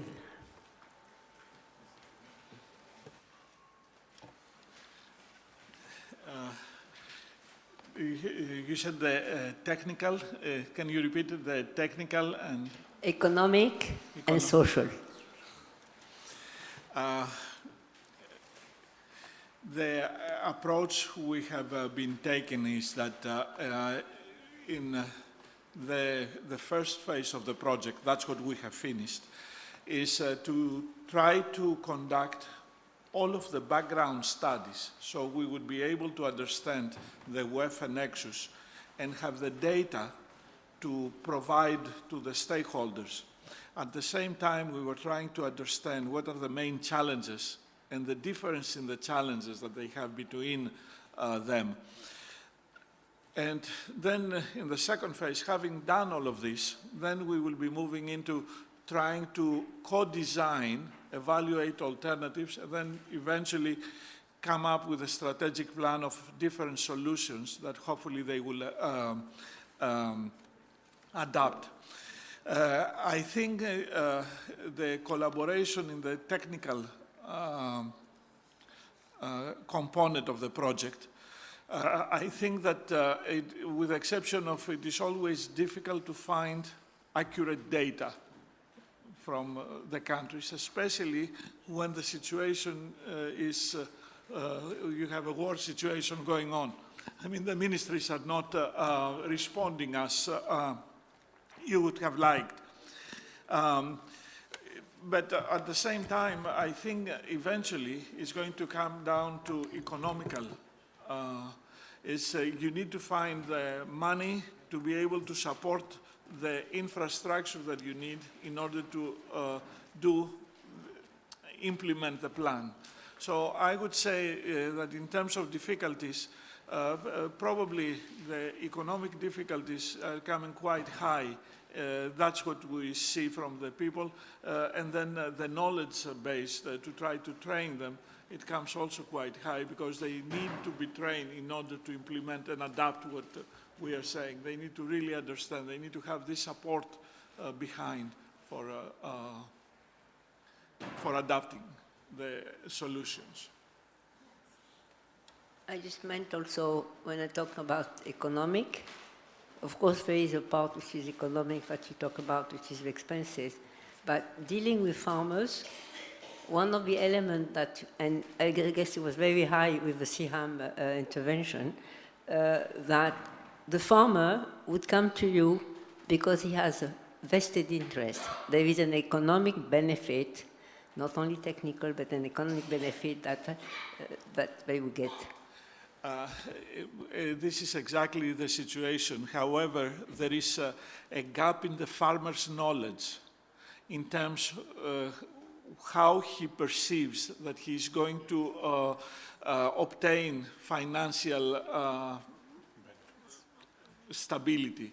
And one of the issues that the farmers don't quite understand is that the soil fertility is very low. And if you improve the soil fertility, then you will be able to have a much higher production. So trying to train them, and I think this is where we are going to. I mean, what you said, Pierre Paolo, is that we need to get into an agriculture that people need to be trained to become farmers. They need to have the basic background. Otherwise, we wouldn't be able to achieve the goals that we want to achieve and adapt to climate change. Thank you very much. Just to finish, yes. Please, yes, go yes. ahead. Thank you, dear moderator, and thank you for the esteemed experts. I'm Dr. Majd Al-Naber. I'm Director General for the WANA Institute. It's a policy think tank operating in Jordan, but with a regional mandate. And I'm also ambassador from EAM Bari. I did my master 15 years ago. And I want to mention that EAM doesn't only provide us, it's not a platform for knowledge generation and knowledge sharing, but it also let us to know more about the culture from different countries from the Mediterranean region. Now, my question directly to Halima, and maybe we can discuss that during the coffee break. Working directly with the local community, with the farmers, with women, with community-based organization, you need to shift their narrative. And there's a lot of challenging and shifting the behavior and the behavior change. So during your project, how did you utilize the science diplomacy, and what kind of challenges did you face in creating that kind of challenge? Because when you are going to the farmer and told them, shift your cultivation from that crop to that crop, there's a lot of barriers there. So which kind of challenge that you face, and how did you cope with that? Okay. طبعا لما تدخل الكلمة كأي مدخول كأي محصول جديد يدخل على منطقة جديدة، أكيد صعب أنك تقنع الفلاحين، تقنع النساء بتناوله أو الفلاحين بزراعته. أولا أنا كنت قد أشرت أنه أنا من منطقة من جنوب الشرقي أين المياه عندنا مياه مالحة أو مالحة جدا، يعني تقل فيها تنوع المزروعات التي تقاوم الملوحة. طبعا بخلاف النخيل اللي هو أصلا نبات يقاوم الملوحة، يعني كنا نشتاق لزراعات واسعة تقاوم تعطينا قيمة مضافة. فالكينوا هي من النباتات التي تقاوم الملوحة، ولما جربت في محطاتنا، تقريبا أنا أشتغل في محطة أين مياه السقي ground water، مياه السقي المياه الباطنية تصل حتى 8 جرام للتر، يعني مياه مالحة جدا. تخيلوا بتلك المياه وأرى محصول جميل يعطيني بذور جميلة وغنية بالبروتينات. كانت الفلاحين تمسكوا بها وأصبحوا يعني يكثروا من بذورها وينتشروا فيها. لذلك أصبح الأمر إقناع الفلاحين كان أسهل، لأنه محصول يتماشى مع طبيعة المنطقة. أما بالنسبة لإقناعهم من أجل التجارة، فأنا فبداية أقنعتهم من أجل صحتهم، يعني تحسين الغذاء عن طريق الزراعة كزراعة معاشية ثانوية تحت النخيل، لأنه إحنا عندنا النخيل كمشروع كنخيل نبات رئيسي، ثم الزراعات الأشجار ثم ثانوية. فكان المدخول يأتي من الكنوة، يعني تسويق الكنوة ما زال صغير، يعني ما زال محلي، ولكن هذاك المدخول للكنوة يساعدهم على عمل النخيل اللي هو الزراعة الرئيسية. يعني فأنا ما دمت أنا من المنطقة فأعلم نقاط ضعف ونقاط قوة تلك المنطقة، فعرفت الطريق الذي أسير نحو إقناع الفلاحين. شكرا. Because it's you, but please, telegraphic. Thank you. I think that Prima, in less than 10 years, it is really a successful initiative because we have right now a lot of collaboration between institutions and between researchers, and also in terms of transdisciplinary approach, because we have some projects with the humanities and biotechnology, and what is really needed, and this is we should target, is the transformation of research to projects, impactful projects. They can change the life of people, like quinoa project and like milk, camel for milk. Or this is really what we should target in our universities. Thank you very much, Octavi, for all the efforts and all your colleagues in PRIMA. We have to enhance science diplomacy and other fields, because PRIMA target food security and energy, but we have also a lot of things to do in terms of mathematics, artificial intelligence, biotechnology, other fields. We should have a lot of initiative and collaboration in the other fields too. Thank you. Thank you very much. We'll probably succeed very soon, PRIMA doing research on all fields and be the main program in the world. Very good. Thank you. Thank you very much. Thank you to all the speakers, the 4 speakers. Thank you to Salma, our boss, here presiding, and all the audience for having resisted this hour and 15. Thank you very much. I myself, as Salma, I was taking notes because it was so instructive, and it's really a success story that we should build upon. Good afternoon, everybody. Masah al-khair. And I am Domenico De Martinis. I'm the scientific attaché of the Embassy of Italy. And today I will moderate this panel on blue economy. Together with me is Mohi Eldin El Sayed, that is Dean of the College of Maritime Transport and Technology of the Arab Academy of Science and Technology and Marine Technology, and he will be the rapporteur.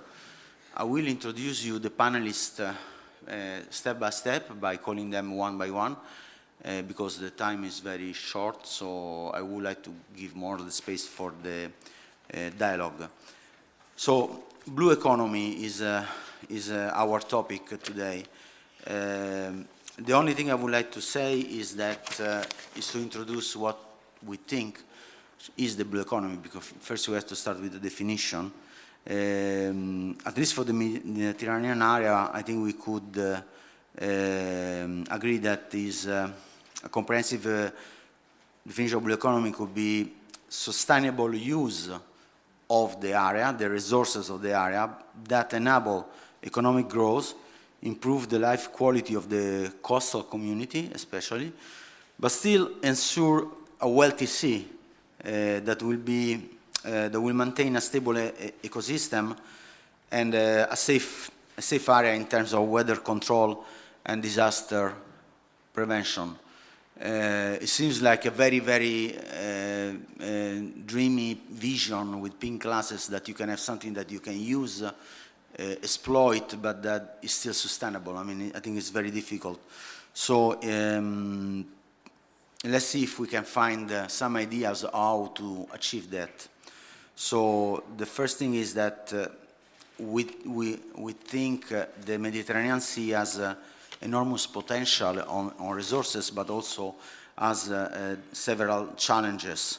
So we talk about a wealthy Mediterranean, we talk about economy, we talk about infrastructures, but you also have to deal with environmental degradation, geopolitical tension that we have been talking today, inequality, conflict of interest. I mean, there are opportunities, but there are also many challenges. And so which are the challenges and opportunities? Which are the action that we can have, and how science diplomacy could help to achieve that will be, let's say, the point of today's session.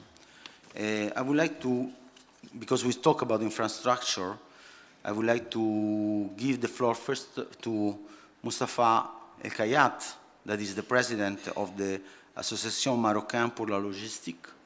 And just to have an impression about which could be the infrastructure, which could be the infrastructure that we need in the Mediterranean, which are the problems that we can use to solve. I think, Mustafa, you will talk in Arab, right? Right? Okay. So please, just a second, just to put this on, and we will be ready.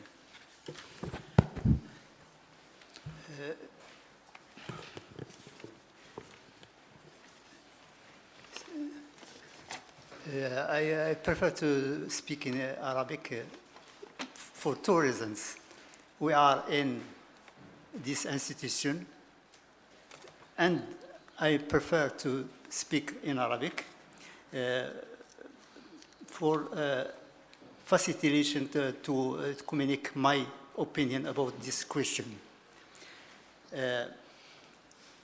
التجهيزات الأساسية في البحر الأبيض المتوسط تعد من المسائل المهمة لتكوين ما نسميه إيكو سيستم في البحر الأبيض المتوسط بدون أن تكون هناك مسائل سلبية كالتلوث وغير ذلك. أنا أعطيكم فكرة على هذا الموضوع. لماذا؟ لأنني قمت بأبحاث طويلة على البحر الأبيض المتوسط، وخصوصا فيما يخص النقل في البحر الأبيض المتوسط. قمت بخدمات مع سيتمو بارسلون، مع لا كوميسيون أوروبيان في فرنسا في بروكسل، ومع لا بنك أوروبيان دانفستيسمون، مع لا بنك مونديال. يعني نقول لكم هذا الشيء على تجربة ديال عدة سنين حول هذا المشكل في البحر الأبيض المتوسط. ونفس الوقت كنت مدير ديال الأطروحات في لا سوربون حول التلوث في البحر الأبيض المتوسط. فإذا هذه أبحاث كثيرة اللي أعطتني باش نكون على فكرة ما هو المشكل الحقيقي في البحر الأبيض المتوسط. هناك من يقولون أن التجهيزات الأساسية أن نقوم لما نتكلموا على التجهيزات الأساسية هو الموانئ والطرقات لتسهيل السيلولة ديال السلع ما بين أوروبا وما نسميه البحر الأبيض المتوسط الجنوب. وننسى أن وسائل النقل المهمة هو البحر، وأن العضو الأساسي في البحر هو السفينة. وكما قلت أن السفينة يجب أن تخضع لقوانين، لأن التلوث في البحر الأبيض المتوسط وخصوصا ما يسمى بالنقل ديال الهيدروكاربور ومواد أخرى لها سلبيات في البحر الأبيض المتوسط، وخصها من يراقبها ليسيطر على هذه الأمور. إذن احنا رجعنا للتجهيزات الأساسية ستبقى محدودة في البواخر في الموانئ. وأعطيكم مثال، بعد هناك ما يسمى بالتقدم ما بين الدول ديال المغرب العربي والشرق الأوسط في الموانئ، وهناك منافسات، ولكن الأساس ديال كل هذا هو تلك الموانئ تتطلب موارد مهمة وتحتاج إلى التجهيزات وكذلك مسيرين في مستوى عالي لمواجهة التغيرات التي تجرى في الميدان البحري. فلما أعطيكم كمثال، في جنوب في المنطقة الجنوبية ديال البحر الأبيض المتوسط أصبحت هناك فوارق كبيرة ما بين الموانئ. ميناء طنجة المتوسط لم يكن، وهذا العبد المذنب كنت من الذين حضروا منذ تأسيسه إلى الآن. 2007 بدأ أول ما نسميه terminals of container. في هذه السنة وصل 9 ملايين حاوية في السنة 2023. يعني باش نعطيكم فكرة، شيء لم يكن فأصبح، فغير مجرى التاريخ في البحر الأبيض المتوسط. فأصبحت هناك ما نسميه inégalité ما بين الموانئ في الجنوب ديال البحر الأبيض المتوسط. واصبح هناك تنافس. انا كنت كخبير للكوميسيون اوروبيان اون تونيزي، انتفاضه باغي كانوا قبل ما يوقعوا الحوادث في تونس يكون الميناء ينافس ميناء طنجة في تونس، ولكن لتمويل ميناء في ذاك المستوى خصك يكون معك رؤوس اموال كثيره، وحتى البنوك المهمه. طنجمد استغلت هذه الفرصه، وكان هناك تمويلات من الداخل ومن الخارج لوجود هذا الميناء. فالمشكل اصبح ما نسميه مركزيه عده شركات، لأننا نقول لها أن الميناء بني على الأرض، وأن الشركات الملاحية كلها لا علاقة لها بالمغرب، لا علاقة لها بالمغرب، بحيث أنه أصبح أن كما تعرفون مثل ميناء طنجة المتوسط الذين يستغلوه ميركس، سيما سجم اكسترا، الا ما نسميه ثيرد تيرمينال اللي كيتديروا مرسى ماروك ديال المغرب. اذا هناك مشكل ديال التنبؤات المستقبليه، ان هذه التجهيزات التي اسست لها سلبيات. لا نعرف ماذا سيجرى غدا في ما نسميه باستراتيجية الذين يتحكمون في الشركات البحرية، لأنهم الذين يختارون الميناء الآن وفي المستقبل.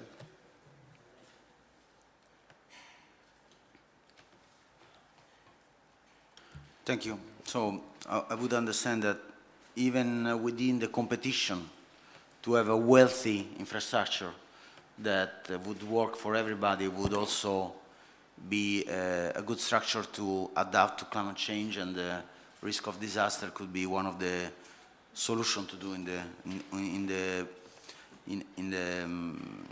a blue economy perspective. I would like to continue with the Arab Academy of Science with Sarah El-Ghazar, College of International Transport and Logistics, just to stay still in the idea of the infrastructure and move a little bit towards research. So please, Sarah, you have the floor. Thank you so much. يعني اسمحوا لي ان القي كلمتي باللغه الانجليزيه، لاني كنت متخيله ان اللغه الرئيسيه للمؤتمر اللغه الانجليزيه، لكن كنت اود ان انا القيها باللغه العربيه. Okay, so logistics and maritime sector in the coming period will play a strategic role in the economic growth all over the world due to the geopolitical situation and economic situation that all witness now. And that's why I'm going to present the blue economy from logistics perspective.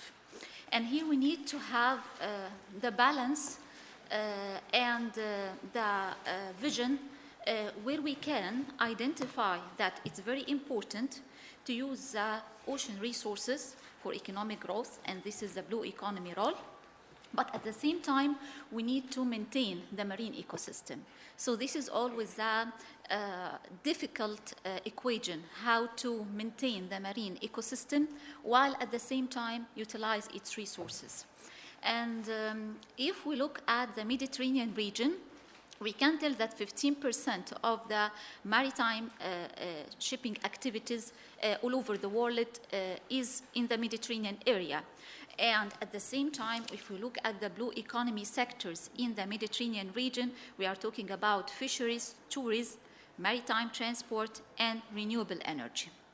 From this perspective, logistics can play a key role in supporting sustainable maritime trade routes, developing green shipping corridors, and at the same time improve the port infrastructure. But in order to enable this to be done in a sustainable way, we need to have like a connected chain and network between the Mediterranean countries. It's not about a traditional trade between these countries. It's kind of a strategic alliance. And this strategic alliance cannot be done unless we have a sustainable network. This sustainable network, from logistics perspective, can be executed through strategic logistics hubs. So we can have some strategic locations in the Mediterranean countries to serve as hubs. And these hubs to be connected together to facilitate the production and the value-adding activities in terms of sorting, classification, distribution, and others, in order to meet the expected increasing demand in Africa and MENA region, creating jobs, and because actually you are talking about a geopolitical situation, so creating jobs should be considered as well here from sustainable perspective. And definitely this will lead to economic growth and regional stability. However, in order to have this logistics network in terms of logistics hubs, it needs some prerequisites. These prerequisites should be under a big umbrella. I called it, from my point of view, a common vision of the Mediterranean. What the meaning of common vision of the Mediterranean? We need a unified strategy to involve in this strategy North Africa, Europe, and the MENA region in a way or another, or some selected countries in the MENA region. This vision should harmonize the regulations and promote research collaboration, and definitely to focus on the alignment with the global sustainability goals. With some steps, joint research programs, social equity should be at the core of the blue economy strategy, and integrating sustainable energy practices into the maritime transport sector. So to summarize my word, I need to say that logistics development offers a transformative opportunity for the maritime sector. But this cannot be done unless we have the Mediterranean as a hub for innovation and sustainability. And being hub in innovation and sustainability needs to utilize our blue economy resources with our central location, the potential for sustainable logistics and energy, smart ports power that we have in terms of renewable energy. The digital innovation can create future trade with economic growth and at the same time environmental considerations. Definitely this will need investment in infrastructure, policy framework, technological innovation and research, but we can't achieve this unless we have this strategic vision with network, including logistic hubs. Thank you so much. Thank you very much. So, in a way, we are already moving in the idea. We need a lot of research and technology to achieve this kind of results. Research in maritime technology, research in marine biology, And so I think it's the right time to introduce Susan El Garabi, Professor, Vice President of NIOF, National Institute for Oceanography and Fishery, and Head of the Marine Geophysics Department. Please, Susan. Thank you, Domenico. Good afternoon. It's our pleasure to have you all here in Egypt. Welcome. First, when we talk from a researcher point of view, and one that is really her main study was for environment. So I'm come from a scientific conservation community. So when you talk about the blue economy here, I don't want to take only the view of this is resources, we have to get benefit, money from it. So as Sarah just mentioned, we have to make it sustainable for the next generation. So protecting the environment and the ecological sustainability is a must. At the same time, we didn't mention before the resources that are not, that we cannot market, like the carbon storage and the coastal protection areas and the culture values we had. Those are something that we cannot market, but at the same time is also included in the blue economy, and we need to work more in them. So when we have our students or researchers to start, give them the opportunity to talk or to train them or to teach them, we first have to know what is the opportunities we had in our environment. Like the Mediterranean environment have a lot of capabilities, like the renewable energy that we could have from the sunlight and the wind. So this one major aspect that we could train our researcher on. Also the marine biotechnology. This is very, very important field of science.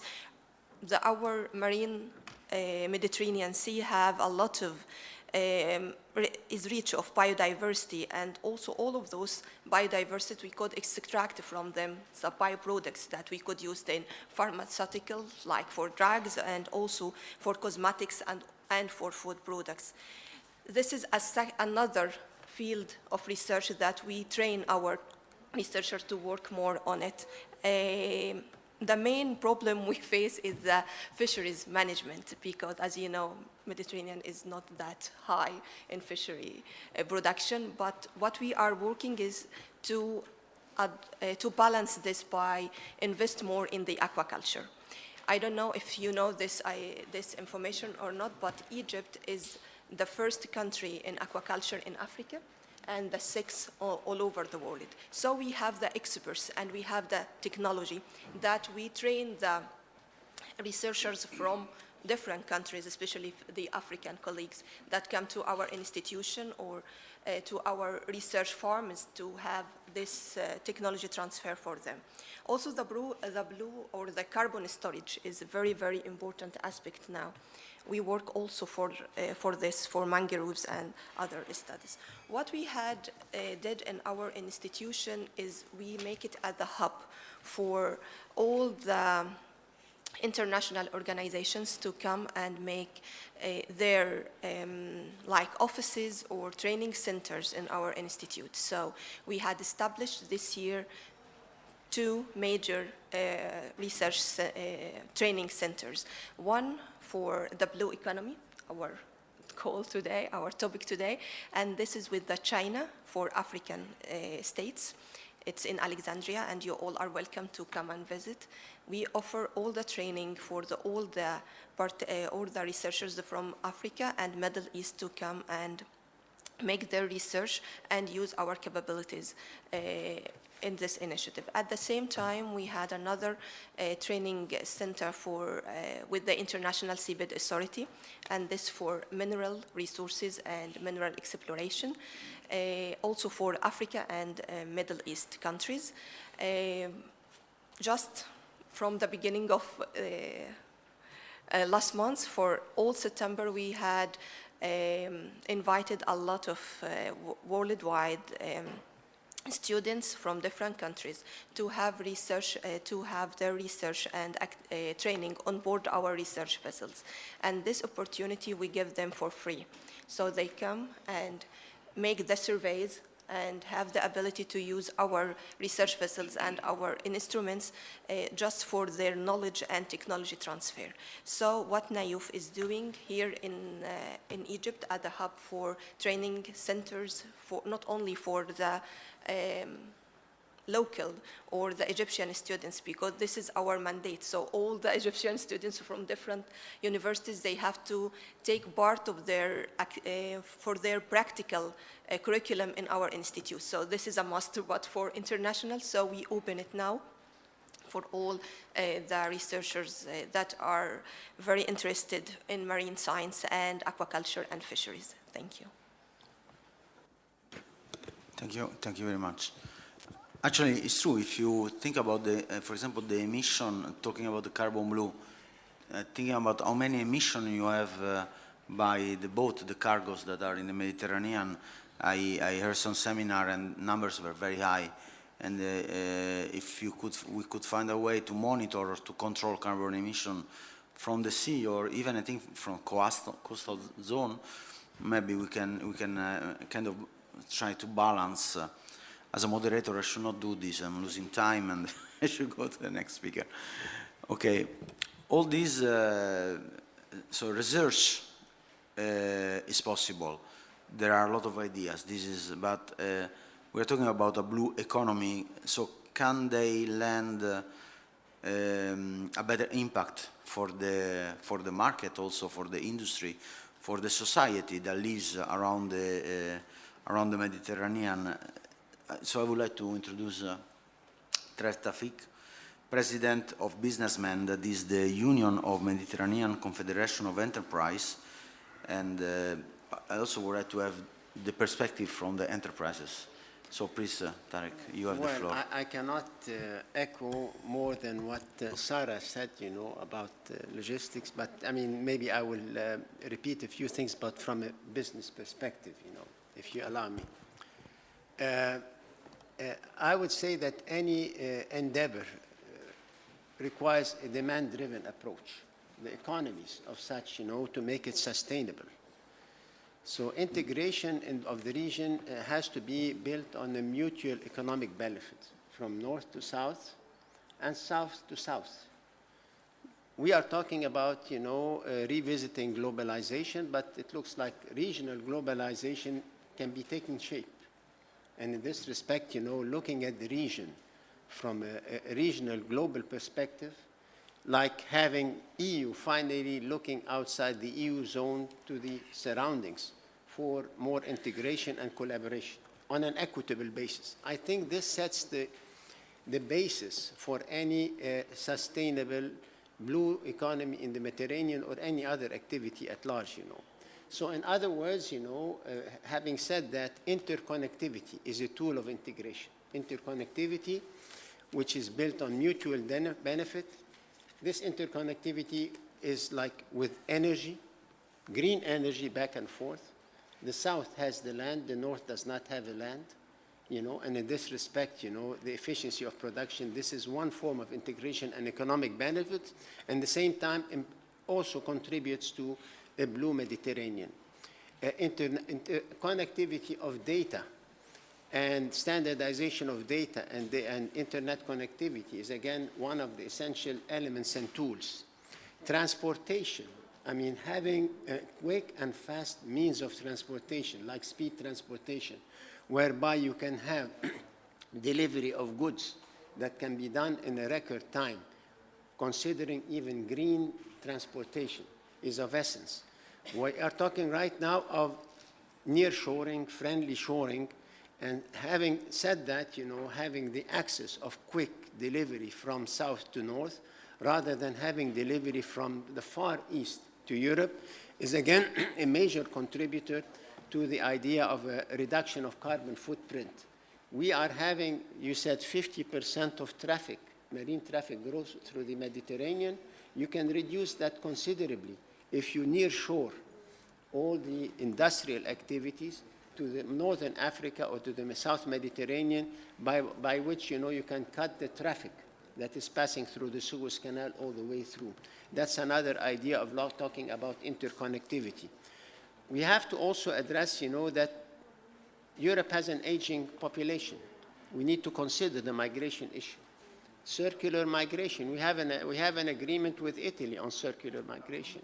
We have another agreement with Greece, with Serbia. This should be the base of giving a kind of, in view of the increase of populism, you know, having, legalizing or having a comfortable agreement whereby migration can go back and forth, you know, is again one of the issues that can help this kind of integration. So, I mean, in this respect, you know, it has been mentioned early on that about historical context of tourism, you know, bringing the cultural aspect, you know, this is a very important issue because every country with this populist view is looking vertically. Whereas when we look historically, the whole region is connected historically and religiously. So in this respect, adopting a concept of, you know, tourism based on a historical context, again, will ease a lot of tensions and will have a lot of ways of easing the apprehension when it comes to that. I also would like to have to say that under this regional integration or regional globalization, maybe we can look at the Mediterranean free trade zone. We have to consider the non-tariff barriers that are plaguing the region, that are cutting us into silos, standardization of specifications, certification of skills, accreditation of educational institutions. You know, these are issues that set the platform of more cooperation. You know, we cannot have a gap in the educational system between North and South, and then we can expect, you know, the collaboration that we envision for a green economy or a blue economy as such. We cannot have also a gap between the skill level between North and South and rely on illegal migration, and subsequently, you know, this kind of standardization and certification. These are all elements and tools that I would believe can ease or can help in integration of one concept, one common concept when it comes to a blue economy for the region. Thank you. Thank you very much. I have also a question. I will talk about it later. So we moved from research, impact also on economy, and there were mentioned know-how, skills that are necessary. So we are talking about a lot of technology here, at the top, a lot of awareness on a very complex system like the Mediterranean hotspot for climate, economy, biodiversity. So that gives me the opportunity to introduce Munir Ghibri from the Oceanography and Geophysics Institute of Italy, Italian National Institute of Oceanography and Applied Geophysics, just to say it. And he is the Director of International Cooperation and Research Promotion.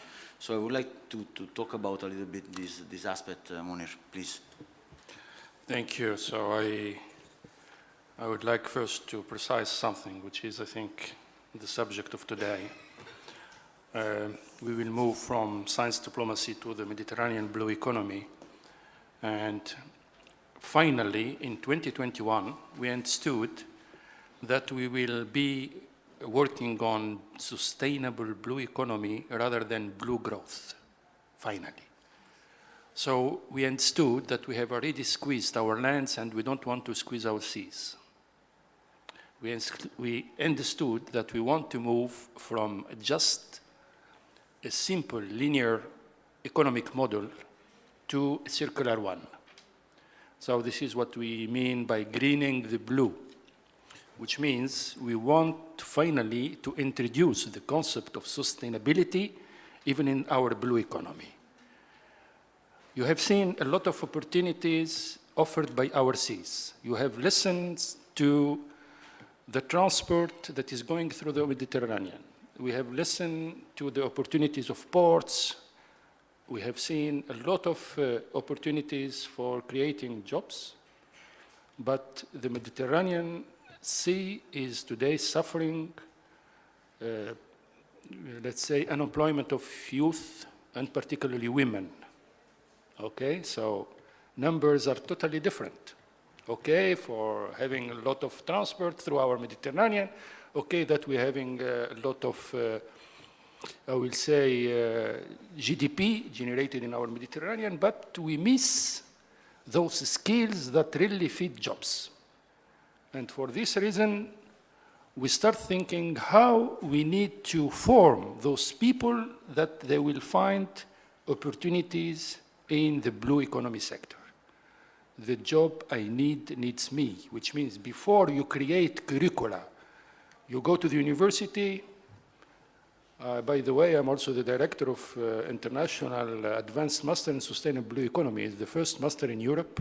You just Google first master in Europe in the blue economy, you'll find my master. I'm the director of the master. And before I put this master at the University of Trieste, I said, listen, we don't need to create new jobless people. We don't want to do that. We want to tackle the problem by creating people that are needed by the labor market. And to do that, you need to put around the table the productive sector, which means the industry. They will dictate for us what we will form. We will not just create for them new young people that they will remain without job. And we start with a simple summer school every year that we gather 40 to 50 students from all the Mediterranean countries with big satisfaction and honor.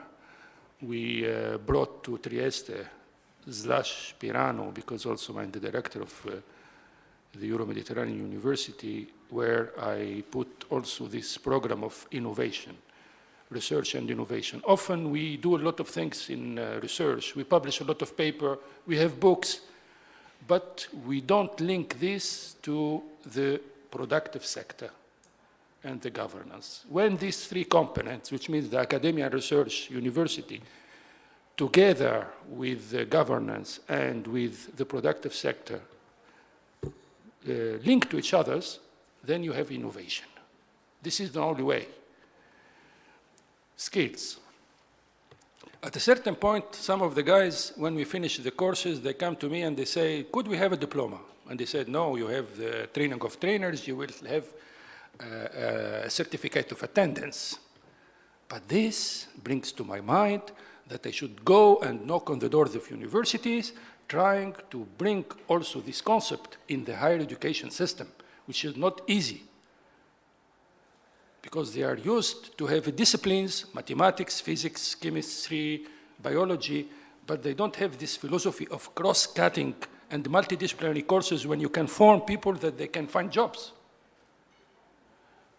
And with that, we organize this Advanced Master in Sustainable Blue Economy, where we have new profiles of people that they are really requested by the market. And this is what we call the blue skills, with big honor and thanks to the Union for the Mediterranean. We are labeled by the Union for the Mediterranean.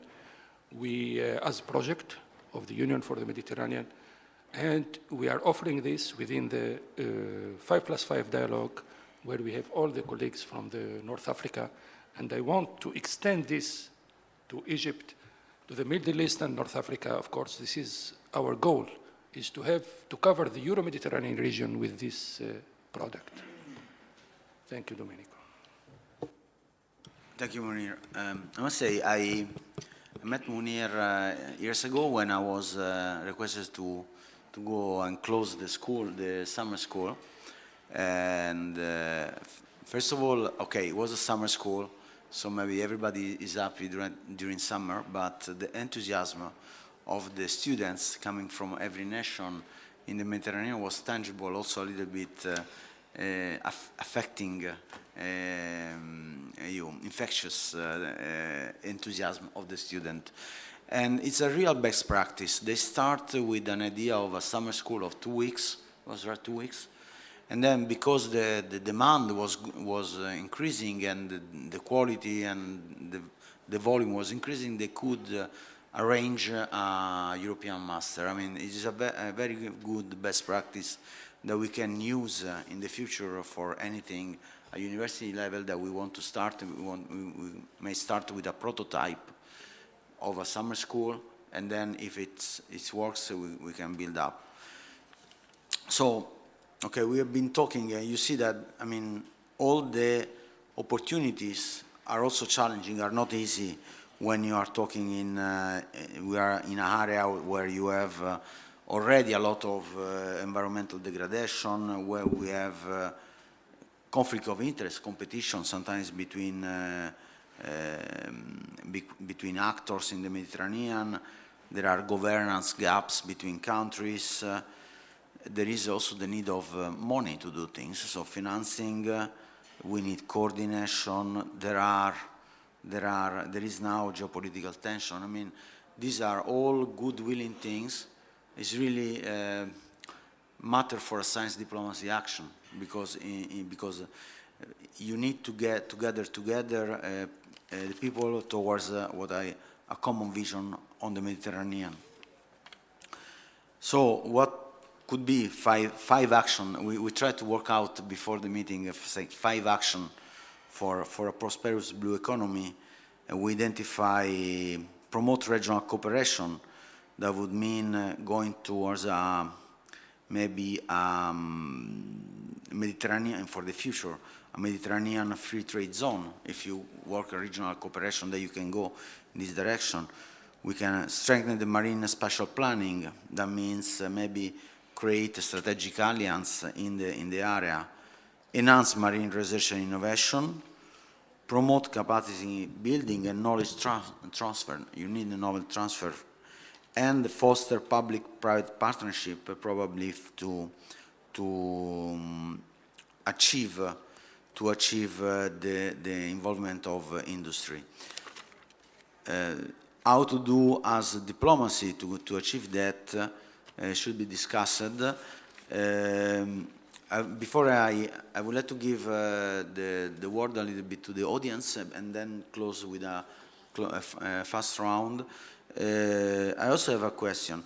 If we talk about circular migration and social equity, should not this be not only for blue economy, should be for everything? So they should be intrinsically embedded in our point, because let's say they go without saying. Maybe you have to say it, but they should be embedded. This is my opinion. So I would like to make a round table. I would like to invite Professor Amamuda, that is the Vice President of IOC, the International Oceanography Commission of UNESCO, and the President of the Marine Hazard Mitigation Center, to talk. I mean, sorry, before we interrupt, I want to take the opportunity. I have it here. Please, Professor Amamuda, you have the floor. Thank you very much. Before I talk about IOC as a vice chair of IOC in Paris and the head of group of Africa of IOC, but I needed to see what we are looking in another view and what is the other looking about the opportunity related to the ocean in the other view. When I have a cooperation with China, first of all, what they are doing.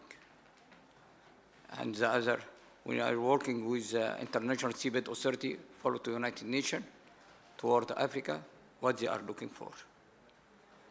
And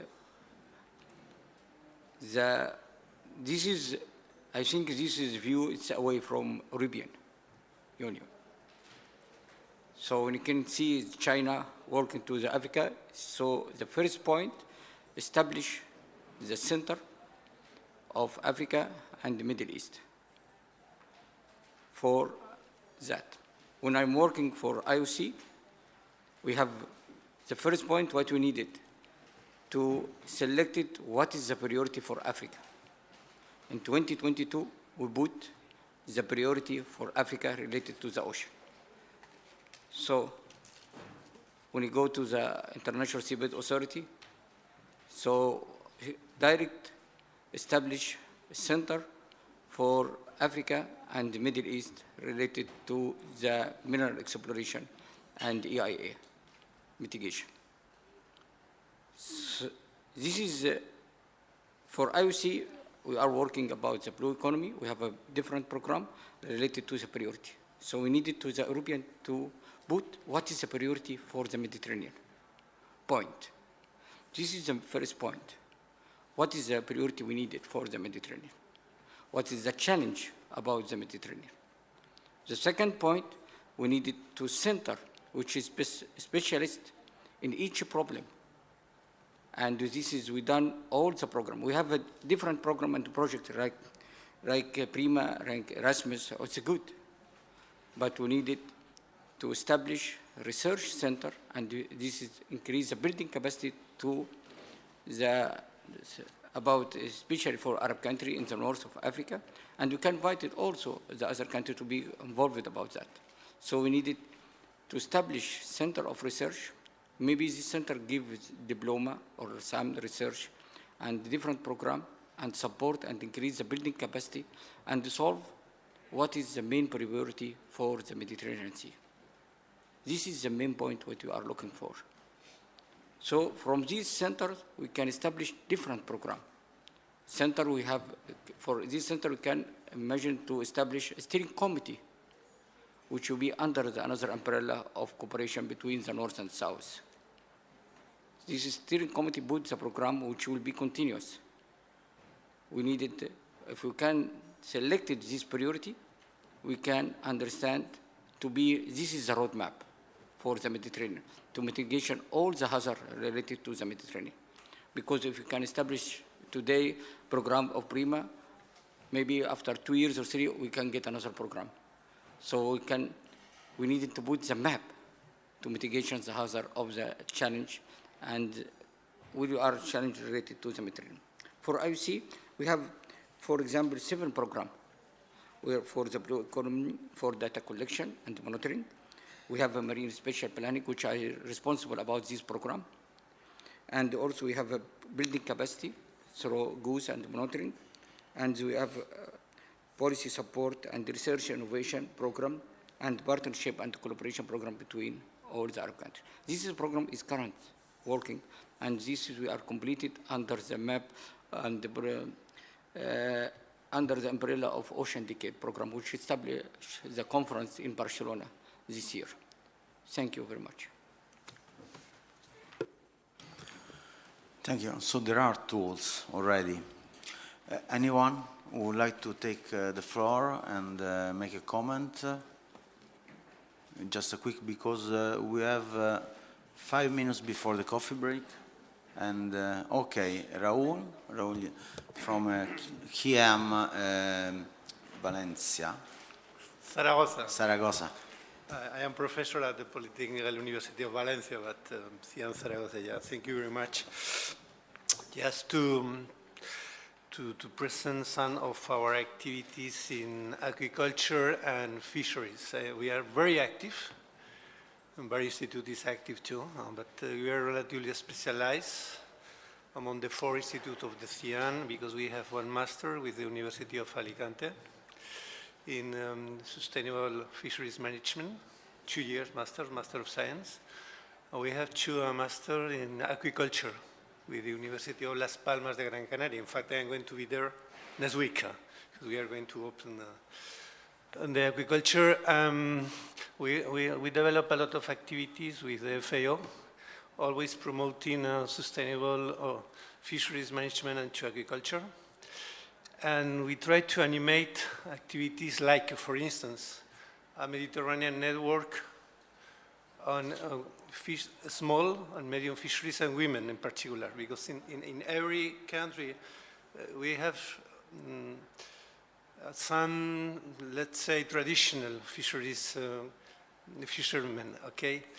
And this, let's say, extensive way to fisheries is in some way in danger if we don't protect and we don't promote this way of producing. And one of our objectives is to put together, to create a network of this group of fisher. A small fisher can be men or women, but women for us it's important due to the gender perspective. So if you in particular or some of you are concerned with this topic, please, you can go on us. okay, to work together in this idea of sustainable fish and agriculture, and I work for promoting really sustainable, because if not, you know, the problems of over exploitation that we suffered in a lot of places of the Mediterranean. Thank you.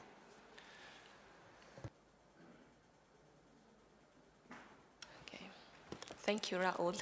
It's very, very interesting, and I just want to tell you this is what exactly what we are thinking about. What Raul had said, and also what Professor Hamoud had just mentioned. What we need is to find or establish a common vision for all the Mediterranean, and this will come when all of us give their insights and give their ideas and how we could collaborate after this. It's not only for institutions or scientific institution. We need industry, we need local communities, as you just mentioned. And I have to thank you that you are also taking care of gender equality, especially in this career. I know it's hard to find women to work in this, but even here in Egypt, the fishermen or the women in the fishermen community had a great role. And they also make progress in this work. Another thing, I want just to ask you how you could manage the fisheries problems, especially the overfishing and the illegal fishing. So this is very hard, and we all suffer. All the Mediterranean countries suffer from this, especially the illegal fishing. So what do you think how we could work in this? Very complicated question for a science diplomacy roundtable. But anyway, you know, that the European Union is very concerned now, and talking about the European Union policy, I know better. And as you know, maybe 30, just to summarize, 40 years ago, and the overexploitation, it was very important in the Atlantic Ocean, okay? And for the European Union was a priority during a lot of decades. Has been very hard, and the result has been relatively very good. Now, most of the fisheries has recovered and now let's say the problem that you see is in the Mediterranean. And now the European, correct me if I am wrong, the European fishery policy is going to do in the Mediterranean, at least for the European countries, let's say the same policy that has been hard but very good in the long term, has shown really very good results in terms of sustainability. So my vision, I am not an expert in fisheries policy, should be why not to work together, not only one side, the European policy, but all the Mediterranean countries with this idea to preserve the resources and to think in the long term and not in the short term. And in this sense, the local fishers, I mean the stakeholders and the local players are very important now, have a very important role to play. You can count on us in order to see how to enlarge this vision. It is not the only vision possible, but it is one vision that has been constructive and positive in the Atlantic Sea for that similar problem. Okay, thank you. Please, let's go to close a little bit, because I think 5, there is a session here at 5, or is... No, sure, but there is an... Yes?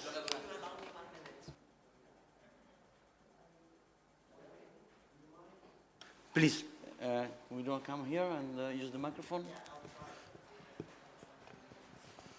I told you to sit in the beginning and you didn't want.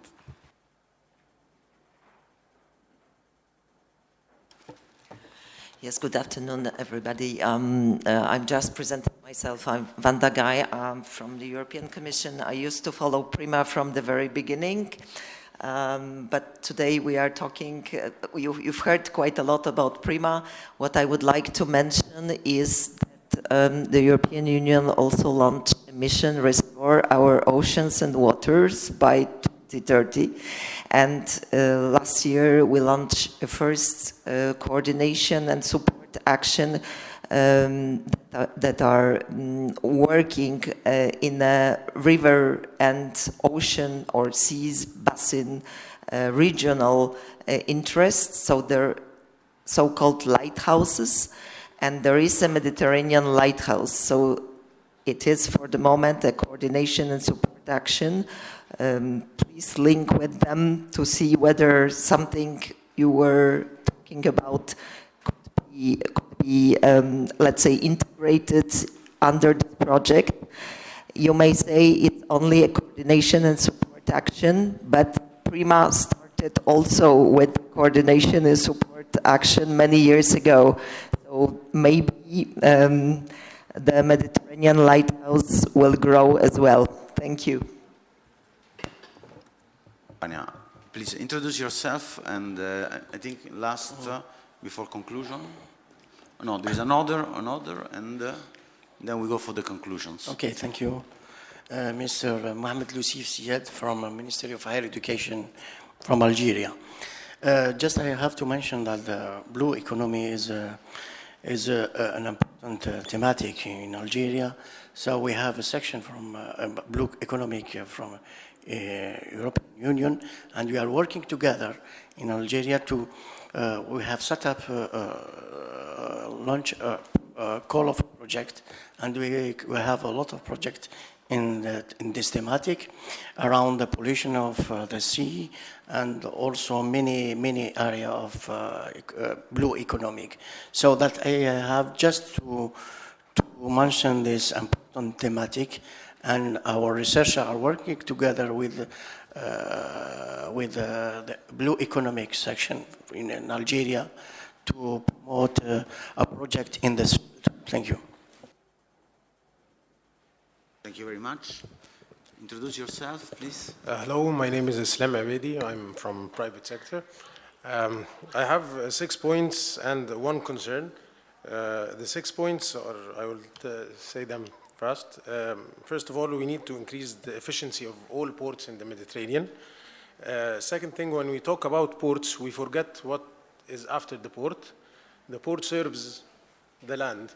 So we need a good infrastructure, we need dry ports, we need DCs, we need a very good infrastructure in all countries on the Mediterranean, not only ports, what after the ports. Third thing is sharing knowledge. You have very good in the EU, very good knowledge in sharing information between the EU countries. We need to learn how did you do that in the Mediterranean and to learn from this. Of course, data connectivity, using AI eventually to improve the supply chain connectivity and efficiency between all ports and factories and the whole supply chain in the Mediterranean. The 6th point is train youth with developed mindset. I see dark ages in the youth. Okay. The main concern is sustainability. Everybody is talking about sustainability. In order to be sustainable, we need to have a very good crisis management. Climate is changing. We know that Mediterranean sea level is rising. How this will affect us, the whole Mediterranean area, in the coming years, I don't know, 10, 20, 30, 50 years. We need to have a plan in this matter to avoid any catastrophe and all ports go shut off. Thank you. Thank you very much. Well, the concern about sustainability is appropriate. So I would like to go to the conclusion, unless the panelists don't have any comment to add, just to allow you to get a little bit of coffee before the next session. One comment, perfect. Policy, science, and economics. Policy is like the CBAM, for example, is a catalyst for the private sector or for industry to conform, which leads ultimately to the science coming up with solutions, like, for example, waste recycling, biodegradables, green energy, green hydrogen, and so much. So I think this tie-in of these 3 issues can be an accelerator. That's it. Okay, thank you. So we need to have a blue diplomacy strategy for the Mediterranean. So I want to have a signature sentence in this event, so I invented the blue diplomacy. So however, what could be the action? I mean, we talk about what we can do and what we need, but then this is all talking about the society, how the diplomacy among countries could work on that. So one of the ideas is the need to build in trust among nations. Otherwise, so that's the first step. Data sharing, research collaboration, this is the base to have a community that speaks the same language. I mean, can have different ideas, but speaks the same language. So to create a common ground for policy in a way that you can inform policymakers of the problem and the opportunities. That's always the problem between communication of science to policymaker, you know, make them aware. Strengthening regional governance, so that sounds very, very weird to say today. Addressing transboundary challenges, catalyzing innovation and technology transfer. Catalyzing innovation and technology transfer means go on building the capacity, building the knowledge, building the expertise. This is where, as a blue diplomacy could work, even beyond only science, but also getting in touch with the market, with the society. And so this rapporteur, Professor Mohi, yes. I think if we are panelists on the same piece, we will, on the same pace, we will conclude like this. Thank you very much. I think we are on time, meaning for a quick coffee. Yeah. Joan, if you want to take. And just to say that this was really eye-opening to me. I mean, I think that blue economy is definitely the future for one of the sides of the future for our common world. So we will start. We're back to the plenary session. We'll start the session in which we will present some concrete projects. I give the floor to Majid Nabir, who's going to moderate this session. Thank you very much, and thank you again for joining us. I know it's been a long day today, and we are almost at the end of our schedule, and we are beyond the schedule. So this session is going to be a fast and short session. During today, we heard a lot of science diplomacy thing, and where are we in the road of science diplomacy, what we can do in order to achieve sort of science diplomacy and collaboration, transparency between different countries, building that national, regional, and international collaboration. And we heard a number of projects and programs that showed how science diplomacy can be implemented on the ground by collaboration. But in this session, we are trying to highlight some initiatives through 5-minute pitches. In the schedule, it's mentioned that there's going to be 3 speakers in this session, but unfortunately, Dr. Muhammad Abdel Man'am from MED ECC could not join us today because his flight was cancelled yesterday due to the strikes that happened in the evening.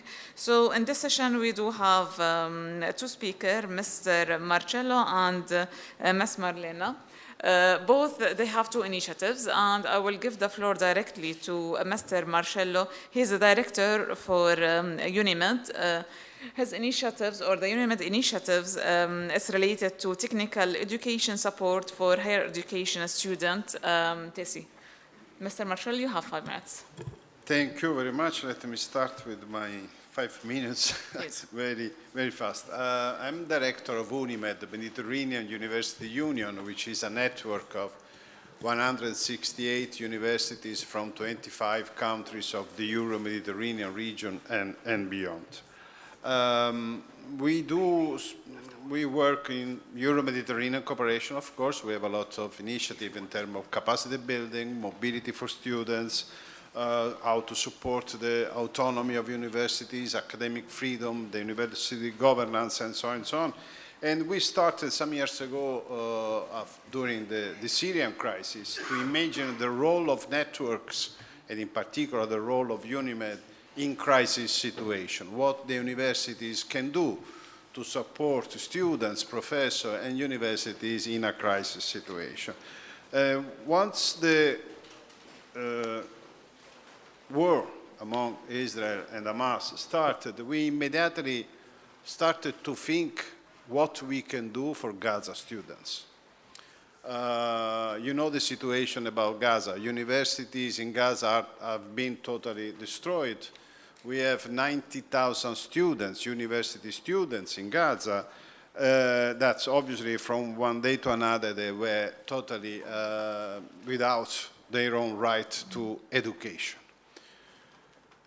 Seeing such a situation, we decided jointly with a university from West Bank, and in particular An-Najah National University from Nablus, to launch an appeal to universities around the world if they are able to offer education courses online, offline, or open education resources to Gaza students. And the answer has been really incredible. At the same time, the University of An-Najah asked the Gaza students through an online platform if they are interested to study, to continue to study. And also in this case, on 90,000 students, we receive answer from almost 47,000 students from Gaza. We started with a symbolic initiative, but we were totally shocked by this answer. From universities around the world, we have universities with us from Japan to Chile, but also in particular from students. But now the numbers are unbelievable, and the situation, as you know, is very complicated. We did a pilot initiative from February to May to try to understand the difficulties, the obstacles to serve that students' community. We had 3,000 students that followed our courses, and the 25% of those 3,000 students were able to conclude their courses. That in relative terms, considering the situation on the ground, is unbelievable, because it means that something is possible to do.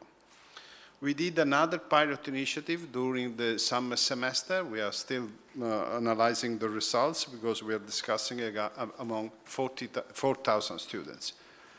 Now we are working for the big numbers, how to be able to serve this large community, and why not to define a sort of model that could be utilized, I hope no, of course, in similar situation in the future, because this is something that we have to consider, how to call the support of universities around the world and how to offer immediately an answer to our students or students that are facing similar situation.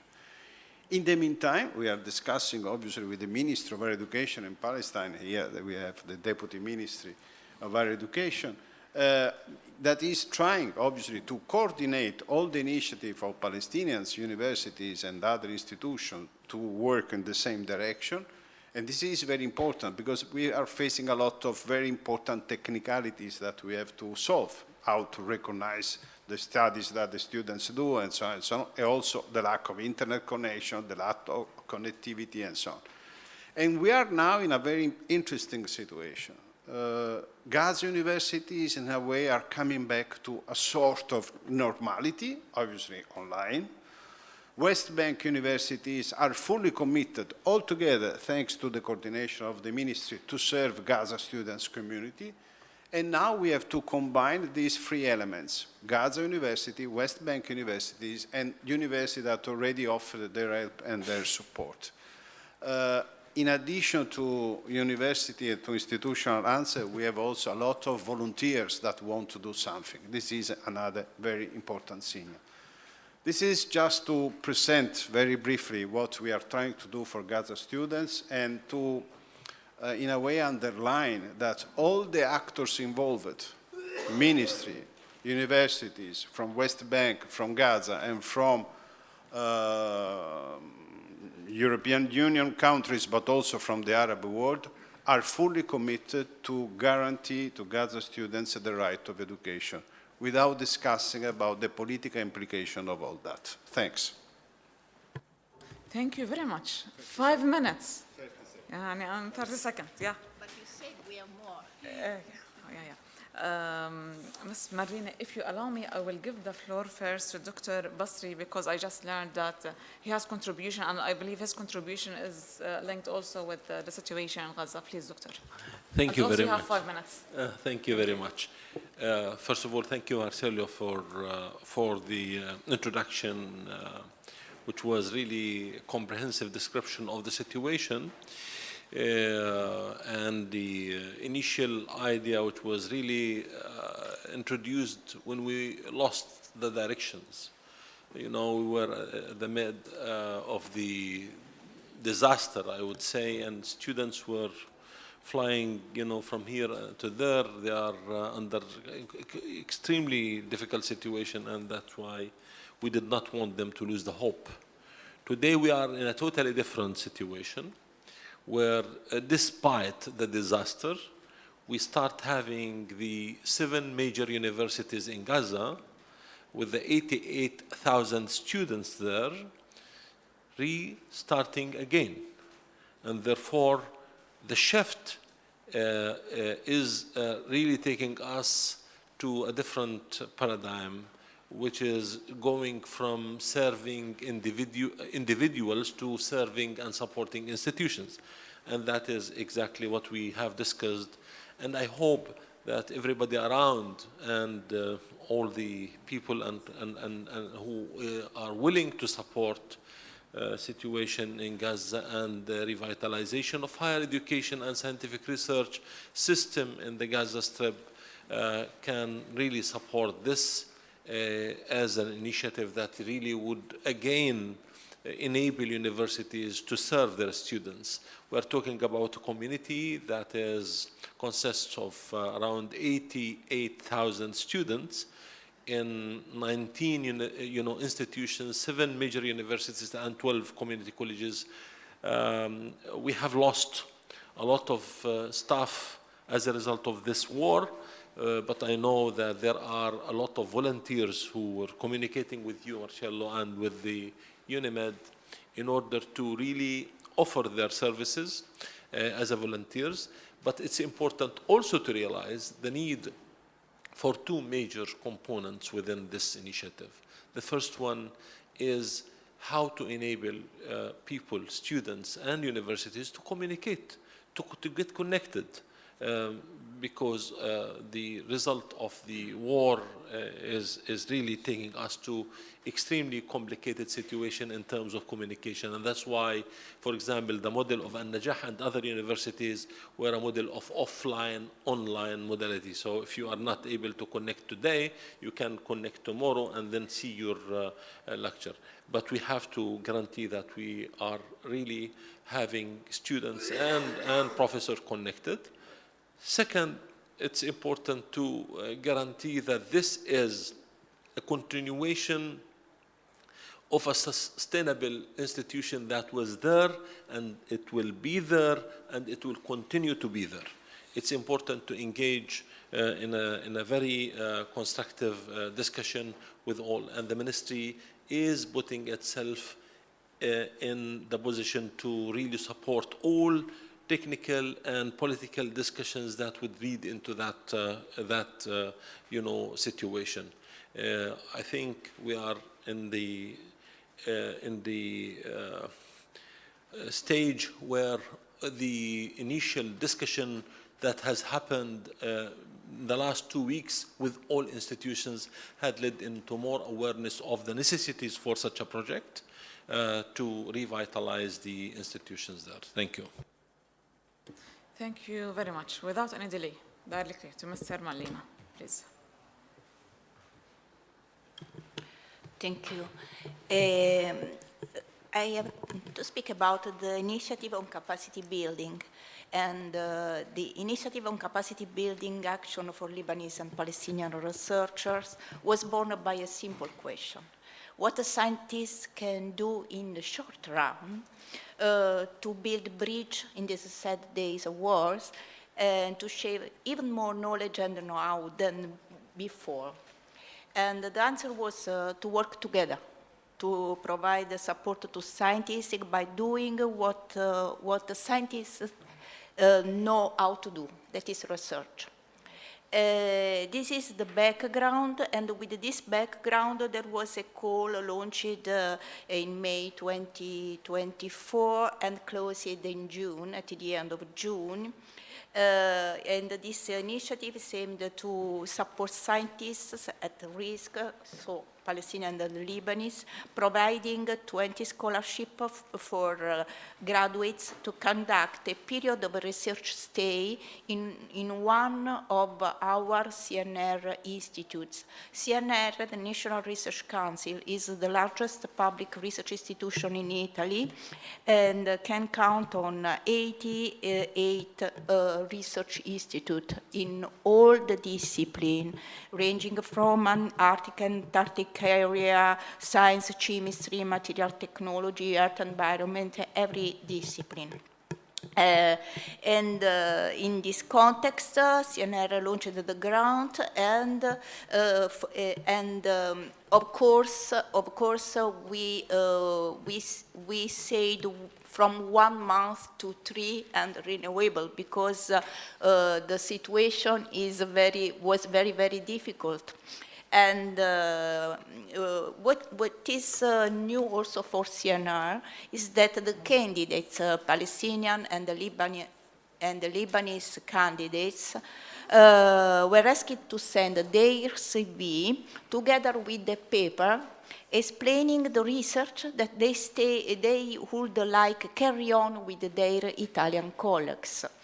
This could be in one of the following scientific areas: agri-food, biodiversity, computer science, cultural heritage and archaeology, earth and marine science, ecosystem, economics, engineering, physics, environmental technology, medicine, neuroscience, new materials, renewable energy, social science, water management. Why I am listing? Because it was very a lot of sector, and after the deadline of the call, we received 60 candidates for, only 20 scholarship. But what is important to say is that they were half and half from Lebanon and Palestinian, and the women represented more than half in case of the Lebanon. 1/3 from Palestinian candidates. As far as the scientific area are concerned, I think that it is very important to have these statistics now, because besides agri-food and water management, there was medicine and neurosciences. So we have a lot of Palestinian researchers asking for health issue, and computer science and physics and engineering. And the social science as one of the area that can cover as cross-cutting. For us, it was a little bit surprising, because we expected much in water and in the field of Prima, for example. At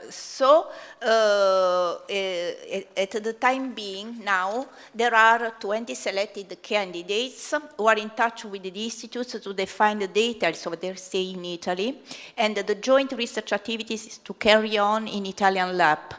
The research proposals were in line with the priority issues of the UFM ministerial meeting of 2022 and the roadmap activities. But now an email has been sent to them, and they are acting for coming, and there are 11 from Lebanon and 9 from Palestinian. It is important also to analyze that underline that thanks to the institutional relationship with the Ministry of University and Research, because CNR is under the Ministry of Research, but also with the Ministry of Foreign Affairs and International Cooperation, aimed at strengthening the role of science within diplomacy as an additional tool available to Italian foreign policy. Further program of training to research will be implemented, above all for scientists and risk, not only to support scientists to risk, but with the will and the willing to change. Then Italian scientists go to in the nation where now they are at risk. The reality is that I trust in science. I trust in science since mobility, scientific collaboration, innovation, development can create the substrate essential to aggregate people towards progress and cooperation for the development of human mankind. But despite of our attempts, there is not a science base in the community, not in the region, nor in our countries. And the scientific cooperation is always a bridge. But I believe also in the diplomacy, in the context where we need each other to build peace and prosperity. And this is also why I said before what am I and what I do. CNR will not carry on this action without involvement of UFM and the EuroMed that has spread the initiative, facilitated contacts with the universities. And I take this opportunity also to thank, so I ended, but I have to thank Marcello Scalisi and its staff, and above all the UFM Secretary General, who believed in this initiative, because when the weapons will be silent, there will be the need of a renewed cooperation in the region concerned, and South-South cooperation and North-South cooperation as well. Thank you and sorry for 1 minute delay. Thank you. You took 1 minute from Dr. Basri, so it's okay. So to be honest, what I have heard, now it was like music to my ears. It showed that collaboration can be happening during war and during conflict, and science diplomacy is a tool that can be utilized in order to build this kind of collaboration. And moreover, the science diplomacy doesn't have boundary. So there is researchers from Italy, from different countries in the northern part of the Mediterranean, and also from the southern part, from Lebanon, from Palestine, knowing the situation that Lebanon and Palestine, especially Gaza, that they are facing since 1 year. And it's not only 1 year, the situation is the historical situation in Gaza. And the number of applications that was received for both programs, it's fascinating. You receive a lot of application, and at the same time, there is a lot of competition between the applicants who applied for that. And that tells how thirsty the researchers are to collaborate with other researchers in order to gain from their knowledge.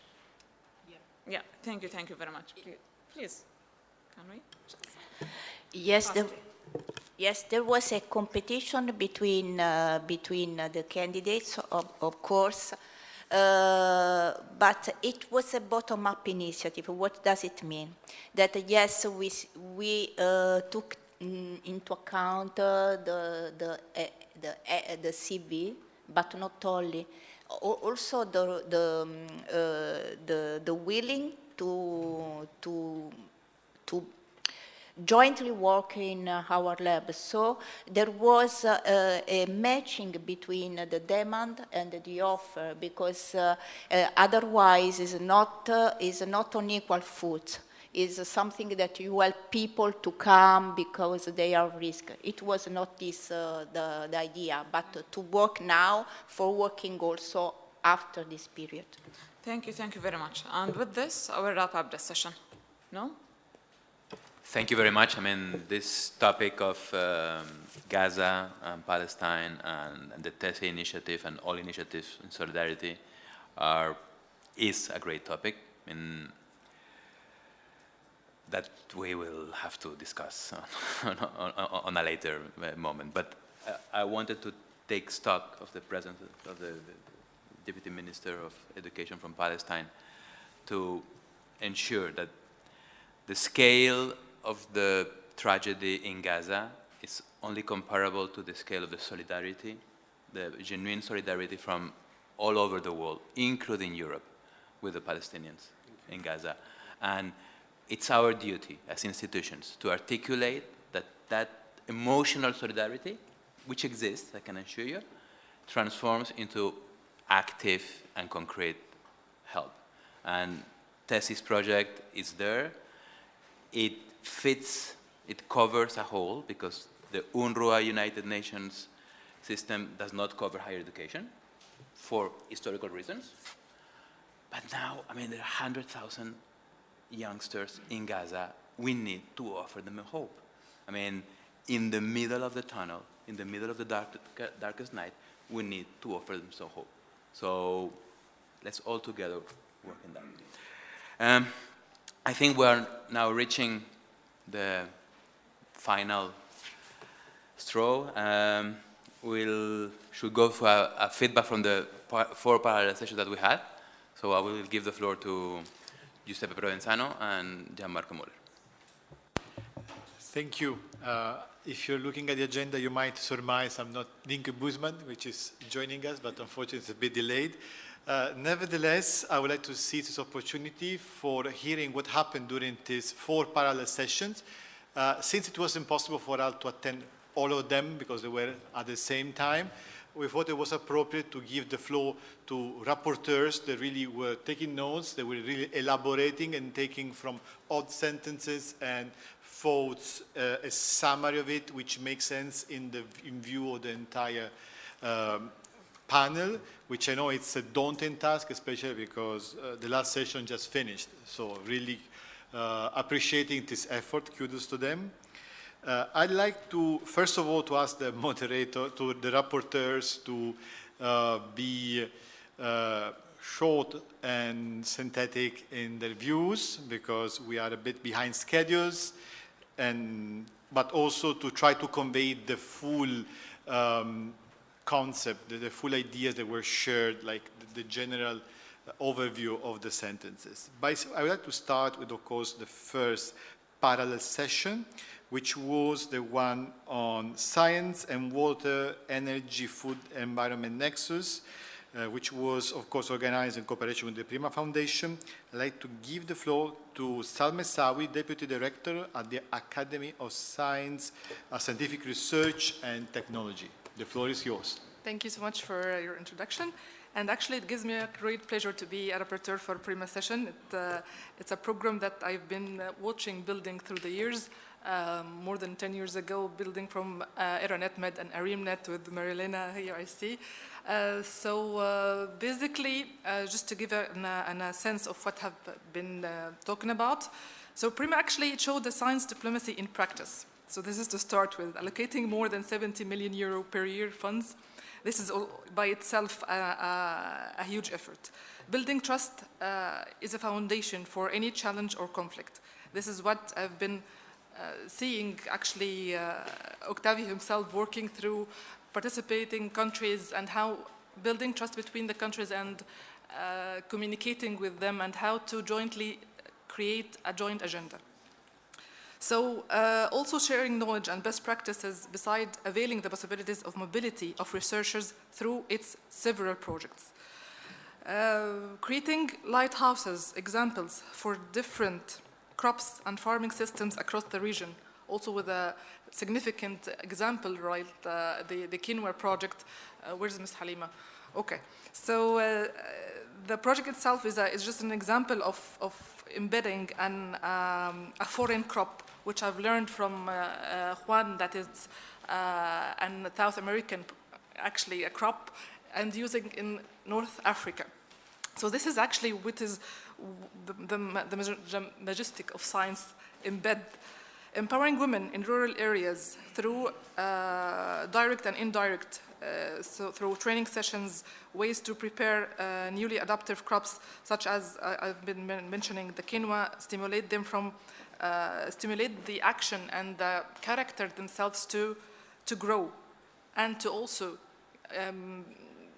to create connections with different stakeholders outside their comfort zone and what they have their whole lives.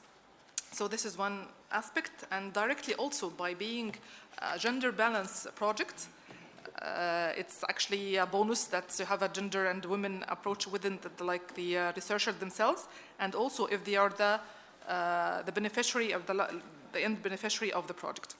These kind of interactions stimulate, as I mentioned, collaboration between different stakeholders. Setting project priorities has to be through hybrid knowledge from stakeholders in different locations. I like the hybrid knowledge approach. Knowing that there's no solution fits all, we need to identify the priority based on the end user needs. So the Living Lab approach, to whoever doesn't know, the Living Lab approach means it's a co-creation approach of homogeneous, friendly approach experience and putting the end user at the center of it. So starting with educating partner and stakeholders with the core framework and the concept that will facilitate and create a friendly environment which generate an easy communication.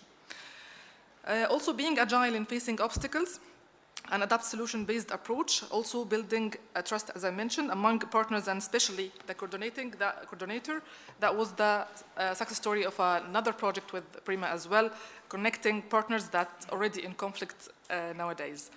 So a multidisciplinary approach must be adapted within all sectors, cross-cutting issues. Exploitation also with enterprises is also essential for different types of projects and also within the PhD students, within different, within the project themselves. Finding a way to show economic impact, profitability within sustainable approach is the key equation to generate jobs and empower entrepreneurs, science-based entrepreneurs, and therefore education bottom-up approach rather than top-down approach. Lastly, with the innovation, creating ambassadors and involving end users, we can reach climate change adaptation. At last, science diplomacy, if it's needed, it is needed now more than ever. Thank you so much for your time. Thank you. Giuseppe, maybe we can invite the ambassador of the European Union to join us. He's not here yet. Okay, so let me know when he arrives. Thank you very much. This was quite exhaustive, I have to say, especially the gender perspective within Prima is always quite interesting. Going to the second parallel session, which was quite a fiery session and defense on the role of Sesame as a science diplomacy lighthouse in the Middle East. I'd like to invite Maria Rentezzi, Chair of Science, Technology and Gender Studies, to take the floor, please. Hello from my part. I'm obviously not Mohammed Abdel Monem. If you pick up any paper on science diplomacy, the last 10 years, I say, whoever speaks about science diplomacy brings Sesame as the flagship example of what science diplomacy has been and still is. If you see the title of the session is Science Diplomacy, Sesame is a science diplomacy lighthouse in the Middle East. So we start with this, let's say, background knowledge, and at some point I have to admit that in all of the sessions I have been, not here today, but in other conferences, Sesame comes up as the example of science diplomacy, and this is a bit tiring, because at the end you say, why this is so important, what have we learned from the Sesame experience? What I've learned today is that indeed Sesame has been a very important initiative, and according to some direct quote from the discussion, this is a very important project to let it go. And I totally agree. We had a fascinating session, at least to my opinion. We had 5 speakers that covered all of the aspects of this exciting project. We have a representative from UNESCO, which is the UN institution that helped Sesame come to life. We've heard from a partner institution. We've heard from an insider, a staff member. We heard from a user and also from a previous director. So what I'm going to do is to just very briefly give you some of the common points that I found during the discussion. One is that Sesame is very important because it reverses the brain drain in an area that really needs the scientists, each scientist to stay where they are. It offers an international excellence science, I quote from what I've heard, And in this case, although it was not directly discussed, international really means a lot. When we speak about international science in big meetings, usually we stop at Europeans, the US, Canadians, Australians. These are what we have in mind as international partners. In this case, I have to give you and remind you the countries that are member states of SESAME, and I think this gives us a very important picture of what international means in the case of SESAME. So we have Cyprus, Egypt, Iran, Israel, Jordan, Pakistan, Palestine, and Turkey. It's not only international, it's also interdisciplinary. We've heard how people work at SESAME, what kind of disciplines are involved, and what kind of very important scientific projects are ongoing there. Having studied history of science and technology studies, the whole discussion reminded me what we call in these disciplines, in my disciplines, a trading zone. So SESAME for me is a trading zone where you have exchanges from different people that work in different disciplines, but also having and bringing different cultures and different languages, and language became one of the issues that was underlined during the discussion. The other topic is, and to me that was new and very important, is that SESAME is not a black box. It's not as if you are working with and in a black box. Those that work in physics and do experiments, especially with beams, they know that groups come from outside, very, as we said, very interdisciplinary groups. They work in the center for a very limited time. They get their data and they leave. They don't understand what is behind the instruments, the main instruments that they are using. What we've heard today from the SESAME people is that this institution has been training students and scientists for a long time, so that even the experimental culture of this institution is different from other institutions. One of the other points that was underlined is that this is a very long-term project. It didn't came just in one night. The idea was put on a table in 1994. It was realized and started to operate in 2017. And it was a surprise even to me, because as a historian of science, I looked into the history of SESAME. And if you do the same, the date comes as 2002, which is absolutely incorrect after what I've heard there. Last point is that the politics have not played any big role in SESAME, and actually politics, as I've heard, is one-line story in SESAME's history. Putting all this together, someone could say this is a very important institution, very important to keep this institution running, but I could ask why. This is not a unique institution if we just stick to what we've heard. To me, SESAME is important for a different reason. And since we are talking about science diplomacy, I think SESAME is very important because it puts, especially at this moment, it puts in test, and it tests science diplomacy, what we understand as science diplomacy. And science diplomacy has been changing throughout the history of SESAME, according to what I've heard today and what I know about SESAME.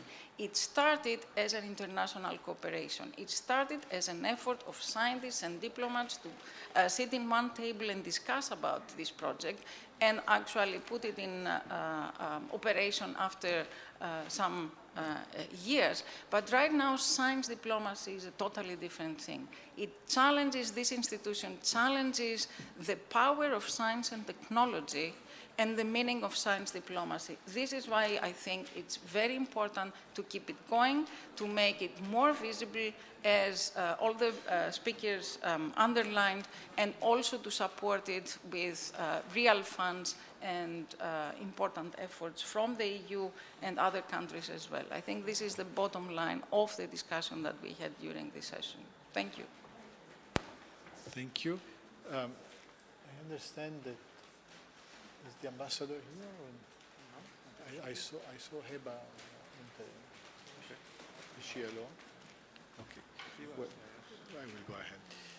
Thank you very much. I think we can all agree that Sesame is one of the lighthouses, we translate from French sometimes, of science and cooperation in the Mediterranean. I'd like now to move to the third session, which was the brainstorming session, which was very, very much thought over about what could possibly be the future of science diplomacy in the Mediterranean. It's called Towards a EuroMed Science Diplomacy Hub Network. So without further ado, I'd like to give the floor to our rapporteur, Georges Bugeja, sorry for the pronunciation, Deputy Director for Internationalization at Scientia Malta.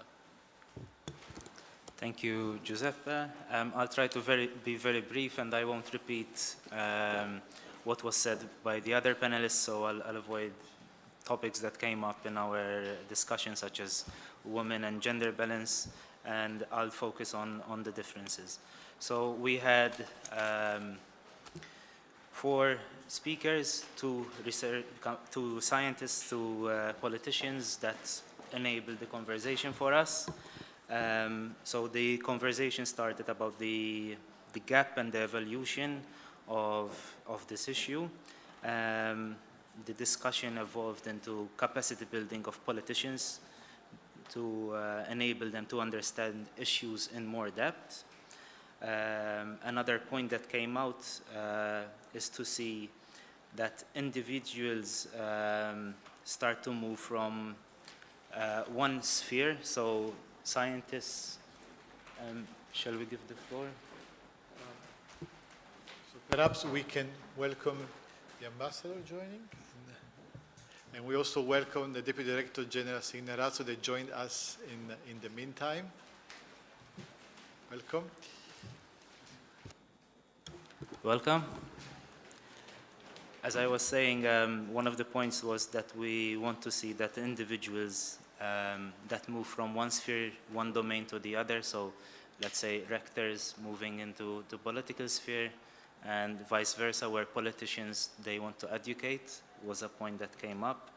The other points were about the next generation of diplomats, so we need to focus on targeting PhD students, because these PhD students can work on critical research situations. The students can be trained up, and the funding can be cross-border, which is more feasible to implement. We moved on onto projects as the PRIMA projects, where the projects themselves work on challenges that necessitates the collaboration, that scientific solutions contribute to the cooperation. And an important aspect is the creation of new knowledge from such projects, and that the projects should work both at the South-South cooperation level and North-South. Other outcomes from this conversation were about the understanding that diplomats and politicians need to understand the conversation of what researchers are proposing to them. And then we moved on also onto best practices. There was a need for terms of references to be the fulcrum for replicability. And from there, best practices can be replicated across the Mediterranean. And then I'll move on to the actual outcomes from our session. I tried to construct them into 4 points, which basically are: we need more action now. We don't need to wait for the next crisis to mobilize. The other point is that the hub needs to be a neutral place for discussions that are open and inclusive. We need to build on what is already being implemented, and hence we do not need new initiatives. This hub should be a network in a hybrid format to bring and enable the achievement of objectives. And finally, it is not a closed conversation today. It's part of the title that this discussion is continuing. So please reach out to Giuseppe and Juan Marco with any ideas. And finally, I want to contribute with my own intervention, which is society. We are all doing this for society at large. And we need to think about social media and the narratives of media. And finally, the influence of misinformation. This was showcased during the pandemic, national elections, and finally, even in ongoing disputes. So these need to influence also the hub. Thank you. Thank you. I think there are all words we can get behind. We just now are getting to the last rapporteur, which is not the least important topic in the Mediterranean, because blue economy is actually one of the main drivers that we have in the Mediterranean for cooperating scientifically and also economically. So we really wanted to include this session. So it is my pleasure to give the floor to Professor Mohieddin El-Sayeh, Dean of the College of Maritime Transport and Technology at the Arab Academy for Science, Technology and Maritime Transport, one of the best institutions we have in the Mediterranean, for the Science for a Sustainable Blue Economy session. The floor is yours. Thank you. And first of all, before I start explaining the conclusion of the session, I would like to thank the Union for the Mediterranean and the League of Arab States for inviting me for this unique event. And I would like also to thank my colleagues in the fourth session titled The Blue Economy for the Blue Diplomacy for the Mediterranean for such valuable, knowledgeable and informative speeches and discussions. Of course, I would like to thank Mr. Domenico De Martinis for the excellent and professional moderation for the session.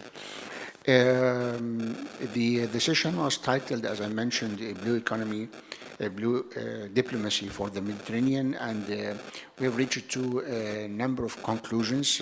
I will mention only the most important of them due to for the sake of the time. The first one was a common vision of the Mediterranean is necessary. A blue diplomacy approach for the Mediterranean can be instrumental in advancing sustainable development, conservation, and governance of marine resources in the region. A blue diplomacy agenda in the Mediterranean should implement building trust among nations, promoting data sharing and research collaboration, creating common ground for policy, informing policy and governance, strengthening regional governance, and addressing transboundary challenges, catalyzing innovation and technology transfer, building capacity and expertise. By implementing a blue diplomacy strategy for the Mediterranean, countries in the region can enhance cooperation, build trust, and address common challenges through scientific collaboration, ultimately contributing in the sustainable development and conservation of the Mediterranean's marine resources. This was the most important conclusion that we have reached to this session. Thank you so much. Thank you. This was really concise, but also showed the importance of the sector that we have. This concludes the sessions from the rapporteur. I think the floor is back to the... I think that we have now a couple of minutes to the final statement outcome of the conference that Gianmarco Müller will present. Yes, thank you. In the past 20 minutes, I tried to assemble a short summary of the entire conference built on the valuable input from the chairs of the different sessions. And I'm just going to read this. Bear with me if it's not yet 100% in all its formulations, so we're going to have a look at it before we obviously publish it on the website. And of course, this will contain a disclaimer, of course, that this just reflects the discussions of the conference and does not necessarily represent the position of the Union for the Mediterranean, European Commission, or the League of Arab States, or any of the member states, or actually any of your employers. So just to summarize, I would suggest the following. Invited by the Union for the Mediterranean, the European Commission, and the League of Arab States, representatives of governments, international organizations, diplomatic services, research and higher education institutions, as well as non-governmental organizations, gathered at the headquarters of the League of Arab States in Cairo on the 2nd of October 2024 to discuss how research, science, and innovation can be transformative engines for dialogue and sectorial cooperation in the Euro-Mediterranean region. This document summarizes the main outcomes of the discussions. Throughout history, the Mediterranean has served as a crossroads for the exchange of knowledge, ideas, and innovation. Science diplomacy has been practiced here for millennia, long before the term was conceptualized as a tool in foreign policy. The long-standing tradition and heritage of connecting science and diplomacy in the Mediterranean has become more important than ever in a world that is characterized by fragmentation and conflict, as well as by scientific, technological developments impacting the relations between peoples and nations. Cross-border cooperation in science, technology, and innovation plays a key role in providing solutions for the region's most pressing issues, such as climate change, water scarcity, food security, and migration. In addition, cross-border cooperation between scientists can help to keep the dialogue between countries in the Mediterranean going, even under difficult conditions. Against this background, the meeting discussed the following issues. The meeting discussed the nexus between science diplomacy and cultural diplomacy, highlighting the critical role the universal languages of science and culture play in building bridges between nations and supporting dialogue and mutual understanding. The soft power of science and cultural diplomacy, based on values such as inclusion and the respect for cultural diversity, were underlined as important starting points for further exploration of synergistic approaches linking science and cultural diplomacy in the region. And now we come to the parallel sessions. The meeting highlighted the importance of the synchrotron light for experimental science and applications in the Middle East, SESAMI, in Jordan, as a global lighthouse of science diplomacy, which should develop into a regional science and innovation hub and training center. SESAMI faces serious funding problems, demanding a long-term vision for its operations. To this end, the benefits of SESAMI for the region need to be promoted also by diplomats.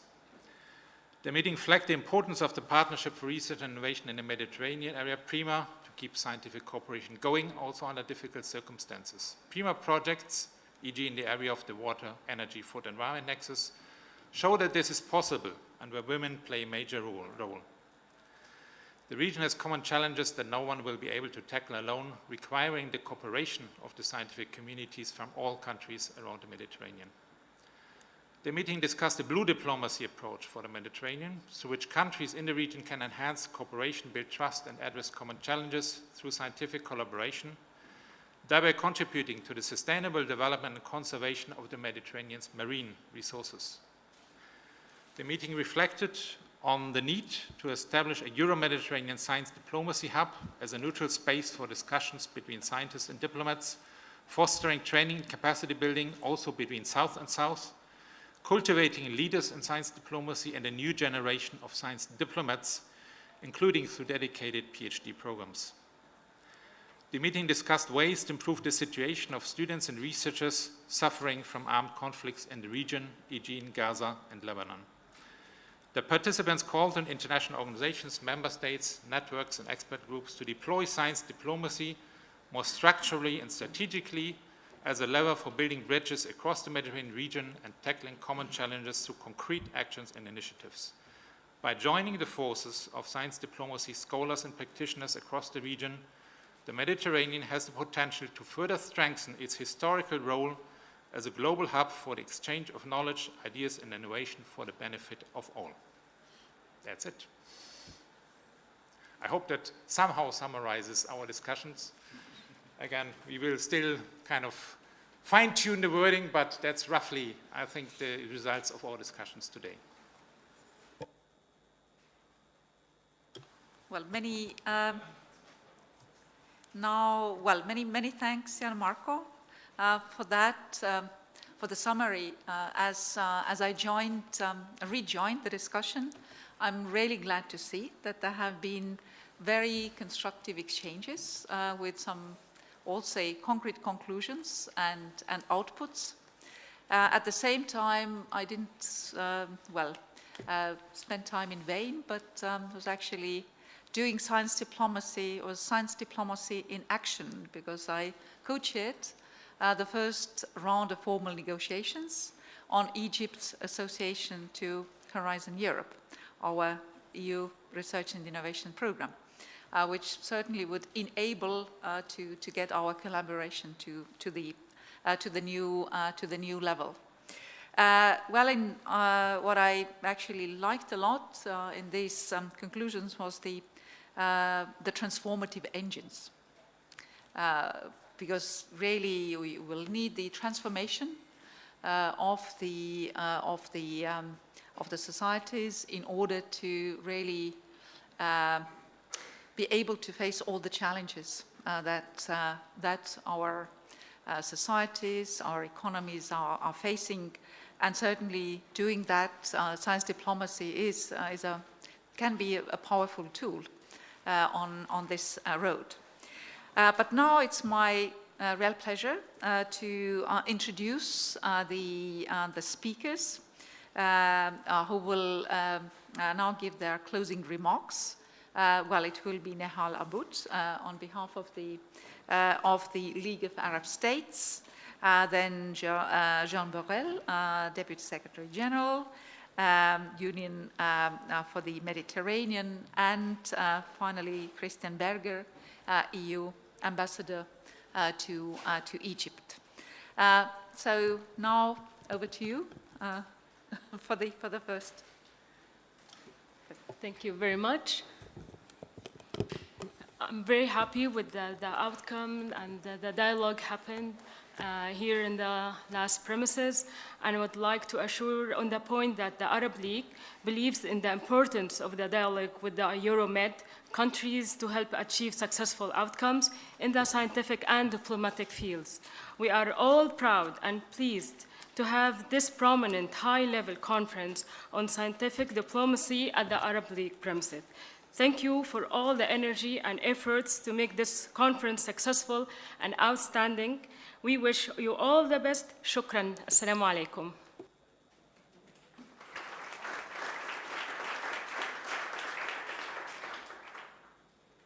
Well, many thanks, Ms. Aboud. And now over to you, Mr. Borrell. Thank you very much. My overwhelming feeling now is gratitude. I mean, I'm the new DSG of the Union for the Mediterranean, in charge of one of the 6 divisions, the division that deals with research, which is exactly what we're doing, because research is about fostering cooperation on research between the 2 shores of the Mediterranean, and it also deals with higher education, which Romano Prodi reminded us the extreme importance to foster mobility programs between the 2 shores of the Mediterranean, and to think out of the box to ensure that the demand and the willingness for students to get to know each other is met. So, being new in this turf, I'm probably the one that has less contributed, but I'm certainly the one that has most gotten out of it. So I cannot share all my takeaways because there are many. I'm still processing them, but I would like to share some of them. I mean, most of my personal convictions have been strengthened, and I know that we share them. I mean, we're all diplomats or scientists or working in cooperation, so I'm here preaching to the convert. I will not make it long. Yes, it does make sense to cooperate on research and science, even among enemies. There's a saying of the Prophet saying that seek the knowledge even if you have to go to China. And by that time, China was really unimaginable far away. So We are an organization, the Union for the Mediterranean, in which today 3 of our members, Israel, Palestine, and Lebanon, are living in war. That creates, as you can imagine, structural tensions, emotional conflicts that we have to deal with. But science will be at the core of the things we can save. And the Sesame project shows us that there is something that has been said here several times. Science is a universal language. Well, we have to protect that. And from that small basis of cooperation, expand cooperation, and that will demand peace and a just solution for the problems. So I will not develop on why we need and why we believe in cooperation in science. Let me say 2 new arguments, 2 new points. We are facing common challenges. I mean, the Mediterranean, which is the name of organization, is a shared common sea. I mean, if one of the shores pollutes the sea more than the other one was going to suffer. If the global warming affects us, we need to share that challenge together. And these challenges are to be met through science and cooperation. And the third point is that science, through bridging the gap to innovation and to economical development, is one of the bases of job creation. And we all know that in the South, in most, maybe not all of them, but in most of Arab countries in the South, massive youth unemployment is the problem. That it's the mother of all other problems.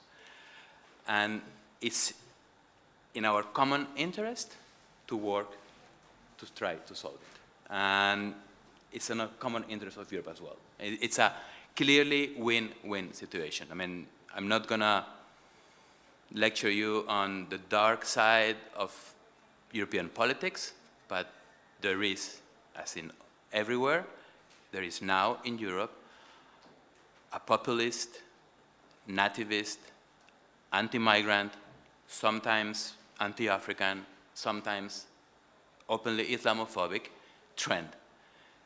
It's there, we have to face it, we have to recognize it, we have to fight against it, but we also need to tackle the core issues and economical development of the South is in our common interest.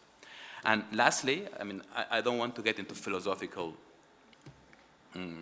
explanations, but I do have the feeling that we do share a common understanding, I mean, of what is science and why science is valuable. It may come from the Greeks' rationality and from the monotheistic idea that there is one God, and being one God, there must be one truth, and that one truth is reachable through human endeavor. But I do think that we share that science is valuable in itself. So the second part of my division is about fostering mobility on education. And I take minds the words that Romano Prodi said in this same sitting. We need to think out of the box. We need to find ways to give students in the South the possibility to study in Europe, and we need to create the willingness from students in the North to study in the South.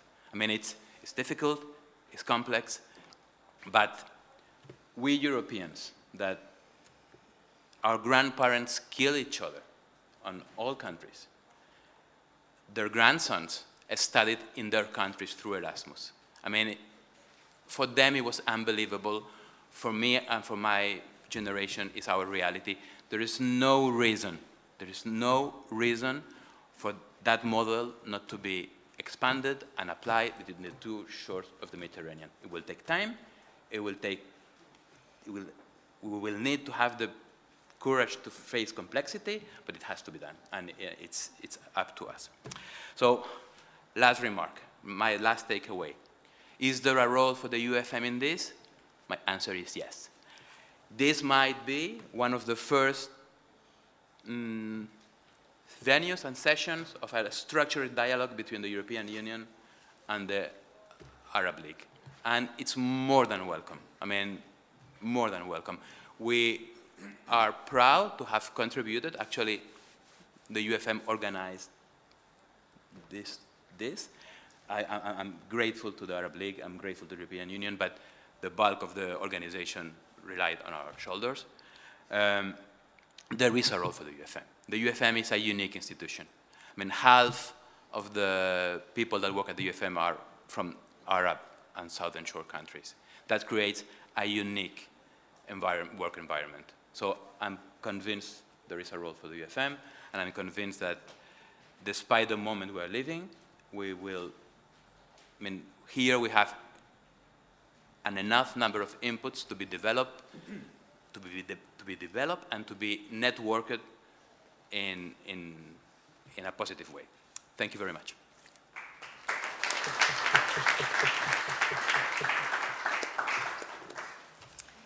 Many thanks, Mr. Borrell, for your takeaways, main takeaways, and also seeing that with your fresh eyes. Well, as now two of the co-organizers, the League of Arab States and the UFM, have had the floor, now I'd like to now pass the floor on behalf of the EU to Your Excellency, Mr. Berger. Thank you very much. First of all, thank you for the invitation to be at the closing session. And having listened to the reports of the sessions and the final remarks, I think this must have been a very interesting conference and meeting, and thank you for all the input. This is extremely important. And also let me say a few words of thanks, first of all, to the League. So a special thanks to Secretary General, to Ahmed Aboulgeith, but also to Director Tariq Napulsi for organizing this, to the Union for the Mediterranean, to my good old friend, Secretary General Nasser Kamal, and also to the new Deputy Secretary General, Juan Borrell, for being here and for having come to Cairo and organizing this today's events with the LAS and with the European Union. I would also thank, however, the Egyptian Ministry for Higher Education and Scientific Research, and the European Union and Egypt have a long-standing cooperation in research and innovation, and we remain to believe that scientific cooperation is one of the most important pillars of our cooperation. You may know or may not know that just a few months ago we signed a strategic and comprehensive partnership with Egypt, which has 6 pillars, and Pillar 6, in the words of Commission President von der Leyen, is the most important one, namely deals with the human dimension. And there is science, scientific research, is exchanges, student exchanges, and many of the aspects that we have just heard about. Actually, I would believe, since you mentioned Erasmus, both Erasmus and Horizon Europe, in my view, and what I've seen in this region, are the strongest and the most effective antidotes to all the phobias that you have just referred to, Islamophobia, xenophobia, and everything else. Because the aim, I think, of both programs is to bring people together and make them learn about each other and understand each other. And only the ones you don't know, you fear. And by bringing people together, you will lose that fear. So I'm also very pleased and happy in this part of the world that one of the very few budget items in the European budget, Erasmus, has been doubled in the last budget. And I hope we will be able to maintain this in the next budget. So, in fact, research and innovation have always been among the main aspects of the European Union cooperation with all its neighbors. And those sectors are at the heart of achieving the SDGs. It's combating climate change, it's fostering employability and economic growth, as well as regional integration.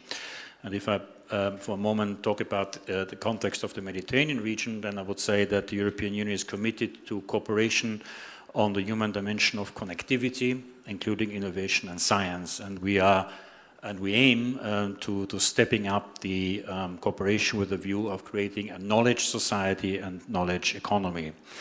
In addition, the European Union League of Arab States cooperation focuses on science, research and technology, among other fields, and we will continue with this important work to further strengthen Euro-Arab cooperation agendas in these fields. Science diplomacy is needed more than ever, and I think you mentioned all the reasons that we are facing at the moment in this part of the world. And we need to build solid bridges in order to close the gap between those developing innovative solutions and those who can implement them at the political and executive levels. This requires proactive engagement by the scientific community, but also a good level of knowledge among diplomats. It is events like this ones today that create this common language and understanding.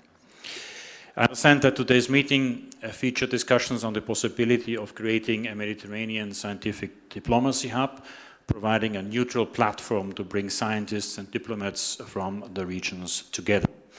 There has also been discussion on the sustainability of Sesame, and those are great initiatives that are needed more than ever. In the new European Union leadership, we will have a dedicated commissioner for the Mediterranean who will work on a new pact for the Mediterranean and certainly will be looking at areas of mutual interest like science and innovation. Accumulating and sharing experience and transferring knowledge is what contributed the most to the advancement of humankind. We share a region, and in an ideal world, science will be without borders for the welfare of humanity. With long-standing partners like the League of Arab States and Union for the Mediterranean, I trust that we can make this possible in a region that has a wealth of scientists, researchers, and academics. Thank you very much.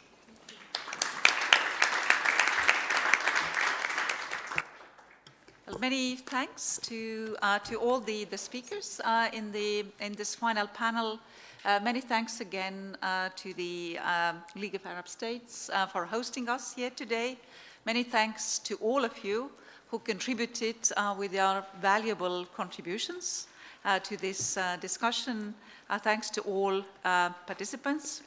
The human dimension of the science diplomacy was underlined really by the speakers, and indeed, if you collaborate, if you work together, as we've seen also in the course of today, then you build trust between the partners, and then you can really cope with the challenges that have been mentioned. As an economist by training, I'd also like to mention the economic side. Well, it was mentioned, the skills, but if you read also the political guidelines of President von der Leyen, then you see that now we also put research and innovation at the core of the competitiveness. And it's not just for Europe, but it's also for all the members of around the Mediterranean, and certainly there is a lot of potential there. This morning we had Ramona Prodi joining us now. Another, the former Italian Prime Minister Mario Draghi has written a report on competitiveness, which has been also the inspiration now for the future for Europe, and this is the future that we would share with you. So many thanks again, and looking forward to putting these things into practice. Thank you.